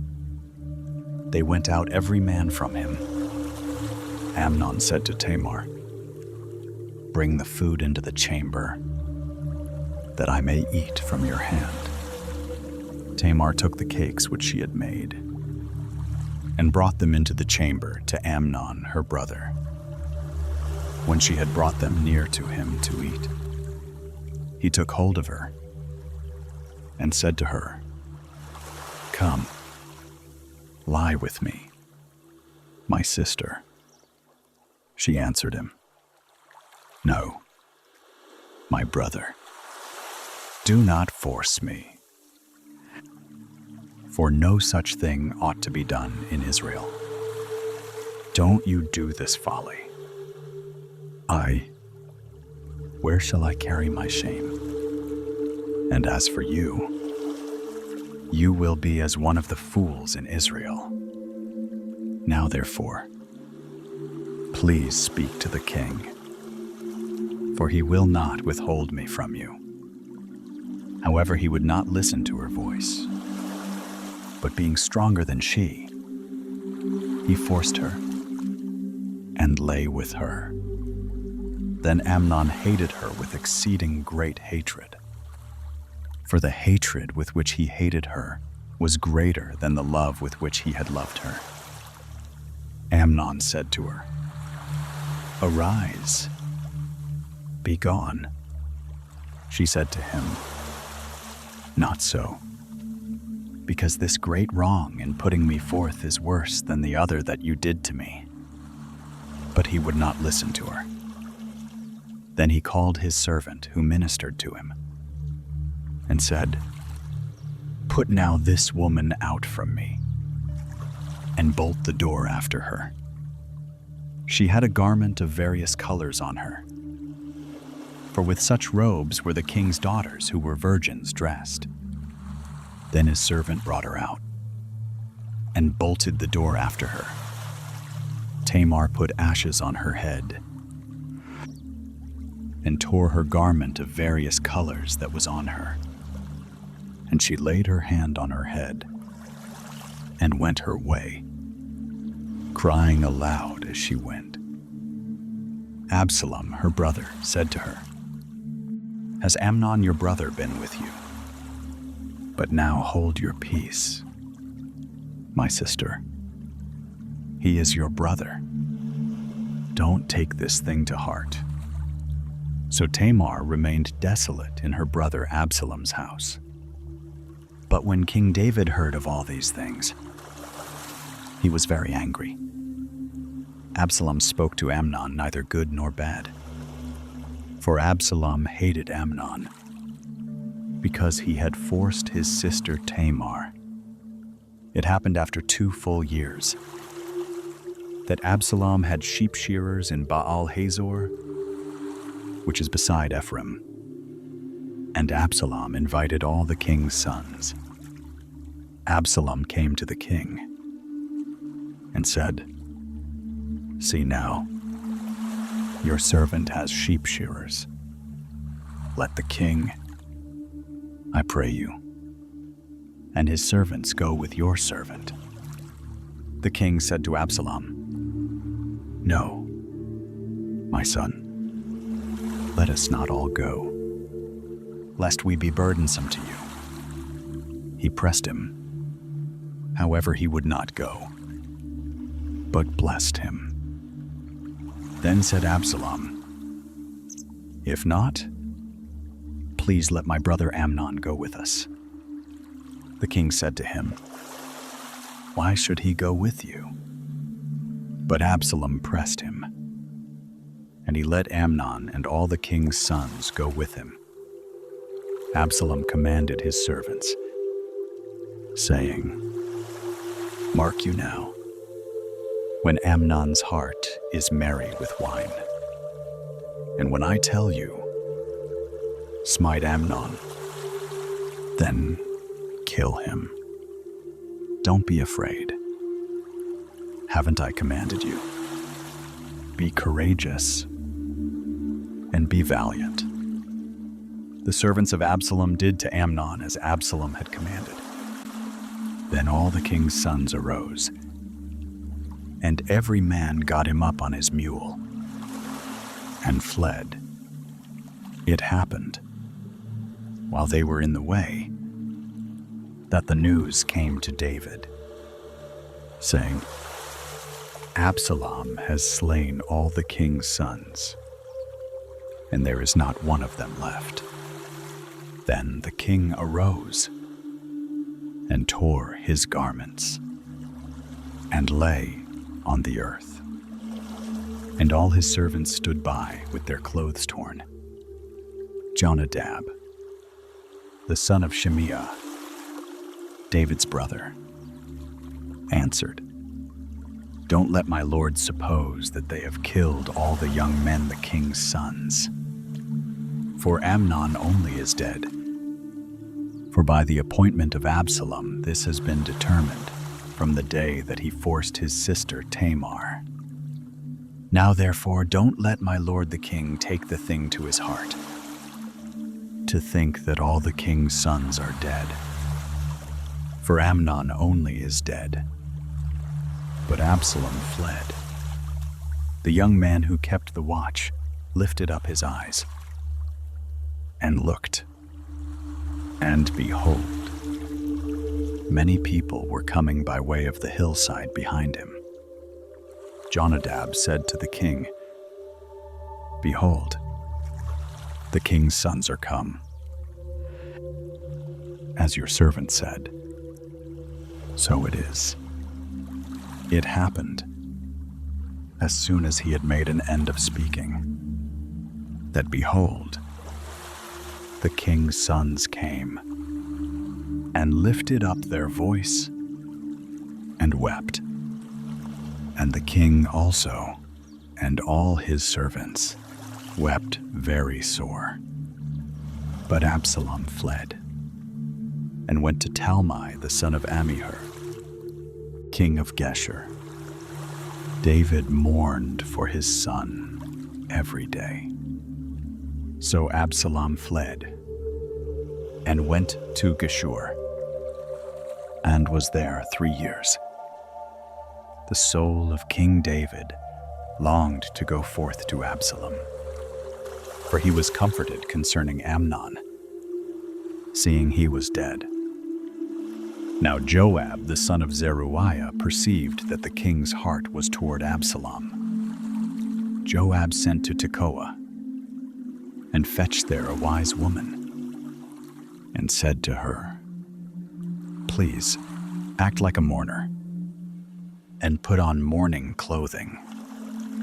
Please, and don't anoint yourself with oil, but be as a woman who has a long time mourned for the dead, and go in to the king and speak on this manner to him." So Joab put the words in her mouth. When the woman of Tekoa spoke to the king, she fell on her face to the ground and did obeisance and said, "Help, O king." The king said to her, "What ails you?" She answered, "Of a truth I am a widow, and my husband is dead. Your handmaid had 2 sons, and they 2 strove together in the field, and there was none to part them. But the one struck the other and killed him. Behold, the whole family is risen against your handmaid, and they say, 'Deliver him who struck his brother, that we may kill him for the life of his brother whom he killed, and so destroy the heir also. Thus will they quench my coal which is left, and will leave to my husband neither name nor remainder on the surface of the earth." The king said to the woman, "Go to your house, and I will give a command concerning you." The woman of Tekoa said to the king, "My lord, O king, the iniquity be on me and on my father's house, and the king and his throne be guiltless." The king said, "Whoever says anything to you, bring him to me, and he shall not touch you any more." Then said she, "Please let the king remember Yahweh your God, that the avenger of blood destroy not any more, lest they destroy my son." He said, "As Yahweh lives, there shall not one hair of your son fall to the earth." Then the woman said, "Please let your handmaid speak a word to my lord the king." He said, "Say on." The woman said, "Why then have you devised such a thing against the people of God? For in speaking this word, the king is as one who is guilty, in that the king does not bring home again his banished one. For we must needs die, and are as water split on the ground, which can't be gathered up again. Neither does God take away life, but devises means that he who is banished not be an outcast from him. Now therefore, seeing that I have come to speak this word to my lord the king, it is because the people have made me afraid." And your handmaid said, "I will now speak to the king. It may be that the king will perform the request of his servant. For the king will hear, to deliver his servant out of the hand of the man who would destroy me and my son together out of the inheritance of God." Then your handmaid said, "Please let the word of my lord the king be comfortable. For as an angel of God, so is my lord the king to discern good and bad. And Yahweh your God be with you." Then the king answered the woman, "Please don't hide anything from me that I shall ask you." The woman said, "Let my lord the king now speak." The king said, "Is the hand of Joab with you in all this?" The woman answered, "As your soul lives, my lord the king, none can turn to the right hand or to the left from anything that my lord the king has spoken. For your servant Joab, he bade me, and he put all these words in the mouth of your handmaid. To change the face of the matter has your servant Joab done this thing. And my lord is wise, according to the wisdom of an angel of God, to know all things that are in the earth." The king said to Joab, "Behold now, I have done this thing. Go therefore, bring the young man Absalom back."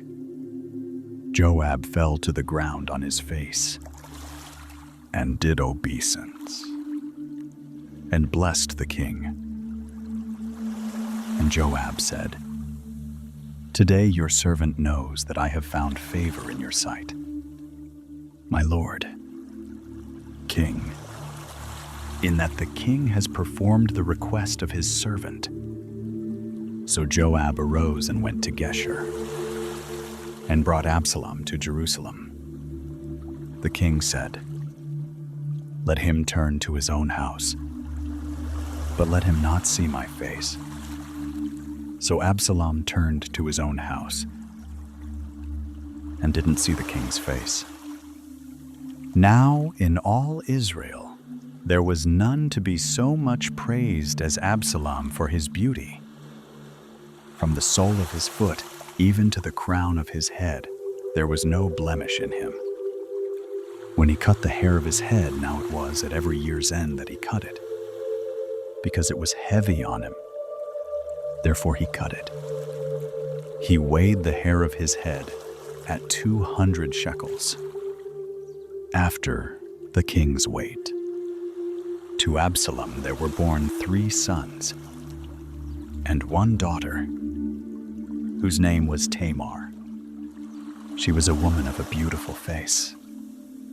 Absalom lived 2 full years in Jerusalem, and he didn't see the king's face. Then Absalom sent for Joab to send him to the king, but he would not come to him. And he sent again a second time, but he would not come. Therefore he said to his servants, "Behold, Joab's field is near mine, and he has barley there. Go and set it on fire." Absalom's servants set the field on fire. Then Joab arose and came to Absalom to his house, and said to him, "Why have your servants set my field on fire?" Absalom answered Joab, "Behold, I sent to you, saying, 'Come here, that I may send you to the king, to say, why am I come from Geshur? It were better for me to be there still. Now therefore let me see the king's face, and if there be iniquity in me, let him kill me.' So Joab came to the king and told him. And when he had called for Absalom, he came to the king and bowed himself on his face to the ground before the king. And the king kissed Absalom.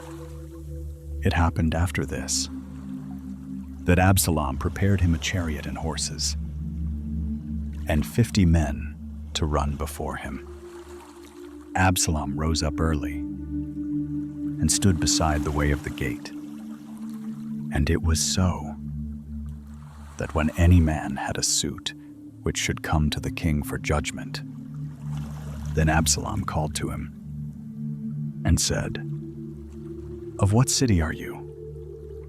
He said, "Your servant is of one of the tribes of Israel."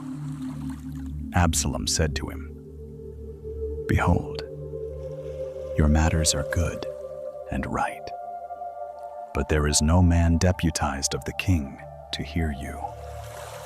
Absalom said moreover, "Oh, that I were made judge in the land, that every man who has any suit or cause might come to me, and I would do him justice." It was so that when any man came near to do him obeisance, he put forth his hand and took hold of him and kissed him. In this manner Absalom did to all Israel who came to the king for judgment. So Absalom stole the hearts of the men of Israel. It happened at the end of 40 years that Absalom said to the king, "Please let me go and pay my vow, which I have vowed to Yahweh in Hebron. For your servant vowed a vow while I abode at Geshur in Syria, saying, 'If Yahweh shall indeed bring me again to Jerusalem, then I will serve Yahweh.' The king said to him, 'Go in peace.' So he arose and went to Hebron. But Absalom sent spies throughout all the tribes of Israel, saying, 'As soon as you hear the sound of the trumpet, then you shall say, Absalom is king in Hebron.' With Absalom went 200 men out of Jerusalem, who were invited, and went in their simplicity, and they didn't know anything. Absalom sent for Ahithophel the Gilonite, David's counselor, from his city, even from Gilboa." End quote. While he was offering the sacrifices. The conspiracy was strong, for the people increased continually with Absalom. There came a messenger to David, saying, "The hearts of the men of Israel are after Absalom." David said to all his servants who were with him at Jerusalem, "Arise, and let us flee, for else none of us shall escape from Absalom.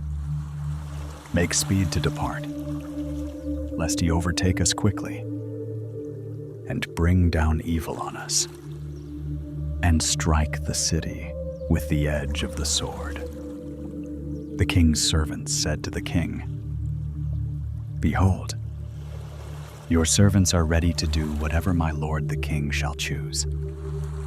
The king went forth, and all his household after him. The king left 10 women, who were concubines, to keep the house.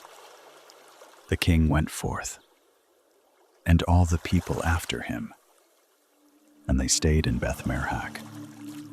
All his servants passed on beside him, and all the Cherethites, and all the Pelethites, and all the Gittites, 600 men who came after him from Gath, passed on before the king.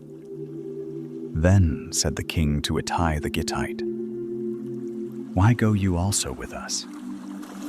Return and abide with the king, for you are a foreigner, and also an exile. Return to your own place, whereas you came but yesterday. Should I this day make you go up and down with us?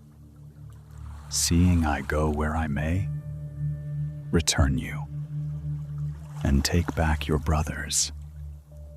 Mercy and truth be with you." Ittai answered the king and said, "As Yahweh lives, and as my lord the king lives, surely in what place my lord the king shall be, whether for death or for life, even there also will your servant be." David said to Ittai, "Go and pass over." Ittai the Gittite passed over, and all his men, and all the little ones who were with him. All the country wept with a loud voice, and all the people passed over. The king also himself passed over the brook Kidron, and all the people passed over toward the way of the wilderness. Behold, Zadok also came, and all the Levites with him, bearing the ark of the covenant of God. And they set down the ark of God, and Abiathar went up, until all the people had done passing out of the city. The king said to Zadok, "Carry back the ark of God into the city. If I shall find favor in the eyes of Yahweh, he will bring me again, and show me both it and his habitation. But if he say thus, I have no delight in you, behold, here am I. Let him do to me as seems good to him." The king said also to Zadok the priest, "Aren't you a seer?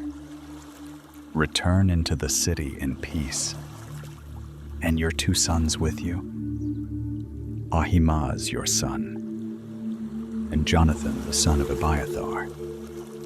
Behold, I will stay at the fords of the wilderness until word comes from you to inform me."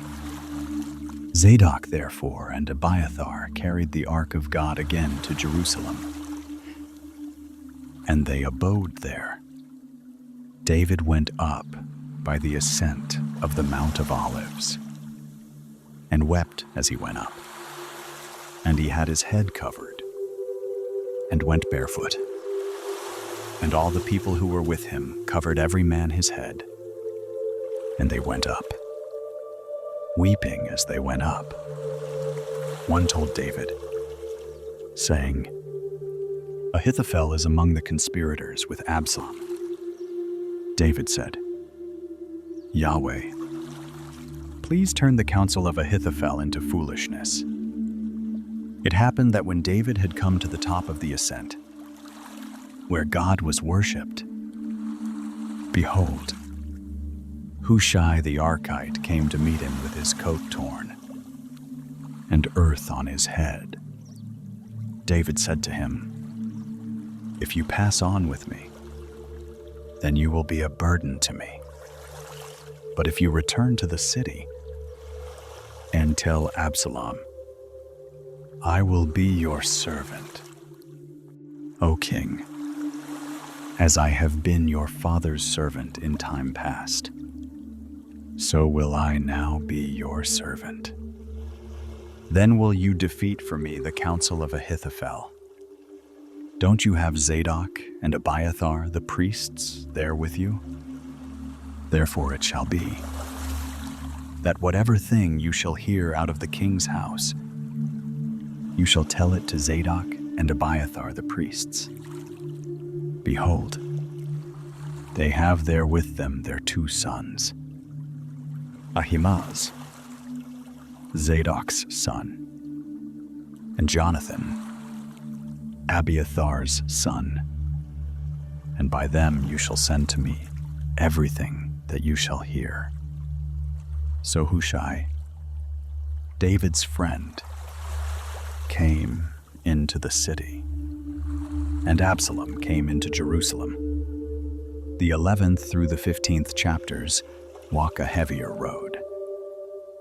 A single longing on a rooftop led David into hiding and loss, until the prophet Nathan, with a parable of one little lamb, called him back to repentance.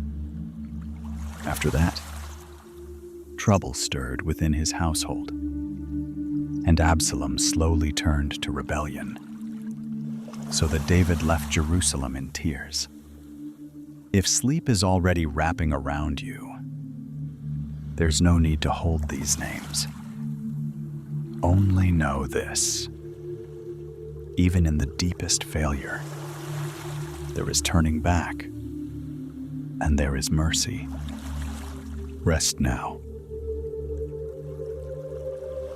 When David was a little past the top of the ascent, behold, Ziba, the servant of Mephibosheth, met him, with a couple of donkeys saddled, and on them 200 loaves of bread, and 100 clusters of raisins, and 100 summer fruits, and a bottle of wine.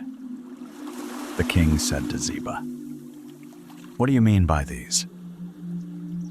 Ziba said, The donkeys are for the king's household to ride on, and the bread and summer fruit for the young men to eat, and the wine, that such as are faint in the wilderness may drink. The king said, Where is your master's son? Ziba said to the king, Behold, he abides at Jerusalem. For he said, Today will the house of Israel restore me the kingdom of my father. Then said the king to Ziba, Behold, all that pertains to Mephibosheth is yours. Ziba said, I do obeisance. Let me find favor in your sight, my lord. O king. When King David came to Bahurim, behold, a man of the family of the house of Saul came out, whose name was Shimei, the son of Gera. He came out and cursed still as he came, he cast stones at David and at all the servants of King David. And all the people and all the mighty men were on his right hand and on his left. Thus said Shimei when he cursed, "Begone, begone, you man of blood and base fellow. Yahweh has returned on you all the blood of the house of Saul, in whose place you have reigned. And Yahweh has delivered the kingdom into the hand of Absalom your son. And behold, you are taken in your own mischief, because you are a man of blood." Then said Abishai the son of Zeruiah to the king, "Why should this dead dog curse my lord the king? Please let me go over and take off his head." The king said, "What have I to do with you, you sons of Zeruiah? Because he curses, and because Yahweh has said to him, 'Curse David,' who then shall say, 'Why have you done so?'" David said to Abishai and to all his servants, "Behold, my son, who came forth from my bowels, seeks my life. How much more may this Benjamite now do it? Let him alone, and let him curse, for Yahweh has invited him. It may be that Yahweh will look on the wrong done to me, and that Yahweh will requite me good for his cursing of me this day." So David and his men went by the way, and Shimei went along on the hillside over against him, and cursed as he went, and threw stones at him, and cast dust. The king and all the people who were with him came weary, and he refreshed himself there.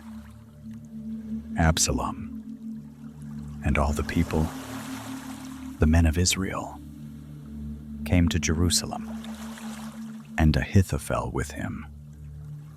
It happened, when Hushai the Archite, David's friend, was come to Absalom, that Hushai said to Absalom, "Long live the king!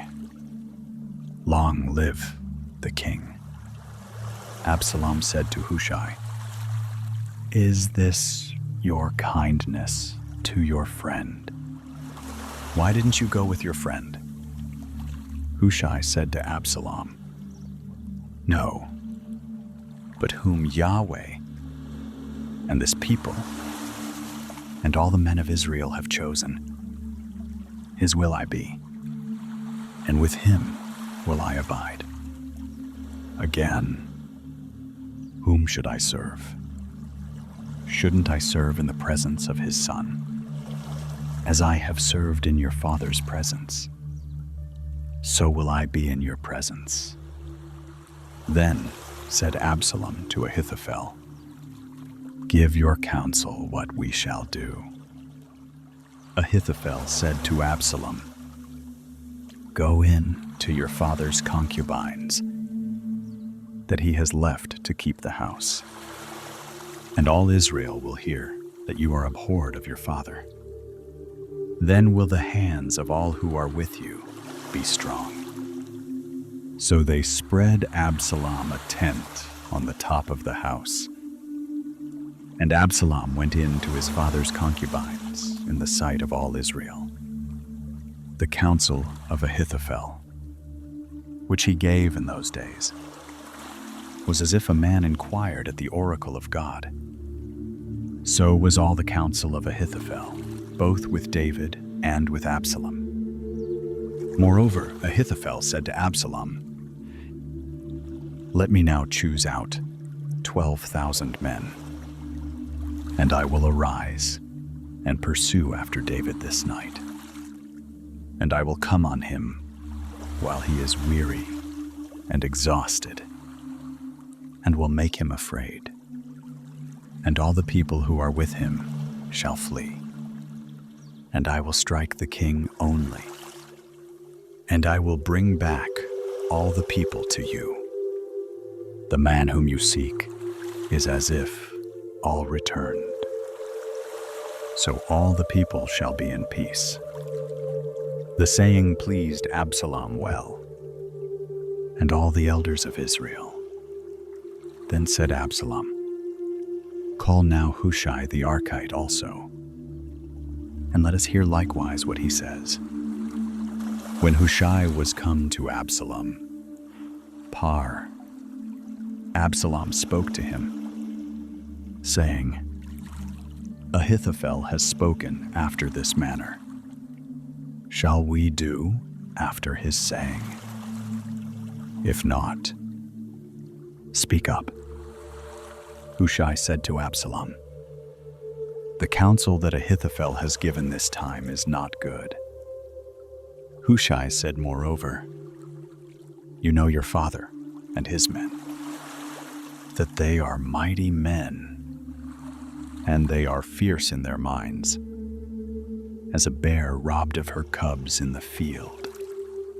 And your father is a man of war, and will not lodge with the people. Behold, he is hid now in some pit, or in some other place.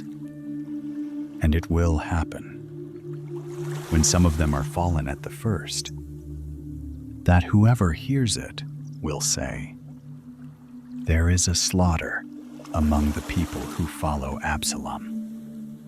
Even he who is valiant, whose heart is as the heart of a lion, will utterly melt. For all Israel knows that your father is a mighty man, and those who are with him are valiant men. But I counsel that all Israel be gathered together to you, from Dan even to Beersheba, as the sand that is by the sea for multitude, and that you go to battle in your own person. So shall we come on him in some place where he shall be found. And we will light on him as the dew falls on the ground. And of him, and of all the men who are with him, we will not leave so much as one. Moreover, if he be gotten into a city, then shall all Israel bring ropes to that city, and we will draw it into the river, until there not be one small stone found there." Absalom and all the men of Israel said, "The counsel of Hushai the Archite is better than the counsel of Ahithophel." For Yahweh had ordained to defeat the good counsel of Ahithophel, to the intent that Yahweh might bring evil on Absalom. Then Hushai said to Zadok and to Abiathar the priests, "Ahithophel counseled Absalom and the elders of Israel that way, and I have counseled this way. Now therefore send quickly and tell David, saying, 'Don't lodge this night at the fords of the wilderness, but by all means pass over, lest the king be swallowed up, and all the people who are with him.'" Now Jonathan and Ahimaaz were staying by Enrogel, and a female servant used to go and tell them. And they went and told King David, for they might not be seen to come into the city. But a boy saw them, and told Absalom. And they went both of them away quickly, and came to the house of a man in Bahurim, who had a well in his court. And they went down there. The woman took and spread the covering over the well's mouth, and strewed bruised grain thereon, and nothing was known. Absalom's servants came to the woman to the house, and they said, "Where are Ahimaaz and Jonathan?" The woman said to them, "They have gone over the brook of water." When they had sought and could not find them, they returned to Jerusalem. It happened, after they had departed, that they came up out of the well and went and told King David. And they said to David, "Arise you, and pass quickly over the water, for thus has Ahithophel counseled against you." Then David arose, and all the people who were with him, and they passed over the Jordan. By the morning light, there lacked not one of them who had not gone over the Jordan. When Ahithophel saw that his counsel was not followed, he saddled his donkey and arose and got him home to his city and set his house in order and hanged himself. And he died and was buried in the tomb of his father. Then David came to Mahanaim. Absalom passed over the Jordan, he and all the men of Israel with him. Absalom set Amasa over the army instead of Joab. Now Amasa was the son of a man whose name was Ithra the Israelite, who went in to Abigail, the daughter of Nahash, sister to Zeruiah, Joab's mother. Israel and Absalom encamped in the land of Gilead. It happened, when David was come to Mahanaim, that Shobi, the son of Nahash of Rabbah of the children of Ammon, and Machir, the son of Amiel of Lodbar, and Barzillai, the Gileadite of Rogelim, brought beds and basins and earthen vessels and wheat and barley and meal and parched grain and beans and lentils and parched pulse and honey and butter and sheep and cheese of the herd for David and for the people who were with him to eat.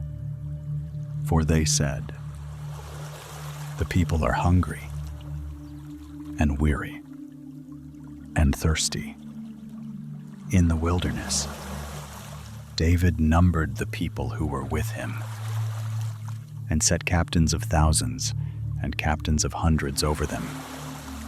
David sent forth the people, a third part under the hand of Joab, and a third part under the hand of Abishai the son of Zeruiah, Joab's brother, and a third part under the hand of Ittai the Gittite. The king said to the people, "I will surely go forth with you myself also." But the people said, "You shall not go forth, for if we flee away, they will not care for us. Neither if half of us die, will they care for us. But you are worth 10,000 of us. Therefore now it is better that you are ready to help us out of the city." The king said to them, "What seems you best I will do." The king stood beside the gate, and all the people went out by hundreds and by thousands. The king commanded Joab and Abishai and Ittai, saying, "Deal gently for my sake with the young man, even with Absalom." All the people heard when the king commanded all the captains concerning Absalom. So the people went out into the field against Israel, and the battle was in the forest of Ephraim. The people of Israel were struck there before the servants of David, and there was a great slaughter there that day of 20,000 men. For the battle was there, spread over the surface of all the country. And the forest devoured more people that day than the sword devoured. Absalom happened to meet the servants of David. Absalom was riding on his mule, and the mule went under the thick boughs of a great oak, and his head caught hold of the oak, and he was taken up between the sky and earth, and the mule that was under him went on. A certain man saw it, and told Joab, and said, "Behold, I saw Absalom hanging in an oak." Joab said to the man who told him, "Behold, you saw it, and why didn't you strike him there to the ground? And I would have given you 10 pieces of silver and a sash." The man said to Joab, "Though I should receive 1,000 pieces of silver in my hand, I still wouldn't put forth my hand against the king's son. For in our hearing the king commanded you and Abishai and Ittai, saying, 'Beware that none touch the young man Absalom. Otherwise, if I had dealt falsely against his life, and there is no matter hid from the king, then you yourself would have set yourself against me.' Then said Joab, 'I may not wait thus with you.' He took 3 darts in his hand and thrust them through the heart of Absalom. While he was yet alive in the midst of the oak, 10 young men who bore Joab's armor surrounded and struck Absalom and killed him. Joab blew the trumpet, and the people returned from pursuing after Israel. For Joab held back the people. They took Absalom and cast him into the great pit in the forest, and raised over him a very great heap of stones. And all Israel fled everyone to his tent. Now Absalom in his lifetime had taken and reared up for himself the pillar, which is in the king's dale. For he said, 'I have no son to keep my name in memory.' And he called the pillar after his own name. And it is called Absalom's monument to this day. Then said Ahimaaz, the son of Zadok, 'Let me now run and bear the king news, how that Yahweh has avenged him of his enemies.' Joab said to him, 'You shall not be the bearer of news this day, but you shall bear news another day. But this day you shall bear no news, because the king's son is dead.' Then said Joab to the Cushite, 'Go, tell the king what you have seen.' The Cushite bowed himself to Joab and ran. Then said Ahimaaz, the son of Zadok, yet again to Joab, 'But come what may, please let me also run after the Cushite.' Joab said, 'Why will you run, my son, seeing that you will have no reward for the news? But come what may,' said he, 'I will run.' He said to him, 'Run.' Then Ahimaaz ran by the way of the plain and outran the Cushite. Now David was sitting between the 2 gates. No. And the watchman went up to the roof of the gate to the wall and lifted up his eyes and looked, and behold, a man running alone. The watchman cried and told the king. The king said, 'If he be alone, there is news in his mouth.' He came apace and drew near the watchman saw another man running. And the watchman called to the porter and said, "Behold, another man running alone." The king said, "He also brings news." The watchman said, "I think the running of the foremost is like the running of Ahimaaz, the son of Zadok." The king said, "He is a good man and comes with good news." Ahimaaz called and said to the king, "All is well." He bowed himself before the king with his face to the earth and said, "Blessed be Yahweh your God, who has delivered up the men who lifted up their hand against my lord the king." The king said, "Is it well with the young man Absalom?" Ahimaaz answered, "When Joab sent the king's servant, even me, your servant, I saw a great tumult, but I don't know what it was." The king said, "Turn aside and stand here." He turned aside and stood still. Behold, the Cushite came, and the Cushite said, "News for my lord the king. For Yahweh has avenged you this day of all those who rose up against you." The king said to the Cushite, "Is it well with the young man Absalom?" The Cushite answered, "The enemies of my lord the king, and all who rise up against you to do you hurt, be as that young man is." The king was much moved, and went up to the chamber over the gate, and wept. And as he went, thus he said, "My son Absalom, my son Absalom, would I had died for you. Absalom, my son, it was told Joab, behold, the king weeps and mourns for Absalom." The victory that day was turned into mourning to all the people, for the people heard say that day, "The king grieves for his son." The people got them by stealth that day into the city, as people who are ashamed steal away when they flee in battle.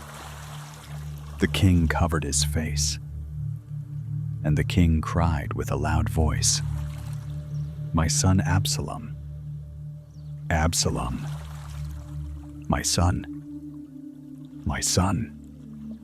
Joab came into the house to the king and said, "You have shamed this day the faces of all your servants, who this day have saved your life, and the lives of your sons and of your daughters, and the lives of your wives, Tau, and the lives of your concubines, in that you love those who hate you, and hate those who love you.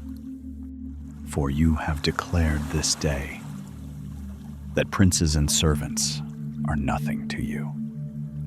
For this day I perceive that if Absalom had lived, and all we had died this day, then it had pleased you well.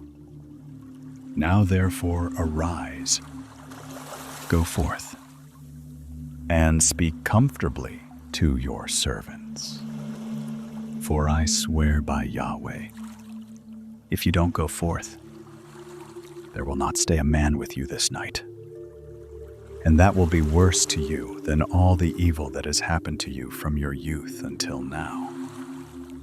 Then the king arose and sat in the gate. They told to all the people, saying, "Behold, the king is sitting in the gate." And all the people came before the king. Now Israel had fled every man to his tent. All the people were at strife throughout all the tribes of Israel, saying, "The king delivered us out of the hand of our enemies, and he saved us out of the hand of the Philistines. And now he is fled out of the land from Absalom. Absalom, whom we anointed over us, is dead in battle. Now therefore, why don't you speak a word of bringing the king back?" King David sent to Zadok and to Abiathar the priests, saying, "Speak to the elders of Judah, saying, why are you the last to bring the king back to his house? Seeing the speech of all Israel is come to the king, to bring him to his house. You are my brothers. You are my bone and my flesh. Why then are you the last to bring back the king? Say you to Amasa, aren't you my bone and my flesh? God, do so to me, and more also, if you aren't captain of the army before me continually in the room of Joab." He bowed the heart of all the men of Judah, even as the heart of one man, so that they sent to the king, saying, "Return you, and all your servants." So the king returned, and came to the Jordan. Judah came to Gilgal, to go to meet the king, to bring the king over the Jordan. Shimei, the son of Gera, the Benjamite, who was of Bahurim, hurried and came down with the men of Judah to meet King David. There were 1,000 men of Benjamin with him, and Ziba, the servant of the house of Saul, and his 15 sons and his 20 servants with him. And they went through the Jordan in the presence of the king. A ferry boat went to bring over the king's household, and to do what he thought good. Shimei, the son of Gera, fell down before the king. When he was come over the Jordan, he said to the king, "Don't let my lord impute iniquity to me. Neither do you remember that which your servant did perversely the day that my lord the king went out of Jerusalem, that the king should take it to his heart. For your servant does know that I have sinned. Therefore, behold, I am come this day, the first of all the house of Joseph, to go down to meet my lord the king." But Abishai, the son of Zeruiah, answered, "Shall Shimei not be put to death for this, because he cursed Yahweh's anointed?" David said, "What have I to do with you, you sons of Zeruiah, that you should this day be adversaries to me? Shall there any man be put to death this day in Israel? For don't I know that I am this day king over Israel?" The king said to Shimei, "You shall not die." The king swore to him. Mephibosheth, the son of Saul, came down to meet the king, and he had neither dressed his feet, nor trimmed his beard, nor washed his clothes, from the day the king departed until the day he came home in peace. It happened, when he was come to Jerusalem to meet the king, that the king said to him, "Why didn't you go with me, Mephibosheth?" He answered, "My lord, O king, my servant deceived me. For your servant said, I will saddle me a donkey, that I may ride thereon, and go with the king, because your servant is lame." He has slandered your servant to my lord the king. But my lord the king is as an angel of God. Do therefore what is good in your eyes. For all my father's house were but dead men before my lord the king. Yet you set your servant among those who ate at your own table.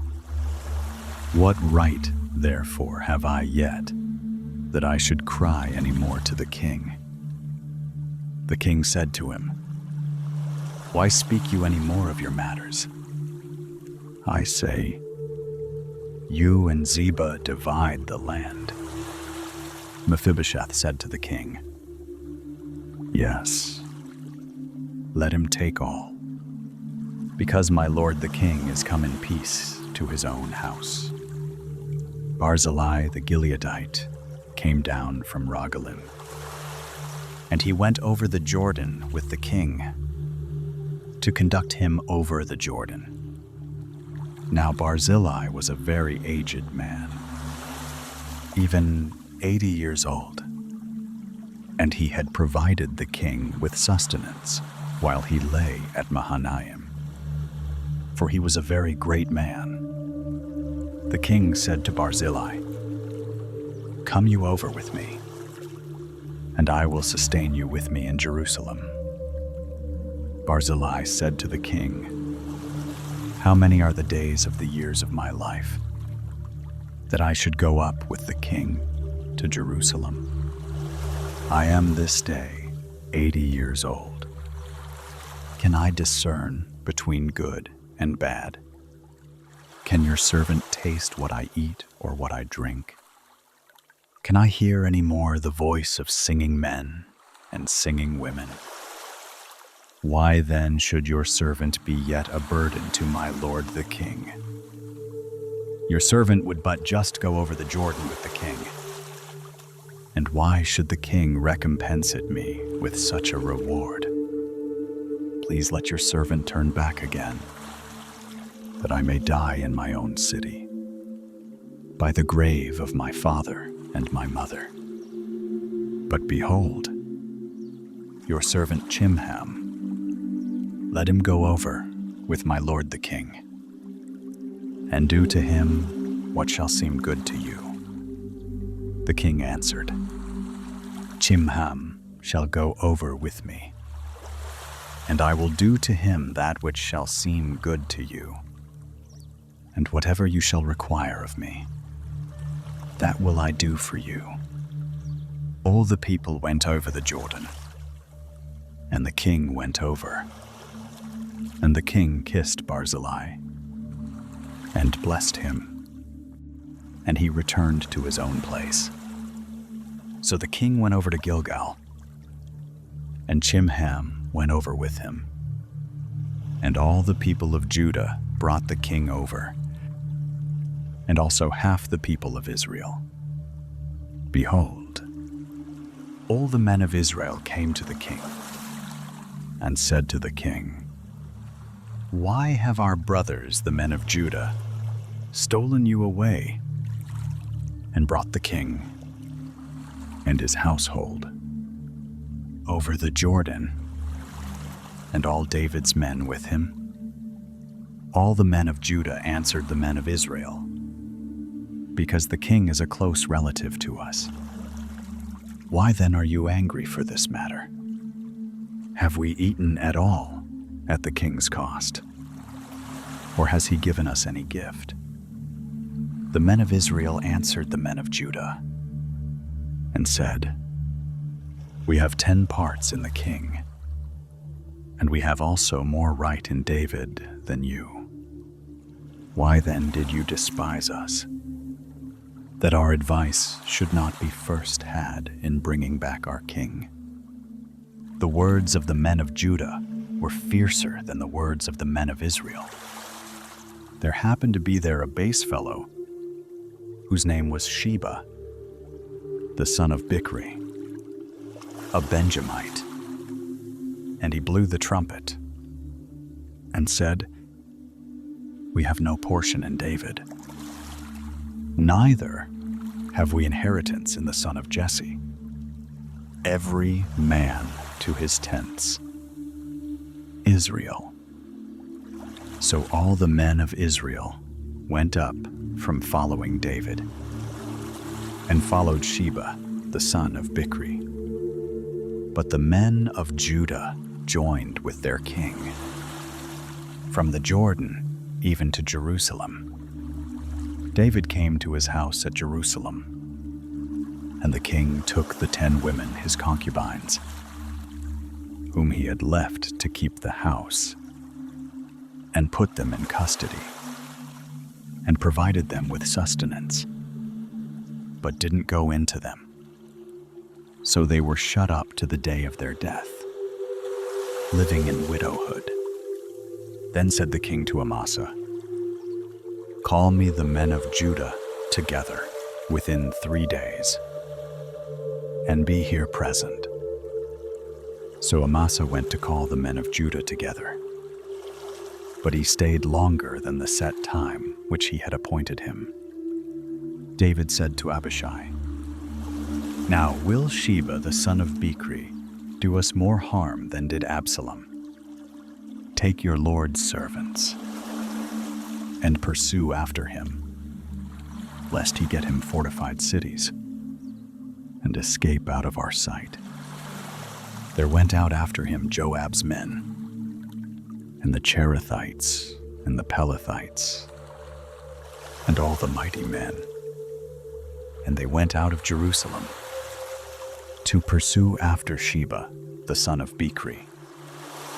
When they were at the great stone which is in Gibeon, Amasa came to meet them.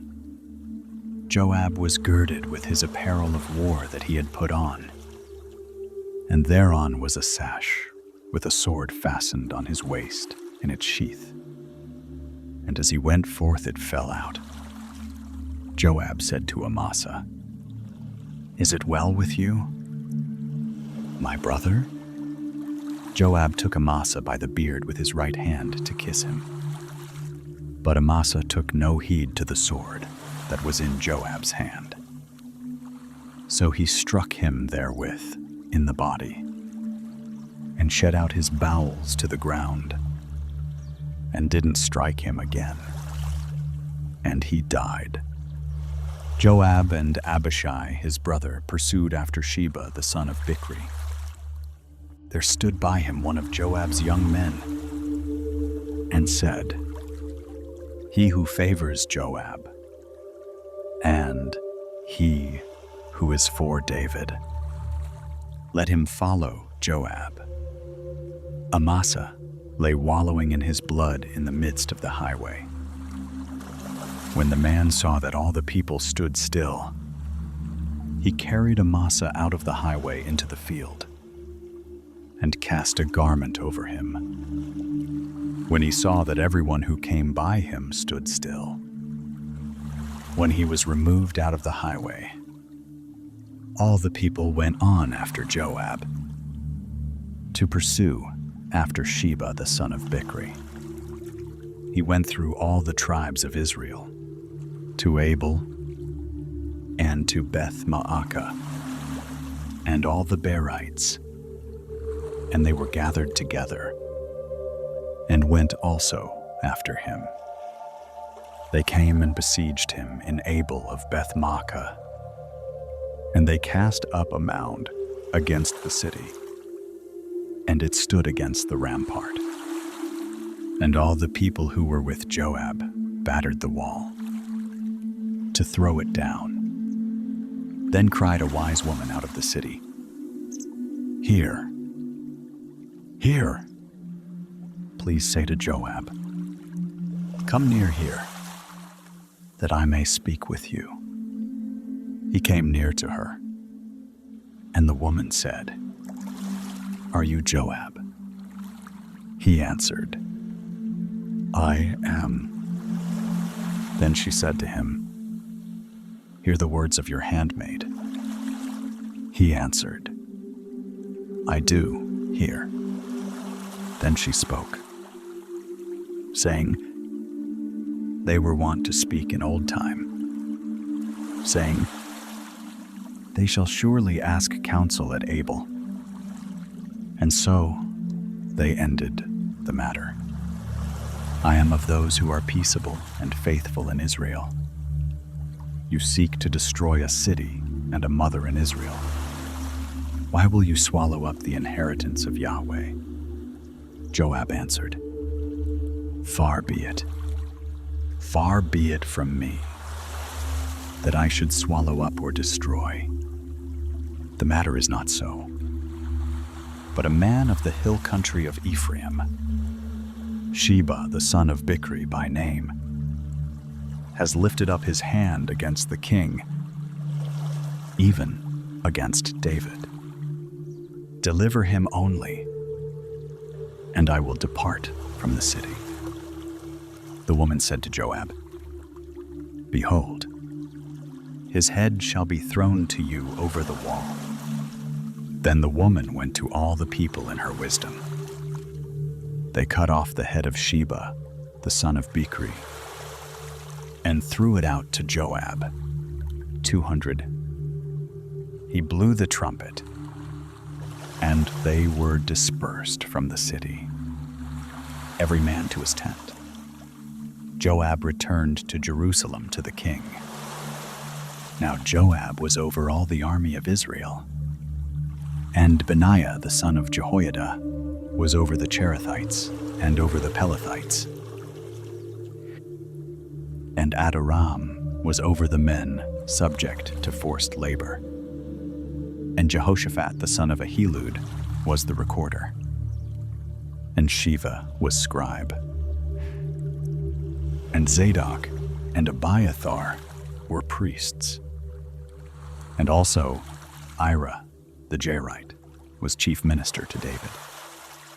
From the 16th chapter through the 20th, David was cursed and pursued in the wilderness, while loyal men gave him counsel. In the end, Absalom fell in battle, and David bowed his head and wept, crying out his beloved son's name again and again. Then he returned to Jerusalem and quieted the revolt that Sheba had stirred up. This part is full of tears, and full of coming home. If you have long since slipped into sleep, let these stories ebb away like a quiet tide. For the last chapters, we will speak more softly. There was a famine in the days of David, 3 years, year after year. And David sought the face of Yahweh. Yahweh said, It is for Saul and for his bloody house, because he put to death the Gibeonites. The king called the Gibeonites and said to them, Now the Gibeonites were not of the children of Israel, but of the remnant of the Amorites. And the children of Israel had sworn to them, too. And Saul sought to kill them in his zeal for the children of Israel and Judah. And David said to the Gibeonites, What shall I do for you? And with what shall I make atonement? That you may bless the inheritance of Yahweh. The Gibeonites said to him, It is no matter of silver or gold between us and Saul, or his house. Neither is it for us to put any man to death in Israel. He said, What you shall say, that will I do for you. They said to the king, The man who consumed us, and who devised against us, that we should be destroyed from remaining in any of the borders of Israel. Let 7 men of his sons be delivered to us, and we will hang them up to Yahweh in Gibeah of Saul, the chosen of Yahweh. The king said, I will give them. But the king spared Mephibosheth, the son of Jonathan, the son of Saul, because of Yahweh's oath that was between them, between David and Jonathan, the son of Saul. But the king took the 2 sons of Rizpah, the daughter of Aiah, whom she bore to Saul, Armoni and Mephibosheth, and the 5 sons of Michal, the daughter of Saul, whom she bore to Adriel, the son of Barzillai, the Meholathite. He delivered them into the hands of the Gibeonites, and they hanged them in the mountain before Yahweh, and they fell all 7 together. They were put to death in the days of harvest. In the first days, at the beginning of barley harvest, Rizpah, the daughter of Aiah, took sackcloth and spread it for her on the rock, from the beginning of harvest until water was poured on them from the sky. And she allowed neither the birds of the sky to rest on them by day, nor the animals of the field by night. It was told David what Rizpah, the daughter of Aiah, the concubine of Saul, had done. David went and took the bones of Saul and the bones of Jonathan, his son, from the men of Jabesh Gilead, who had stolen them from the street of Bethshan, where the Philistines had hanged them in the day that the Philistines killed Saul in Gilboa. And he brought up from there the bones of Saul and the bones of Jonathan his son. And they gathered the bones of those who were hanged. They buried the bones of Saul and Jonathan his son in the country of Benjamin in Zelah, in the tomb of Kish his father. And they performed all that the king commanded. After that, God was entreated for the land. The Philistines had war again with Israel, and David went down, and his servants with him, and fought against the Philistines. David grew faint, and Ishbi-Benob, who was of the sons of the giant, the weight of whose spear was 300 shekels of brass in weight, he, being girded with a new sword, thought to have slain David. But Abishai, the son of Zeruiah, helped him, and struck the Philistine, and killed him. Then the men of David swore to him, saying, "You shall go no more out with us to battle, that you don't quench the lamp of Israel." It came to pass after this, that there was again war with the Philistines at Gob. Then Sibbecai the Hushathite killed Saph, who was of the sons of the giant. There was again war with the Philistines at Gob.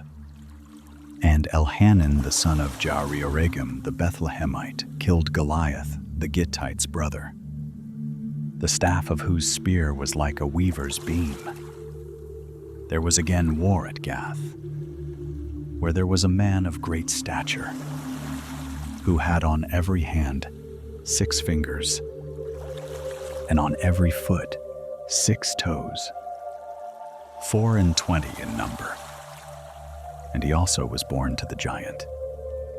When he defied Israel, Jonathan the son of Shimei, David's brother, killed him. These 4 were born to the giant in Gath, and they fell by the hand of David and by the hand of his servants. David spoke to Yahweh the words of this song in the day that Yahweh delivered him out of the hand of all his enemies and out of the hand of Saul. And he said, "Yahweh is my rock, my fortress, and my deliverer, even mine. God, my rock, in him I will take refuge, my shield, and the horn of my salvation, my high tower and my refuge, my Savior. You save me from violence.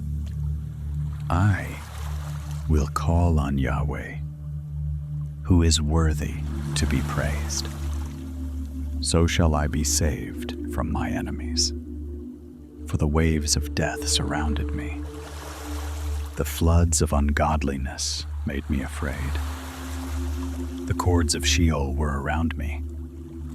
The snares of death caught me. In my distress, I called on Yahweh. Yes, I called to my God. He heard my voice out of his temple. My cry came into his ears. Then the earth shook and trembled. The foundations of heaven quaked and were shaken, because he was angry. Smoke went up out of his nostrils.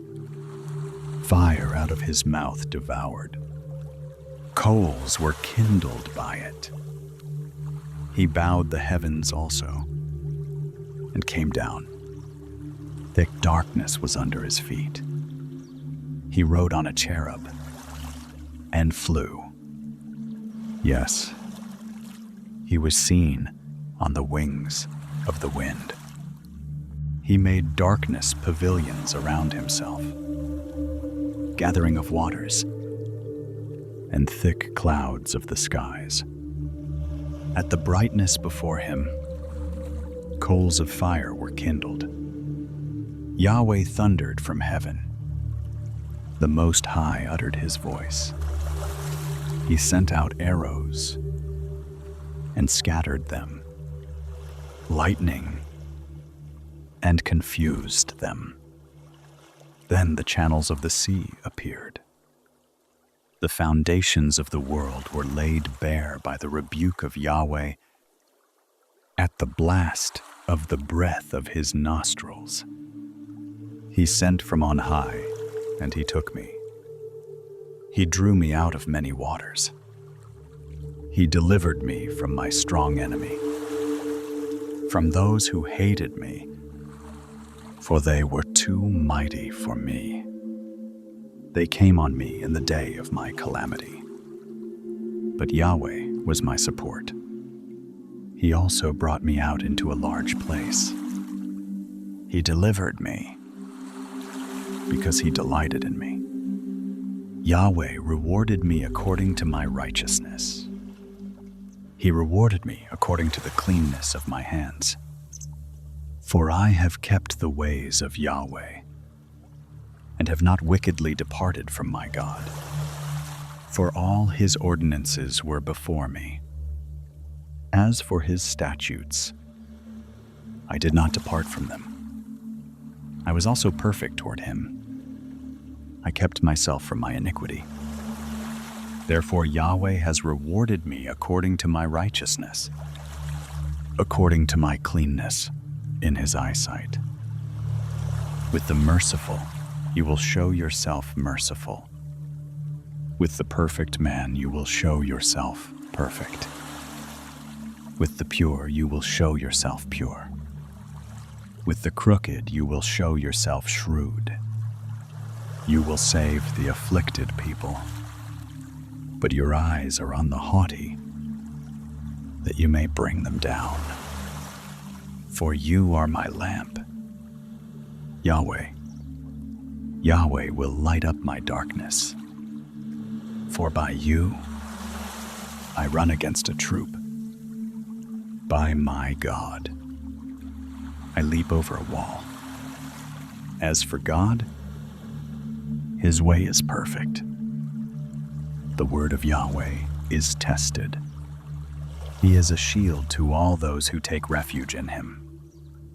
For who is God besides Yahweh? Who is a rock besides our God? God is my strong fortress. He makes my way perfect. He makes his feet like hinds' feet and sets me on my high places. He teaches my hands to war, so that my arms bend a bow of brass. You have also given me the shield of your salvation. Your gentleness has made me great. You have enlarged my steps under me. My feet have not slipped. I have pursued my enemies and destroyed them. I didn't turn again until they were consumed. I have consumed them and struck them through, so that they can't arise. Yes, they have fallen under my feet. For you have armed me with strength for the battle.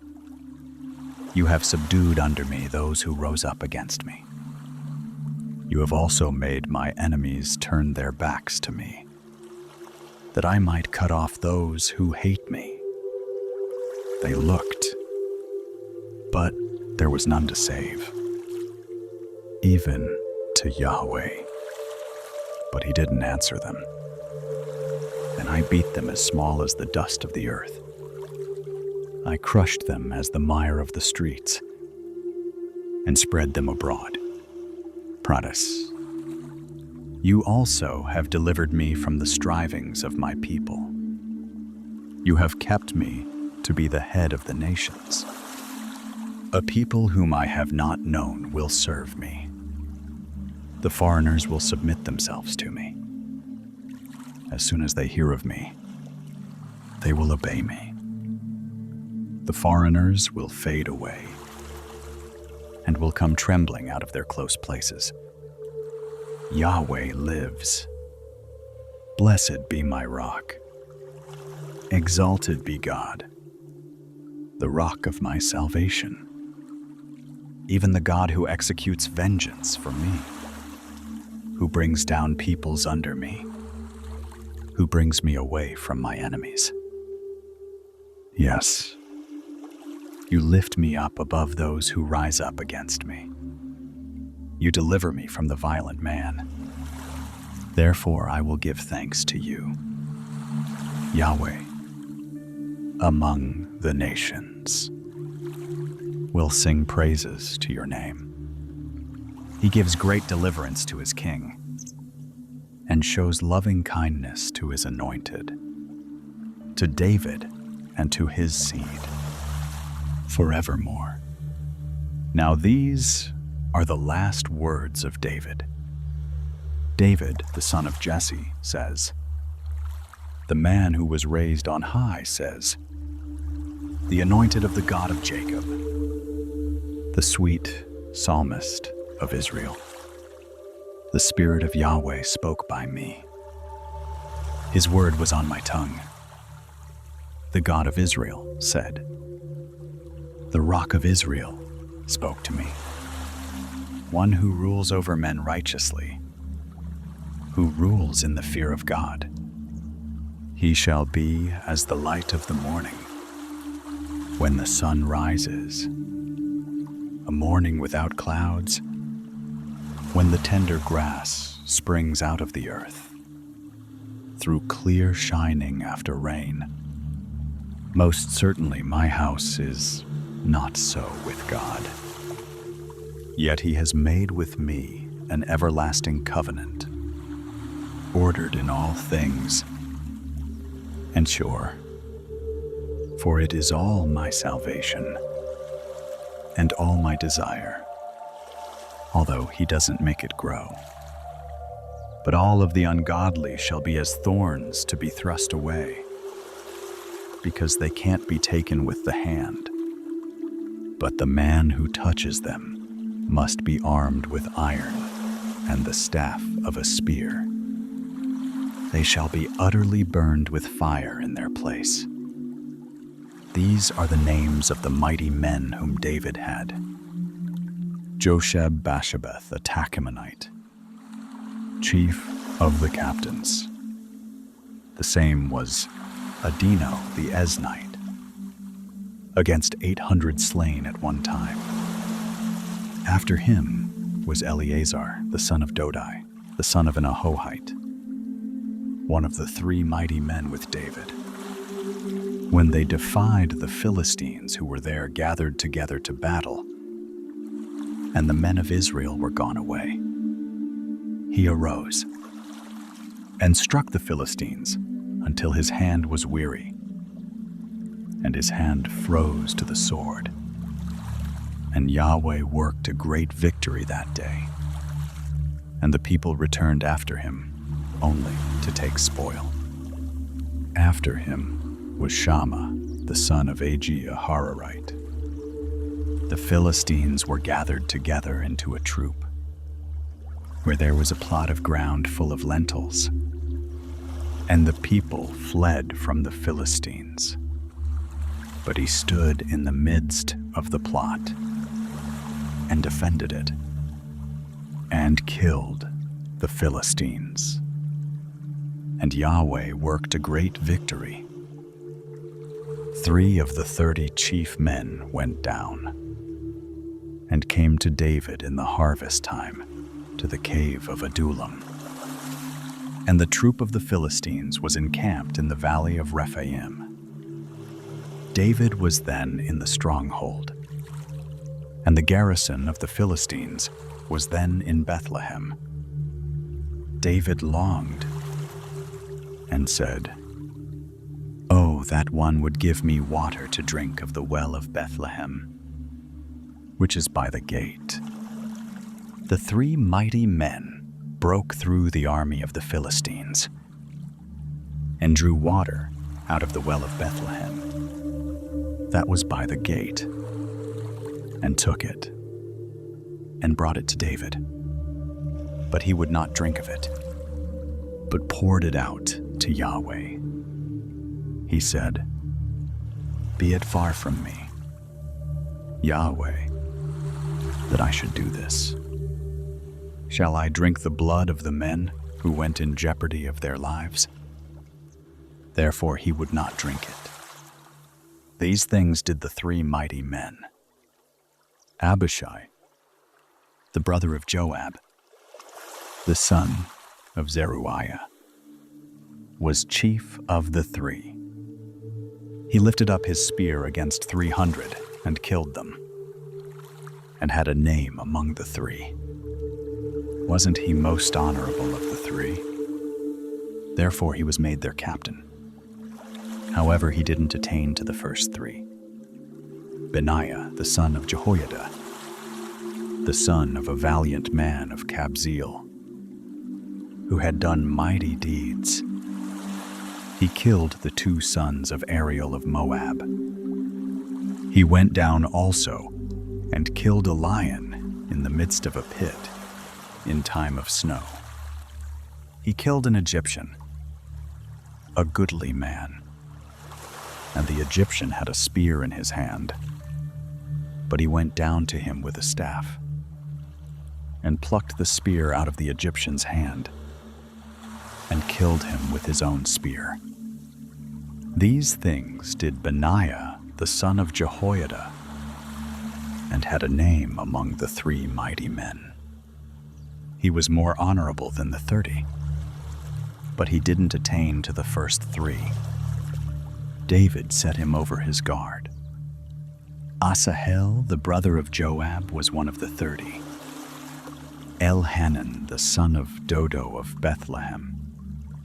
Shammah, the Harodite. Elika, the Harodite. Helez, the Paltite.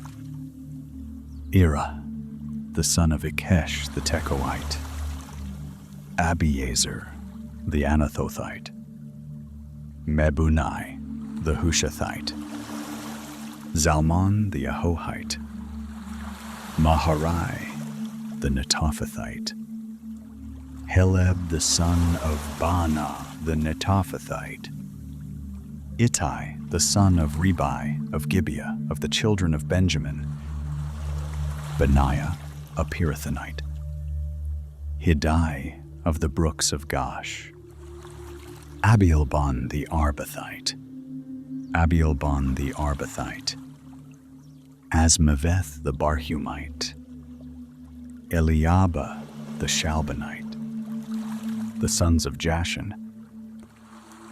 Jonathan, Shammah the Hararite, Ahiam the son of Sharar, the Ararite, Eliphalet the son of Ahasbai, the son of the Maacathite, Eliam the son of Ahithophel the Gilonite, Hezro the Carmelite, Parai the Arbite, Egal the son of Nathan of Zobah, Bani the Gadite, Zelek the Ammonite, Naharai the Beerothite, armor-bearers to Joab the son of Zeruiah, Ira the Ithrite, Gareb the Ithrite, Uriah the Hittite, 37 in all.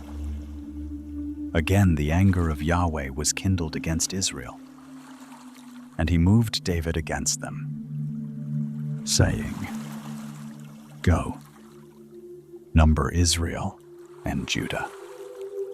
The king said to Joab, the captain of the army, who was with him, "Go now back and forth through all the tribes of Israel, from Dan even to Beersheba, and number you, the people, that I may know the sum of the people." Joab said to the king, "Now Yahweh your God add to the people, however many they may be, 100 times, and may the eyes of my lord the king see it. But why does my lord the king delight in this thing?" Notwithstanding, the king's word prevailed against Joab and against the captains of the army. Joab and the captains of the army went out from the presence of the king to number the people of Israel. They passed over the Jordan and encamped in Aroer, on the right side of the city that is in the middle of the valley of Gad, and to Jazer.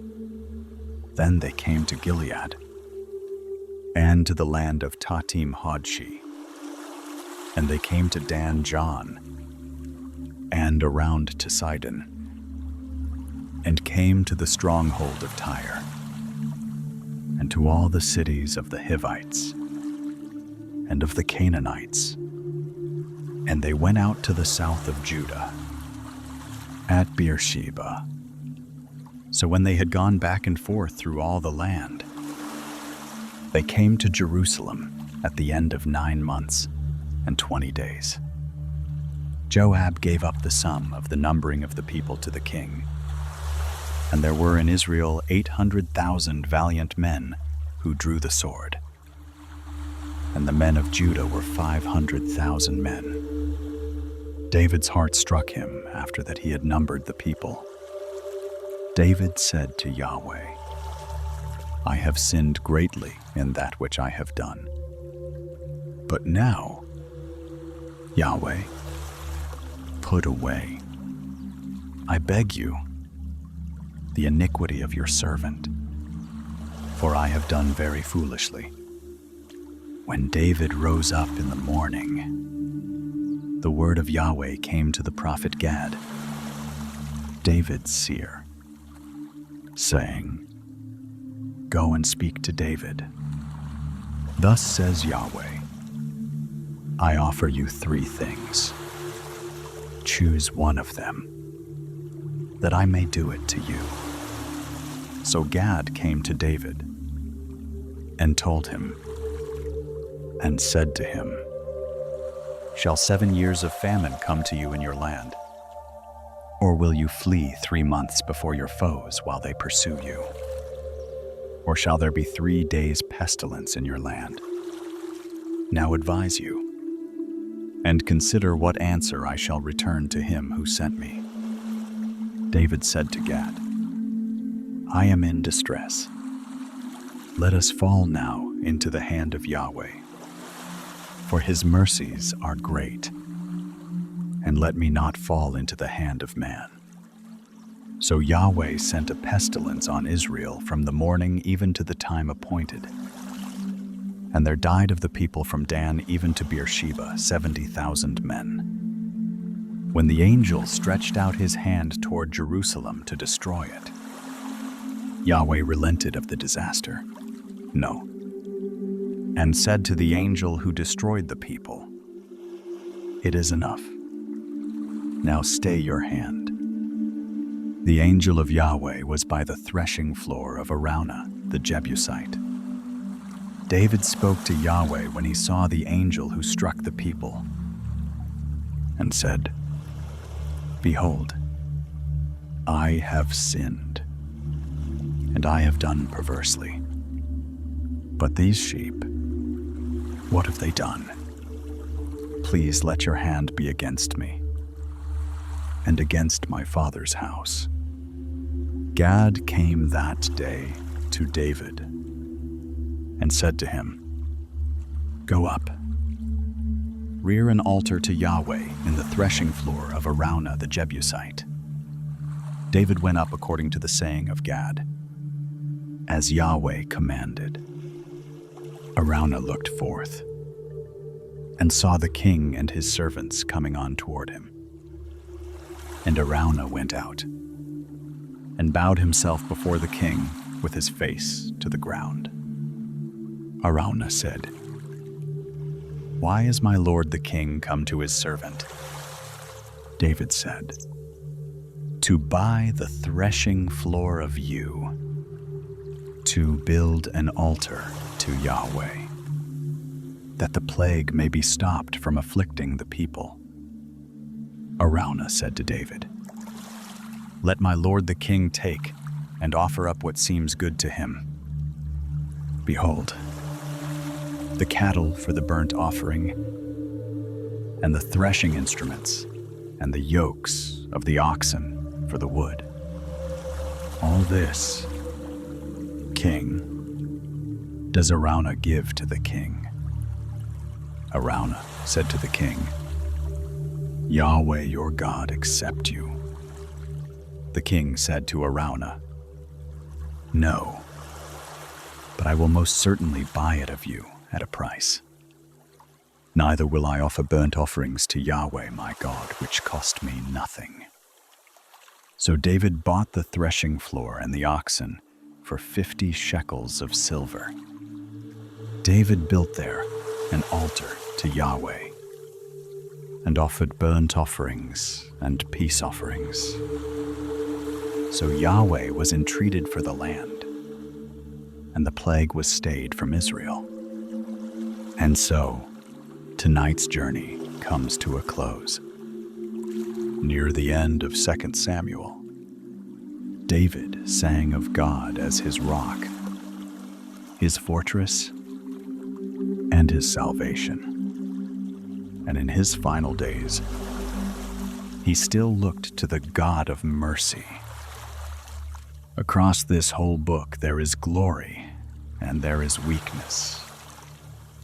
There is falling and there is coming home. And through it all, God's faithfulness and love never change. May that same love surround you tonight. Lay down the weight of the day and give it to the one who never slumbers and never sleeps. May you lie down in peace and sleep through the night. Good night.